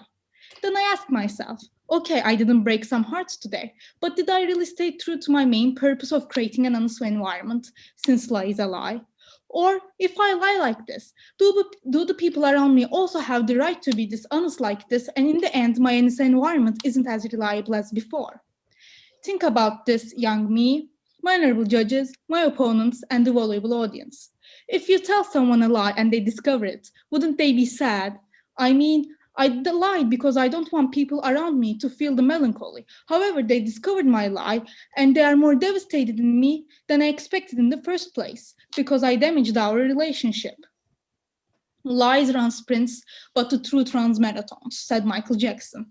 The white lie that I told just made them live in an imaginary world for a while, a world that is not real, a world that is not true, a world that is a lie. When they see my deception towards them, their odyssey in an imaginary world ends, and we start a whole another journey where I have to wait them to forgive me.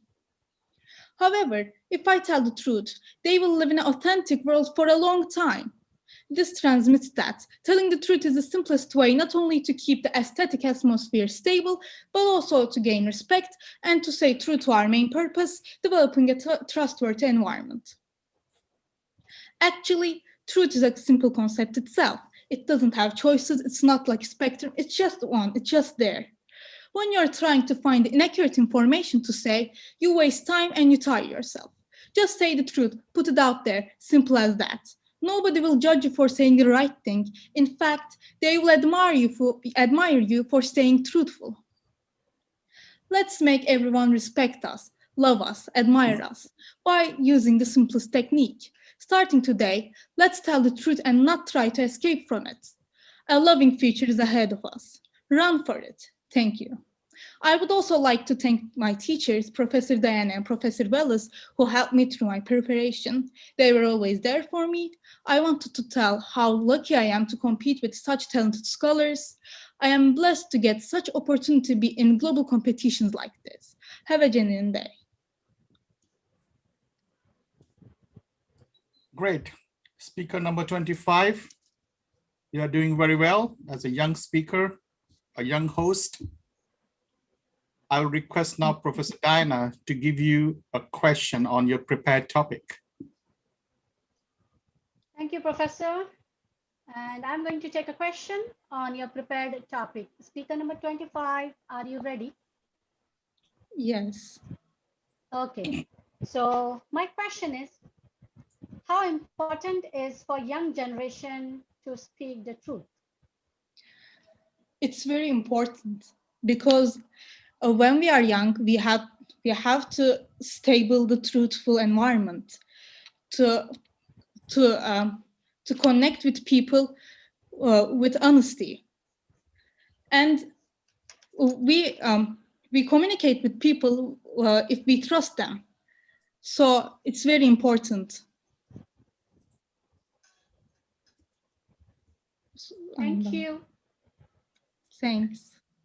Thank you. Thank you, speaker number 25. Wonderful. Now I'll request Jimmy to give you one question.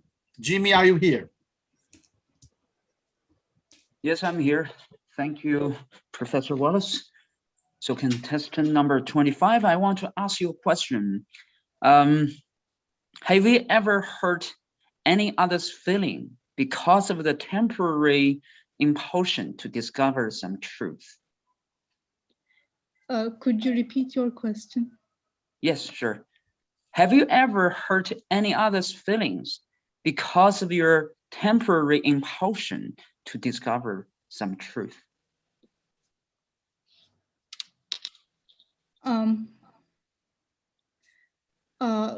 Could you repeat the first part of your question? Oh, have you ever hurt others' feelings because of your temporary impulsion or temporary desire to discover some truth? Of course. I mean, I'm a very curious, curious young young person, and I'm always trying to find the truth. And I always feel disgusted when I see someone lie. So I want people to tell the truth, and when I do that, I feel the desire that I have in my heart.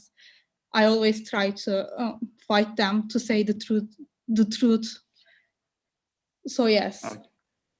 Okay. Good. Okay. That's interesting. Yeah, great answer. Thank you, Jimmy. Good answer, Speaker 25. Now we have several audience questions, but I'll pick one for you. Please tell us a personal experience that you found telling the truth was not simple and easy for you. I have one. Last year, I got lower notes that I expected, and my family is strict about notes, so I couldn't tell them right away, and I tried to avoid them to decrease the tension. But however, when I told them, they comforted me and said that I could get a better note next time. And they said that I shouldn't have worried. However, if I tell the truth at the first place, I wouldn't have that tension problem. And I would tell them right away, and they would comfort me much earlier. Great, good answer. You're very good host, young soul who have a bright future. Good luck to you. Thank you so much. Thank So you, now Speaker 25.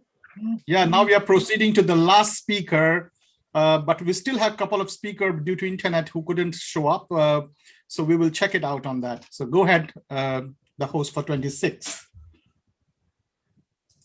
Thank you, Speaker 25. That was an amazing speech. You're very young, 14 years old. Imagine how would you do that when you're that age? That was brilliant. And yes, many more young people getting amazing their life being changed by Global UNITALKS. So it's an amazing platform, and thank you to the organizers for enabling this to happen.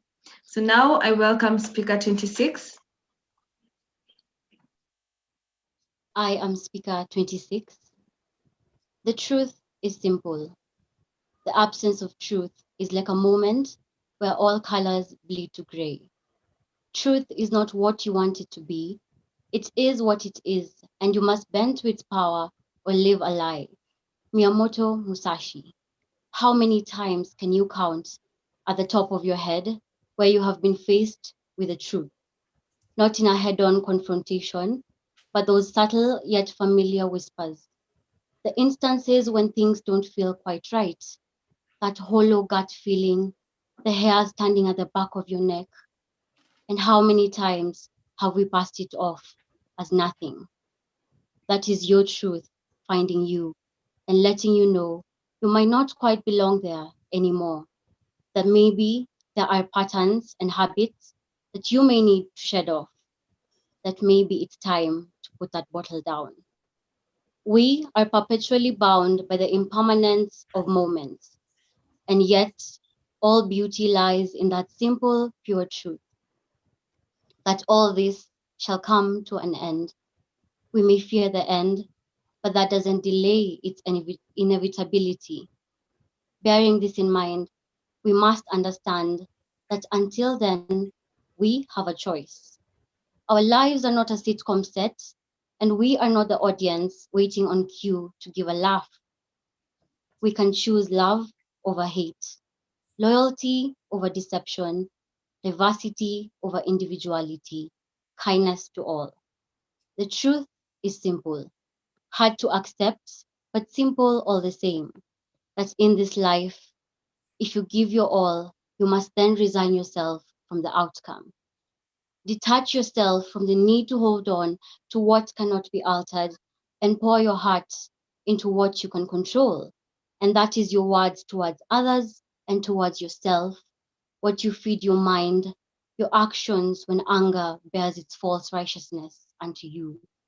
For the truth is essentially freedom, to be free to bring out the hidden wealth of knowledge that lies within us, to believe in something beside yourself, to take up the cross of a broken people, to revive the young and numb generation that is rising, and remind them that there is hope.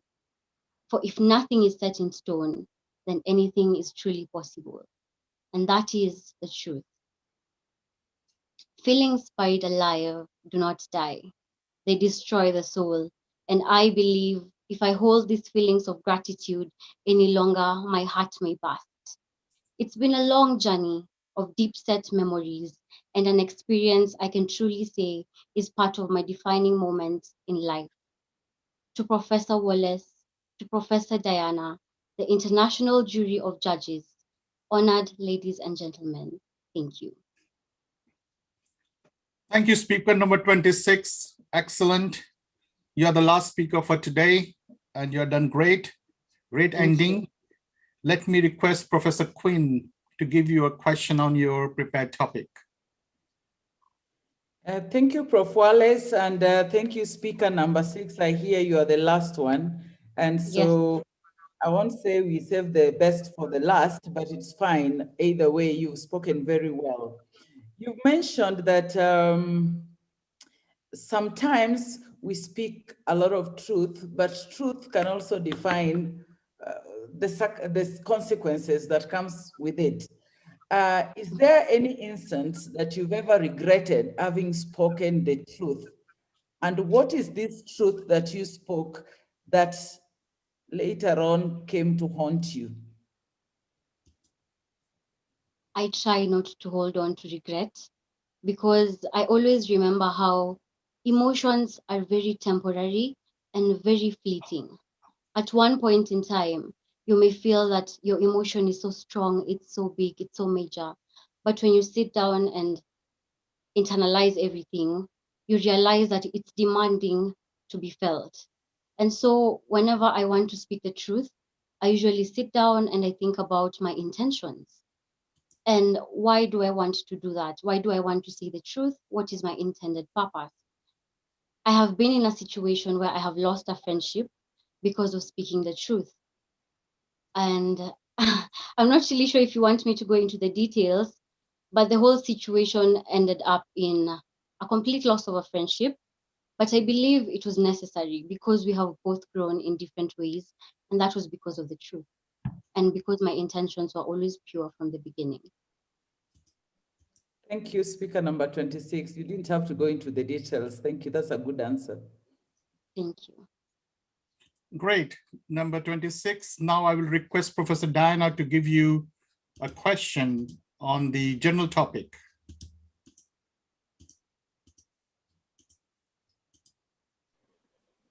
Thank you, Professor. Speaker number 26. Question for you. Yes. As we know, the time is the best medicine to heal. So do you think time is also the right factor to tell the truth? Should you wait for the right time? Time. It's very interesting because I had such a conversation recently with my friends, and we were talking about how time feels like an illusion. Because the only time that truly matters is the present. And so I believe if you have the pure intentions and you do want to tell the truth, then I don't believe that there is a right time because the present is all we have.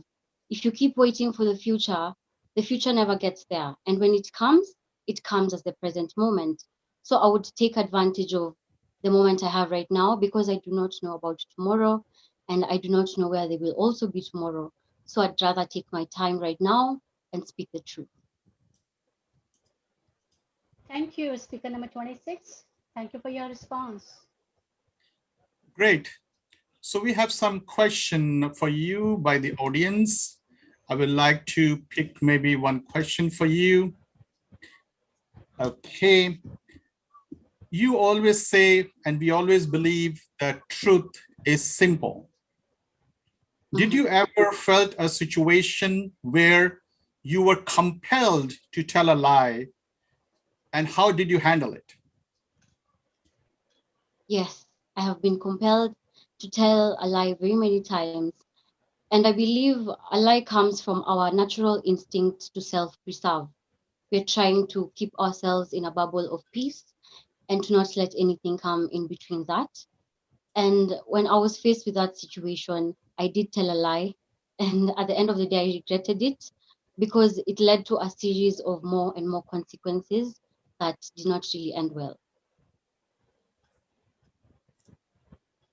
Great answer. Now let's see your score. Now we are trying to get a poll for you. Meanwhile, I will request speaker number 3. We lost you in your Q&A session. Are you ready?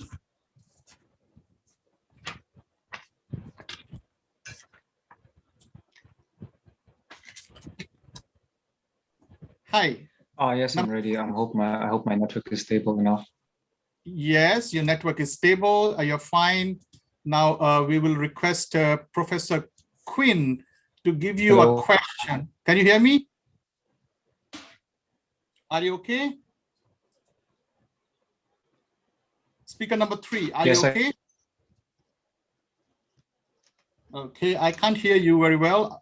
Can you hear me? Okay, I think you have to wait for a while. Speaker number 16, are you ready?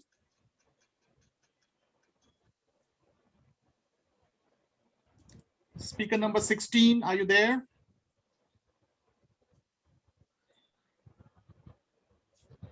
Okay. I think there's an internet issue as well. Fine. So I think I'm ready. You're ready? Okay, great. Your internet is okay? Yes, please. Okay, thank you, Apibil. Number 16, you had a last audience question left. So let me pick the question for you from the audience. Give me a moment. Okay, the question here is, what are the best ways to be true to your own self according to you? Okay, thank you very much for the question.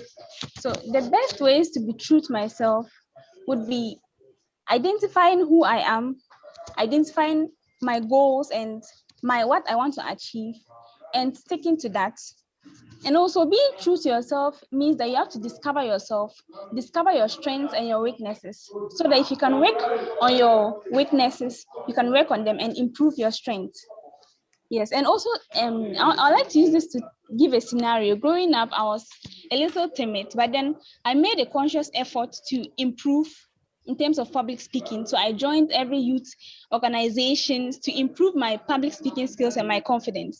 And today I'm here speaking amongst these beautiful people. So I'll say that having a conscious effort and making a conscious effort to change certain things that it's not helping you out is also one way of staying true to yourself. To me, according to me. Very good. Thank you. Thank you so much for your attention and coming back. So now we can see the poll result on the screen. Okay, thank you. So number 3, are you okay? Will you like to come back? Speaker number 3, how's the internet? Yes. Oh. Yes, please, let's try again. Okay, good. You can close your camera because I think the bandwidth is affecting because of your camera. You close the camera and we will have a Q&A with you.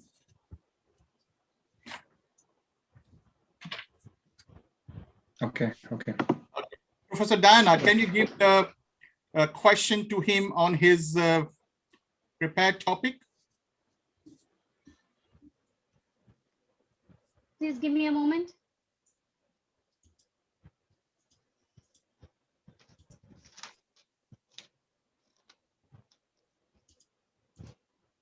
Speaker number 3. Yes, he's ready. Okay, my question is, as we are talking about the truth is simple. So do you think that people who speak truth are kind, or kind people speak the truth? Kind people. Yeah.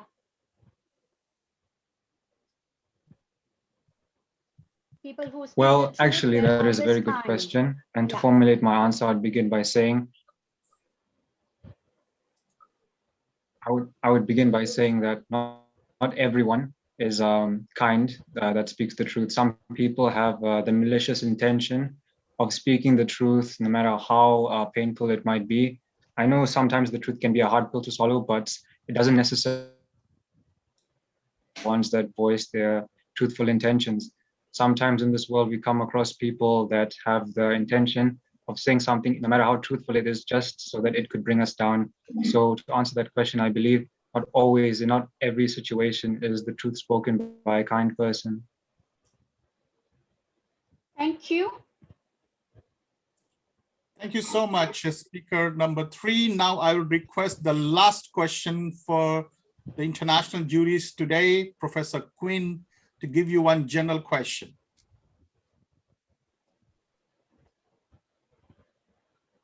Okay, speaker number 3. It's nice to have you back. A very simple question. And it's on the matters of either saying the truth or saying lies. Do you think you become more popular when you're truthful?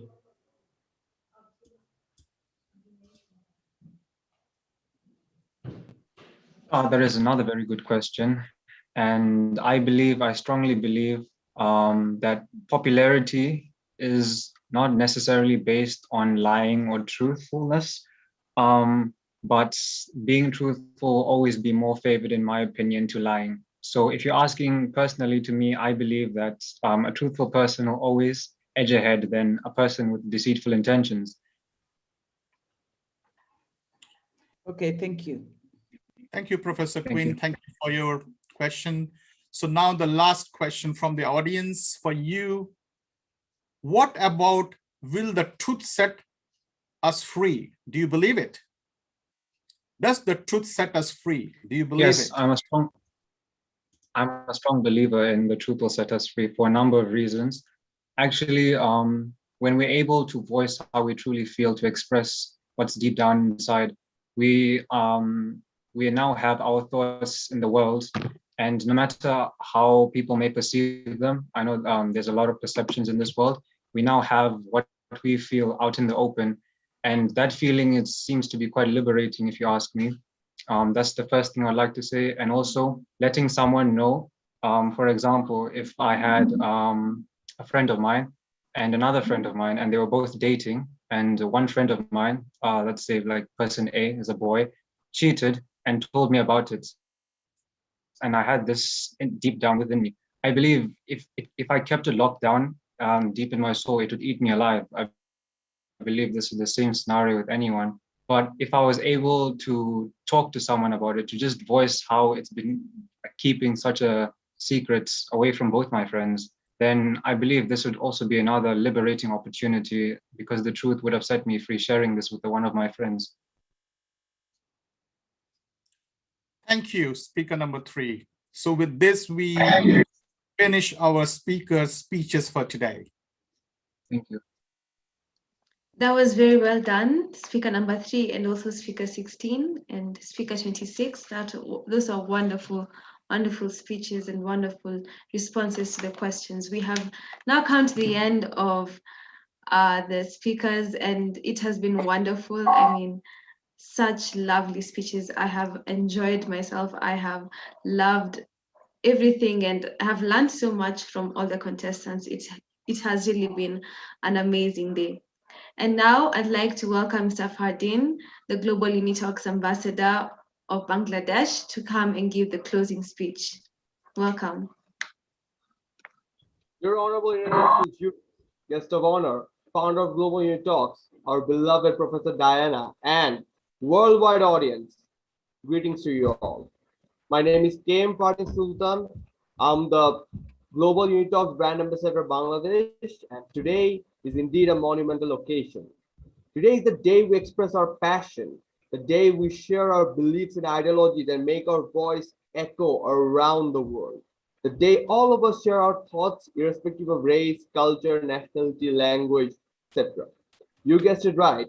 Today is the World Speech Day. And what a marvelous and spectacular event it was. I mean, it was so impressive. Every speaker was very good. I would like to sincerely thank Global UNITALKS and everyone who contributed to realize this auspicious event on such a cheerful and a meaningful day. But firstly, I would like to congratulate all the contestants on behalf of the whole team of Global UNITALKS for giving such jaw-dropping speeches with such passion and grace. Very incredible indeed. Now, I would like to share my journey with Global UNITALKS and how it changed me, made me a better human being, and made me confident with words. And honestly, Global UNITALKS has been a key reason behind making me a better speaker as well as a better listener. It has widened up my horizon and made me a better human being. Honestly, I had zero experience with co-curricular activities in my school and in my college days, but I wanted to do something meaningful in my university life. Since then, I decided that I have to do something good, and then came Global UNITALKS thanks to one of my seniors. Ever since then, I became more and more aware of the world and different viewpoints by meeting many members of Global UNITALKS from many countries. I started love speaking. I started love listening and learning from others. I shared my stories and learned so much from their stories and all around the world. I think this is the most important aspect that everyone in the world should possess to be a successful human being, and that is learning from your surroundings. So undoubtedly, all credit goes to Global UNITALKS and the opportunities they have given us. I appreciate every second of being the bridge between people and these chances to speak up for themselves and make their voices heard, all owning to UNITALKS. My heartfelt gratitude to Professor Diana for mentoring me for everything I am right now. And my sincere, utmost respect to the founder of Global UNITALKS, Professor Wallace, for being the mastermind behind this enormously important platform. Lastly, a huge round of applause to all the international juries, our guest of honor, the entire family of Global UNITALKS for being with us till the end of this monumental event. Thank you so much. Our beloved speakers for sharing their wonderful speeches to not only us, the entire world. And that's all for today. Thank you. And now, let me invite the Iron Woman of Global UNITALKS, aka Professor Diana, to deliver the vote of thanks. Thank you, Fardeen.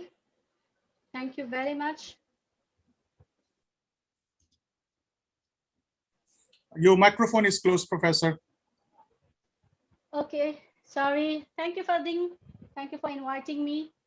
What an amazing and a long evening. What a mind-blowing speeches and a Q&A.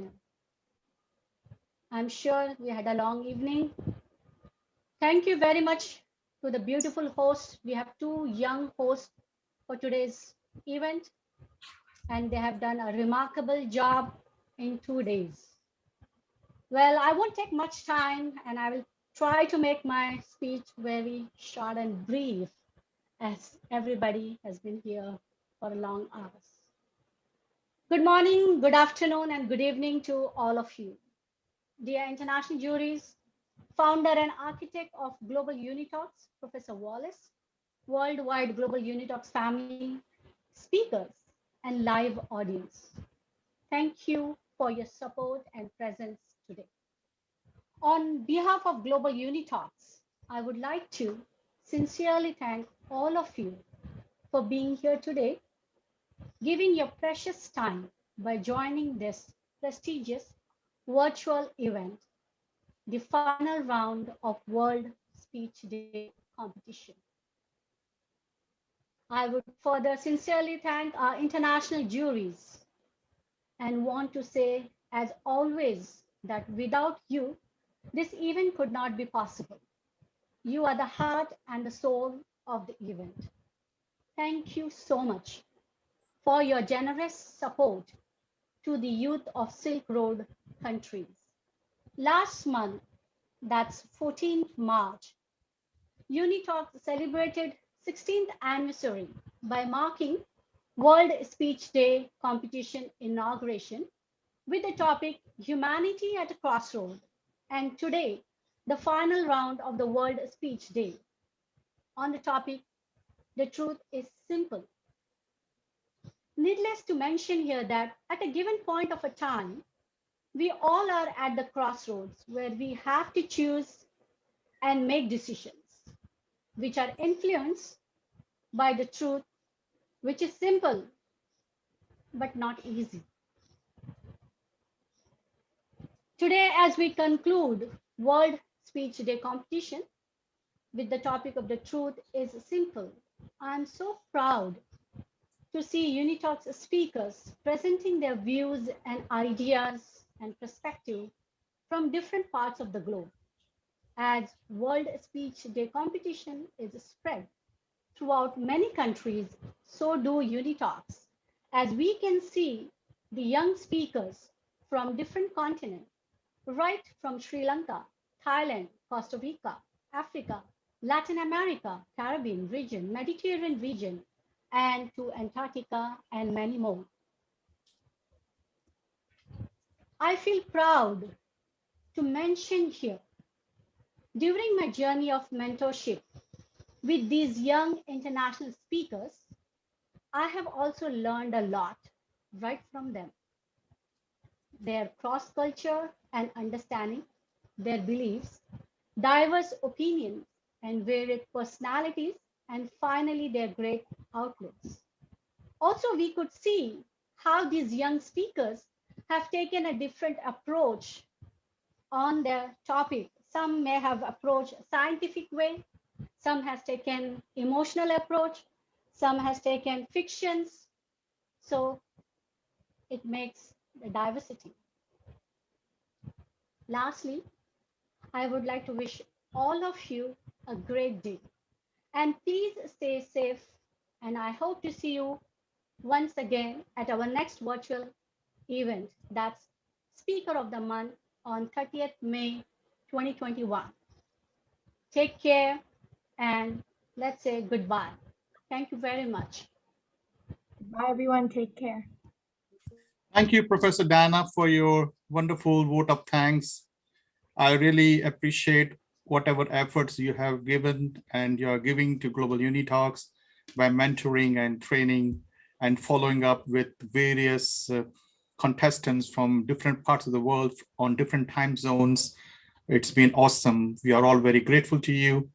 Now we open this floor for everyone to express if they want to say something, if they want to share their feelings, what they learned, how this UNITALKS helped them, anything they want to say. So this floor is open. You can open your camera. You're free to talk.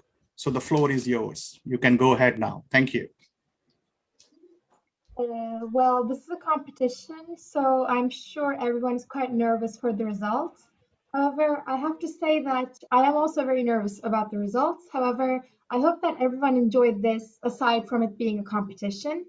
I learned a lot of new things today, and while being host, I was noting everything that the other speakers said, and the different perspectives I was able to understand through this really made me intrigued, because it's really inspiring to see so many people from around the world come together for a common topic and talk about it. It's really good to see that people are using their culture and their personality to express how they feel about such a broad subject. So I have to say that this event was amazing for me, and I hope it was as amazing for all of you as it was for me. Thank you one last time to everyone who made this event possible and who made this event another very unique and unforgettable one. Thank you. Thank you, our young host, and I appreciate what you mentioned, and I think so true. Yes, the floor is open. Whoever wants to say something, they can go ahead and speak. Speaker number 18, my future politician friend. Yes, Professor. This has been very insightful, I believe, and regardless of whether it's a competition or not. And I believe this is a very tight competition. I've seen, I've been marveled. I was very marveled at looking at this remarkable speakers. I've seen 14 years old speaking so profoundly. It makes me think like, what was I even doing at my 14 years old? So yeah, and regardless of the competition, and I do believe this has been very insightful. I've learned a lot. I have gained some profound experience in speaking, something that I always wanted to do, but I was always afraid of doing. And yes, this was an eye-opening event for me, and it was helpful. And I do express my thanks to the organizers, the judges, and the UNITALKS family for for making this platform possible for speakers like myself. And I'm very grateful for that. Thank you. Thank you, speaker number 18. Well, it is very interesting.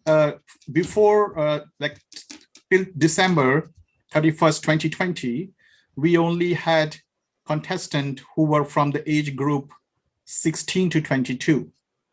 But when I saw suddenly there are a lot of young people applying who are just 14, and they showed us a kind of a great performance, we lowered down the age limit to 14. On this event, it was a kind of a very big decision for me on such a prestigious platform and this important event to choose the youngest host, the youngest opening speaker. It was like I was a bit nervous in the beginning, but I believed on them. I believed they will do, and I believe they will deliver. And I'm so happy that they did it. They worked hard and proved themselves. I'm very proud of them. Yes, you're right. So I also wonder when I was 14, how I was. That's very interesting, yes. Yes, speaker number 2, you are supposed to say something. Go ahead. The most gorgeous speaker of UNITALKS of today.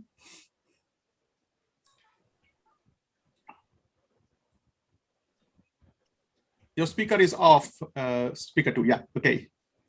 Yeah, I would like to take this opportunity to thank everyone for this, like giving me this opportunity to express my feelings and express my thoughts about this subject. I really appreciate it. And that's all. I think it was really a good experience for me. And I appreciate So what you take home tonight? A lot of knowledge and experience. Great. So this encourage you, and the next event you will be our host. So start preparing now. Sure. So yes, speaker number 1 want to say something. Yes, she's clapping. Yes, speaker number 1, go ahead. Your dress is awesome. Yes. I just want to say thank you so much for this opportunity. It was my first time speaking, but it has been such a challenge to push myself to be out there. So thank you very much for this amazing opportunity. And hopefully I will learn from this and better myself. I will better myself in my speech preparations in the future.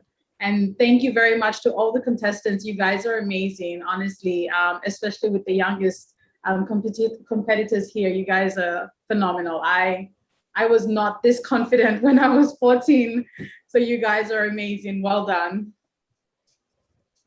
Thank you. Thank you, speaker number 1. Yes, you're right. I fully agree with you. Let us speak to speaker 25, our young opening speaker. What motivated you? I remember she sent me a message.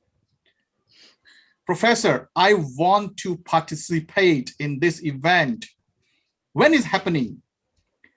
There are very rare students who approach me directly and ask this question. And I really feel that she has really a passion and she really wants to do. I remember first time when I met her, she was late on the rehearsal and I was angry to her. And then later she come on time and start to prove herself, and today where she is. Yes, speaker 25, I want to hear from you. What motivated you from the beginning to now? I mean, first of all, as I started this club, I mean, I wasn't really like talking and like do a speech or debates, but like when I do more do more practices and do more sessions or competitions like these, I started to like this, and I realized that I wanted to talk. So I when I find time, I try to message you and compete in these competitions. Great. Keep going. You guys have a great future. Yes, speaker number 20. Go ahead. My military man. Yeah, I think first of all, I want to congratulate to all contestants here. You guys are really, really amazing and phenomenal. And to be honest, I actually learned a lot about how you all present your idea, how your perception towards about truth. And honestly, you amaze me. Like I think when I was your age, I think my thoughts wasn't that mature yet. Yeah, to be honest, because yeah, I mean, because currently I'm actually 25, actually I'm the oldest one here. So speaking about the 14 years old, the contestant, I think 14 years old, I can't even speak for nuts, to be honest. Yeah, so it's really, really amazing. Like you guys really inspire me to really push my comfort zone, and this is a very good, healthy platform for me to learn. Yeah, and I want to thank Professor Wallace for opening up the stage for all of us to learn. Yes. You see, just now you motivated somebody. Somebody just sent a message, Michelle, I also want to be a speaker next time. How can I do it? So you see, you motivate a lot of people by daring and to speak and show your talent. A lot of young people start getting regenerated. They start feeling excited. Oh, wait, if they can do, why not I can do? So that's the spirit. I think that's keep going. It's wonderful. Yes, Fardeen, you're raising hand. Anything to say? I also want to say after Fardeen. Okay, sure, Professor. Yeah, Fardeen, go ahead. Your microphone is closed, Fardeen.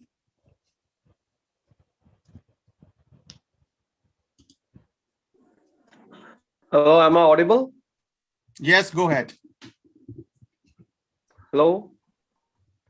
Yes, go ahead. Professor Wallace, am I audible? Yes, yes, yes.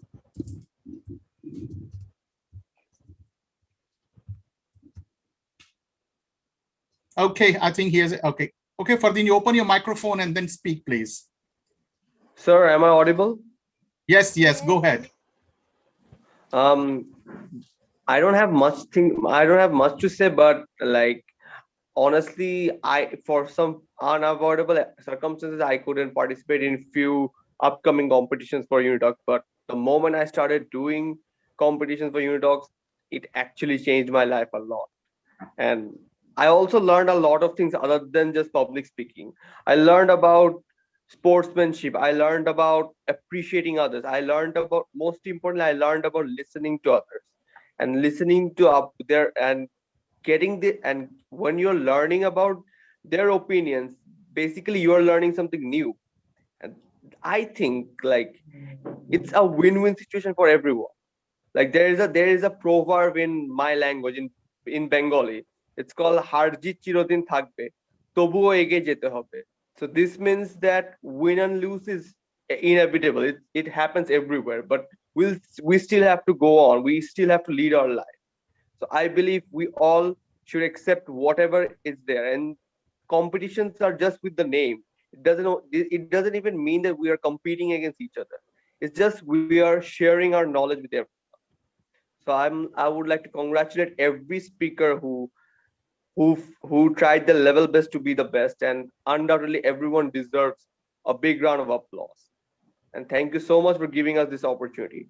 Thank you so much. That's all. Thank you, Fardeen. Yes, Professor, it's your turn. Yeah, I just wanted to mention here also, you must have seen like different events. The standard of our young speakers and global UNITALKS speakers are becoming very high. Like everyone is the best out of best, I think, during my mentorship. And I'm sure juries will also have a very challenging time scoring them. I really feel like everyone has. What do you think, Professor Quinn? I can't I can't agree with you more. I honestly struggled to award them marks. I know Professor Murphy, Amelia would have said the same. You guys were spot on. You did very well. Every speech that you made was relevant to the topic. Well researched, you took enough time, and it was amazing how all your analogies were so much connected with the theme, and that topic came out so clearly. I'd never thought about it like that. Truth is simple was such a short phrase, but you elaborated it, honed it, and you connected it to the life experiences. Some of them are life skills that we are taking away as international juries. You did an amazing, amazing job. You are all winners in this one. And some of us are going too far into places. I can't wait for the end of the year when we are getting Grammy Awards and, trophies and certificates. This particular group have done us very proud. I don't think we've ever had another group like this one. Exactly. This is the point what I want. Yeah, Yes. I was going to suggest that Professor Wallace records this for even being used to the other amateurs, the people who will come after them, just to listen through, because all of them appeared like they've been training forever. And I think even the level of hosting that was done by Gedoni and speaker number 22 was out of this world. That was very commendable. I truly appreciate, I enjoyed it. Yes, Professor Quinn, this is all actually the efforts done by international jury panel, Professor Diana, and all the professors and people who are devoting time to train, educate these young souls and who are going to be the future leaders. I'm very confident that a lot of the people who are here today, they will have a great future in time to come. As I mentioned in my speech, that they're not a very privileged, generation at the moment because of pandemic. They should be on campus. They should be enjoying daily life as a student life, having debates, having competitions, and having many kind of activity in the university, which happens. But unfortunately, they couldn't go to university this last 1.5 years. So this platform engages them, give them some activity, give them some rejuvenation, give them some kind of excitement and something to do, to engage other than the online study they are doing from morning till evening. So I think this is all very valuable time they spend. Our events are not short. If you see, we're almost touching 6 hours, which is a very long hours of event, but everybody's so excited. Everybody's so energetic. So it makes me feel very happy and confident that these guys will have a great future. Thank you so much, Professor Quinn. I just got a message for Speaker 21. The girl whom you liked, she contacted me and asking your address. What should I do, Speaker 21? Truth is simple. Now you're caught. The truth is simple. It just doesn't stop. I don't actually have an address, so sorry, but I do have WhatsApp. I just got a message that I want to know where this guy is at the moment. So I said, I'll let him check out. So what you brought home today? The number. Probably you're making me blush. Okay. What you brought home today? What you are bringing back home today after this 6 hours of event? Infinite roasting from my friends who recorded it and sent it on all of the group chats. I think that will stay with me forever. Other than that, it's really good perspectives from other people. I think I actually learned something about the truth, which is something I think one doesn't think that they can learn about. At least it seems like it sort of comes naturally. It's naturally occurring. But yes, I enjoyed this entire experience, actually. So thank you. Well, very interesting. And I think it's very great. I will share you with a story of my real life story when I changed myself not to tell a lie forever until today. When I was a student, I went on an internship, and I was working as an intern with one company who deals with medicines import from Germany, a very special homeopathic medicine. And I was working with the DHL as an intern, and I'm supposed to handle his cargo coming from Germany to New York. And he liked me somehow, this guy who's the owner of this company in US, and he always preferred me and gave me this business. Even I had a higher price than UPS and other competitors. So I don't know why, but he said he liked me. I can feel it. And he always encouraged me and gave me opportunity to grow. And I was always trying to do my best to take care of him. One day what happened, his cargo was supposed to come and somebody messed up in Germany, and the cargo never flied on that particular flight, which is supposed to come to New York. And then he called me and asked me, oh, where is my cargo? And like naive, and to cover up, I told a lie. I said, sir, I'm sorry, the flight couldn't take off because it's snowing in Frankfurt, so it's delayed for tomorrow. He said, oh, okay. And he kept the phone. After 10 minutes, he called me back and he said, please come to my office immediately. And then I went to his office, and that was really a very embarrassing moment of my life. He told me that I supported you, gave you opportunity, you're a young man, and helped you to grow in your career. Why you told me a lie? Because you did not even embarrass me. I told, based on your lie, to another customer of mine that there is a snow in Frankfurt, the flight couldn't take off. And that guy called Frankfurt and said it's very sunny day there. So how can you do this to me? I was so embarrassed. And then he told me, my son, look, never tell a lie which could be caught, and all the lies will get caught. If you must have told me the truth, I must have not told my customer whom I'm giving this supply the lie. So you made me a lie. You lied me and embarrassed everyone. If you told me the truth, I must have been angry for a short while and complained to you, but I must have managed the situation and everything was fine.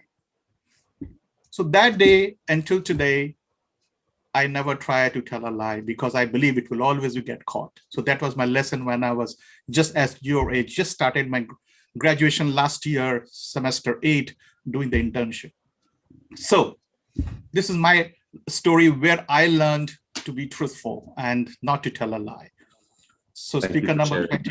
Yeah, thank you. This is a real story of my life. Jimmy. So what was your experience today seeing this young guys 6 hours of their speeches?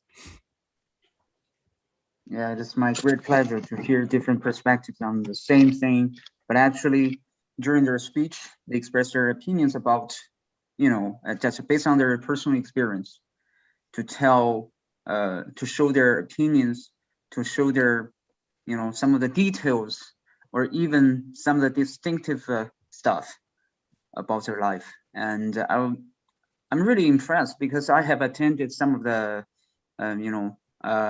some of the competitions in China, but, here we are from different parts of the world and based on different cultural background, and they give me their own distinctive insights, and really, really impressed by your performances.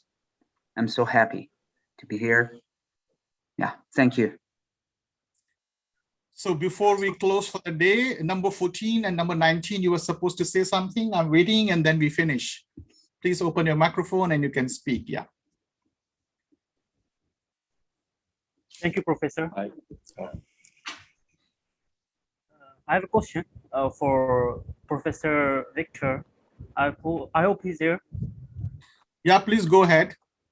The question is this: we the youngsters were talking with knowledge from the books and opinions from our elders, from our surrounding circle, you can say that, but not with experiences, much experiences.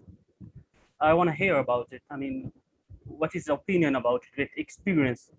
Is it really so simple in life?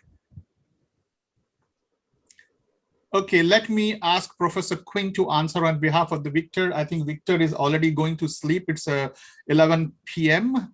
and Professor Amelia, for her is 2 a.m. So Professor Quinn, will you help to answer my speaker 14? Will you repeat your question again to Professor Quinn? Yeah, the question is, we the youngsters were, speaking with knowledge from the books and opinions from our elders and surroundings, but not with much experiences. But I'm talking with experiences. I mean, what is it like in life? Is it so simple, the truth? I'm not very sure if I picked your question well, but I want to paraphrase it so that you capture it if that's what you meant, right? You're telling me that you don't have so much experience, and is it okay if you related your support like analogies based on the research or the stuff you read from the books when you're doing the speaking? Is that right? No, my question was specific about the life. I mean, in life, is it really so simple? Because we haven't seen much in life yet. That's the question. With your experience, life is not simple, my dear friend. Life is not easy. And life is not easy. Professor Quinn, yeah, he is young guy, and I'm sure all the young people have this question: is life so simple? Actually, it's not. It has never been simple, even when you are older. It gets even more complex and harder the older you become. It is even more complicated when you are younger and curious about knowing things that are beyond your age. And so the much you can do is to stay truthful. That was the theme, and go along with the flow and just set up your goals accordingly, set correct goals, set achievable objectives as a young person, and scale the heights gradually, because it's never going to be simple. It gets tougher as you go along. So grounding yourself positively is the key thing. And of course, reading extensively. thank you, Professor. So to conclude, you are just now in a very sweet well in the university. You have nice friends, your good fishes around you who are so friendly and so nice to you. After a few years, when you leave the university and when you go to ocean, then you'll see some sharks and big fishes who will be chasing you. And that's the time your maturity, your learning how to deal with people, how to live in the society, how to develop yourself, which is another subject which you will study other than the university subject which you're studying now. So be ready for that. Do you understand me? Professor, speaker number 13 wants to speak something. Our host. Go ahead. Go ahead, please. Thank you so much, professors. Yes, I just wanted to once again show my gratitude for this journey. It has been, well, it has been a nice, hard, easy journey, and I've really enjoyed the time that I've been here. Thank you to the contestants. Today I learned so much, especially being involved as a host. I got to listen to every single word that you spoke, and it was wonderful. I enjoyed all of your speeches, and there's so much to learn about truth, and I'm very grateful for this topic. It was really wonderful, and also thank you to the judges that you even here until the very end. Thank you so much for taking your time. 6 hours isn't a short time. So thank you so much. I have enjoyed myself thoroughly this evening, and I'm very grateful to you all. Great. Thank you so much. I would like to mention here, Professor, something. Yeah, please go ahead. Yes, Professor Quinn and other jury members, I just want to bring this information to you guys that both of these two hosts had a very limited time, only probably 2 days, not even 2 days, and they have prepared so well. I was a little nervous when I saw them and their preparation, but I'm so grateful now, and I'm so proud that whatever decision we took, Professor Wallace has taken, and this young host and our speaker number 13, who also came in, and they have done a wonderful job taking the notes, writing down, getting into fillers, and connecting everybody's and keeping them connected. All the audience, the juries, all were connected because of the lovely two beautiful hosts. So this is why I'm telling that this group is really special to me. I think this event also. I have been with UniTalks and we have been doing many events, but I think this is something very amazing and outstanding if we have to mark this. Thank you, Professor Diana. Just now, Professor Quinn sent you a message, speaker number 14. She mentioned another way to build experience and to stay grounded is to have mentors from your campus. Yes, that's very true. So thank you, Professor Quinn. I think the last person who was supposed to speak was speaker 19. Before we end this evening, go ahead. You are doing great. And I understand Jimmy has a friend like you when he was in school. Jimmy, he's giving you a memory. Yeah, go ahead. Speaker number 19. Yes, it's like a reminder. I would like to say thank you so much. It's a great experience here. And as Professor said, like we come here to learn from others to not only focus on yourself. I've seen a lot of like good speech from you guys. And the most important thing I learned here is the support and encouragement from friends. I think because I'm not too confident to do it. And if I get support or some encouraging words, it makes me feel better and can be more confident to do it. Yeah, I want to thank you all so much.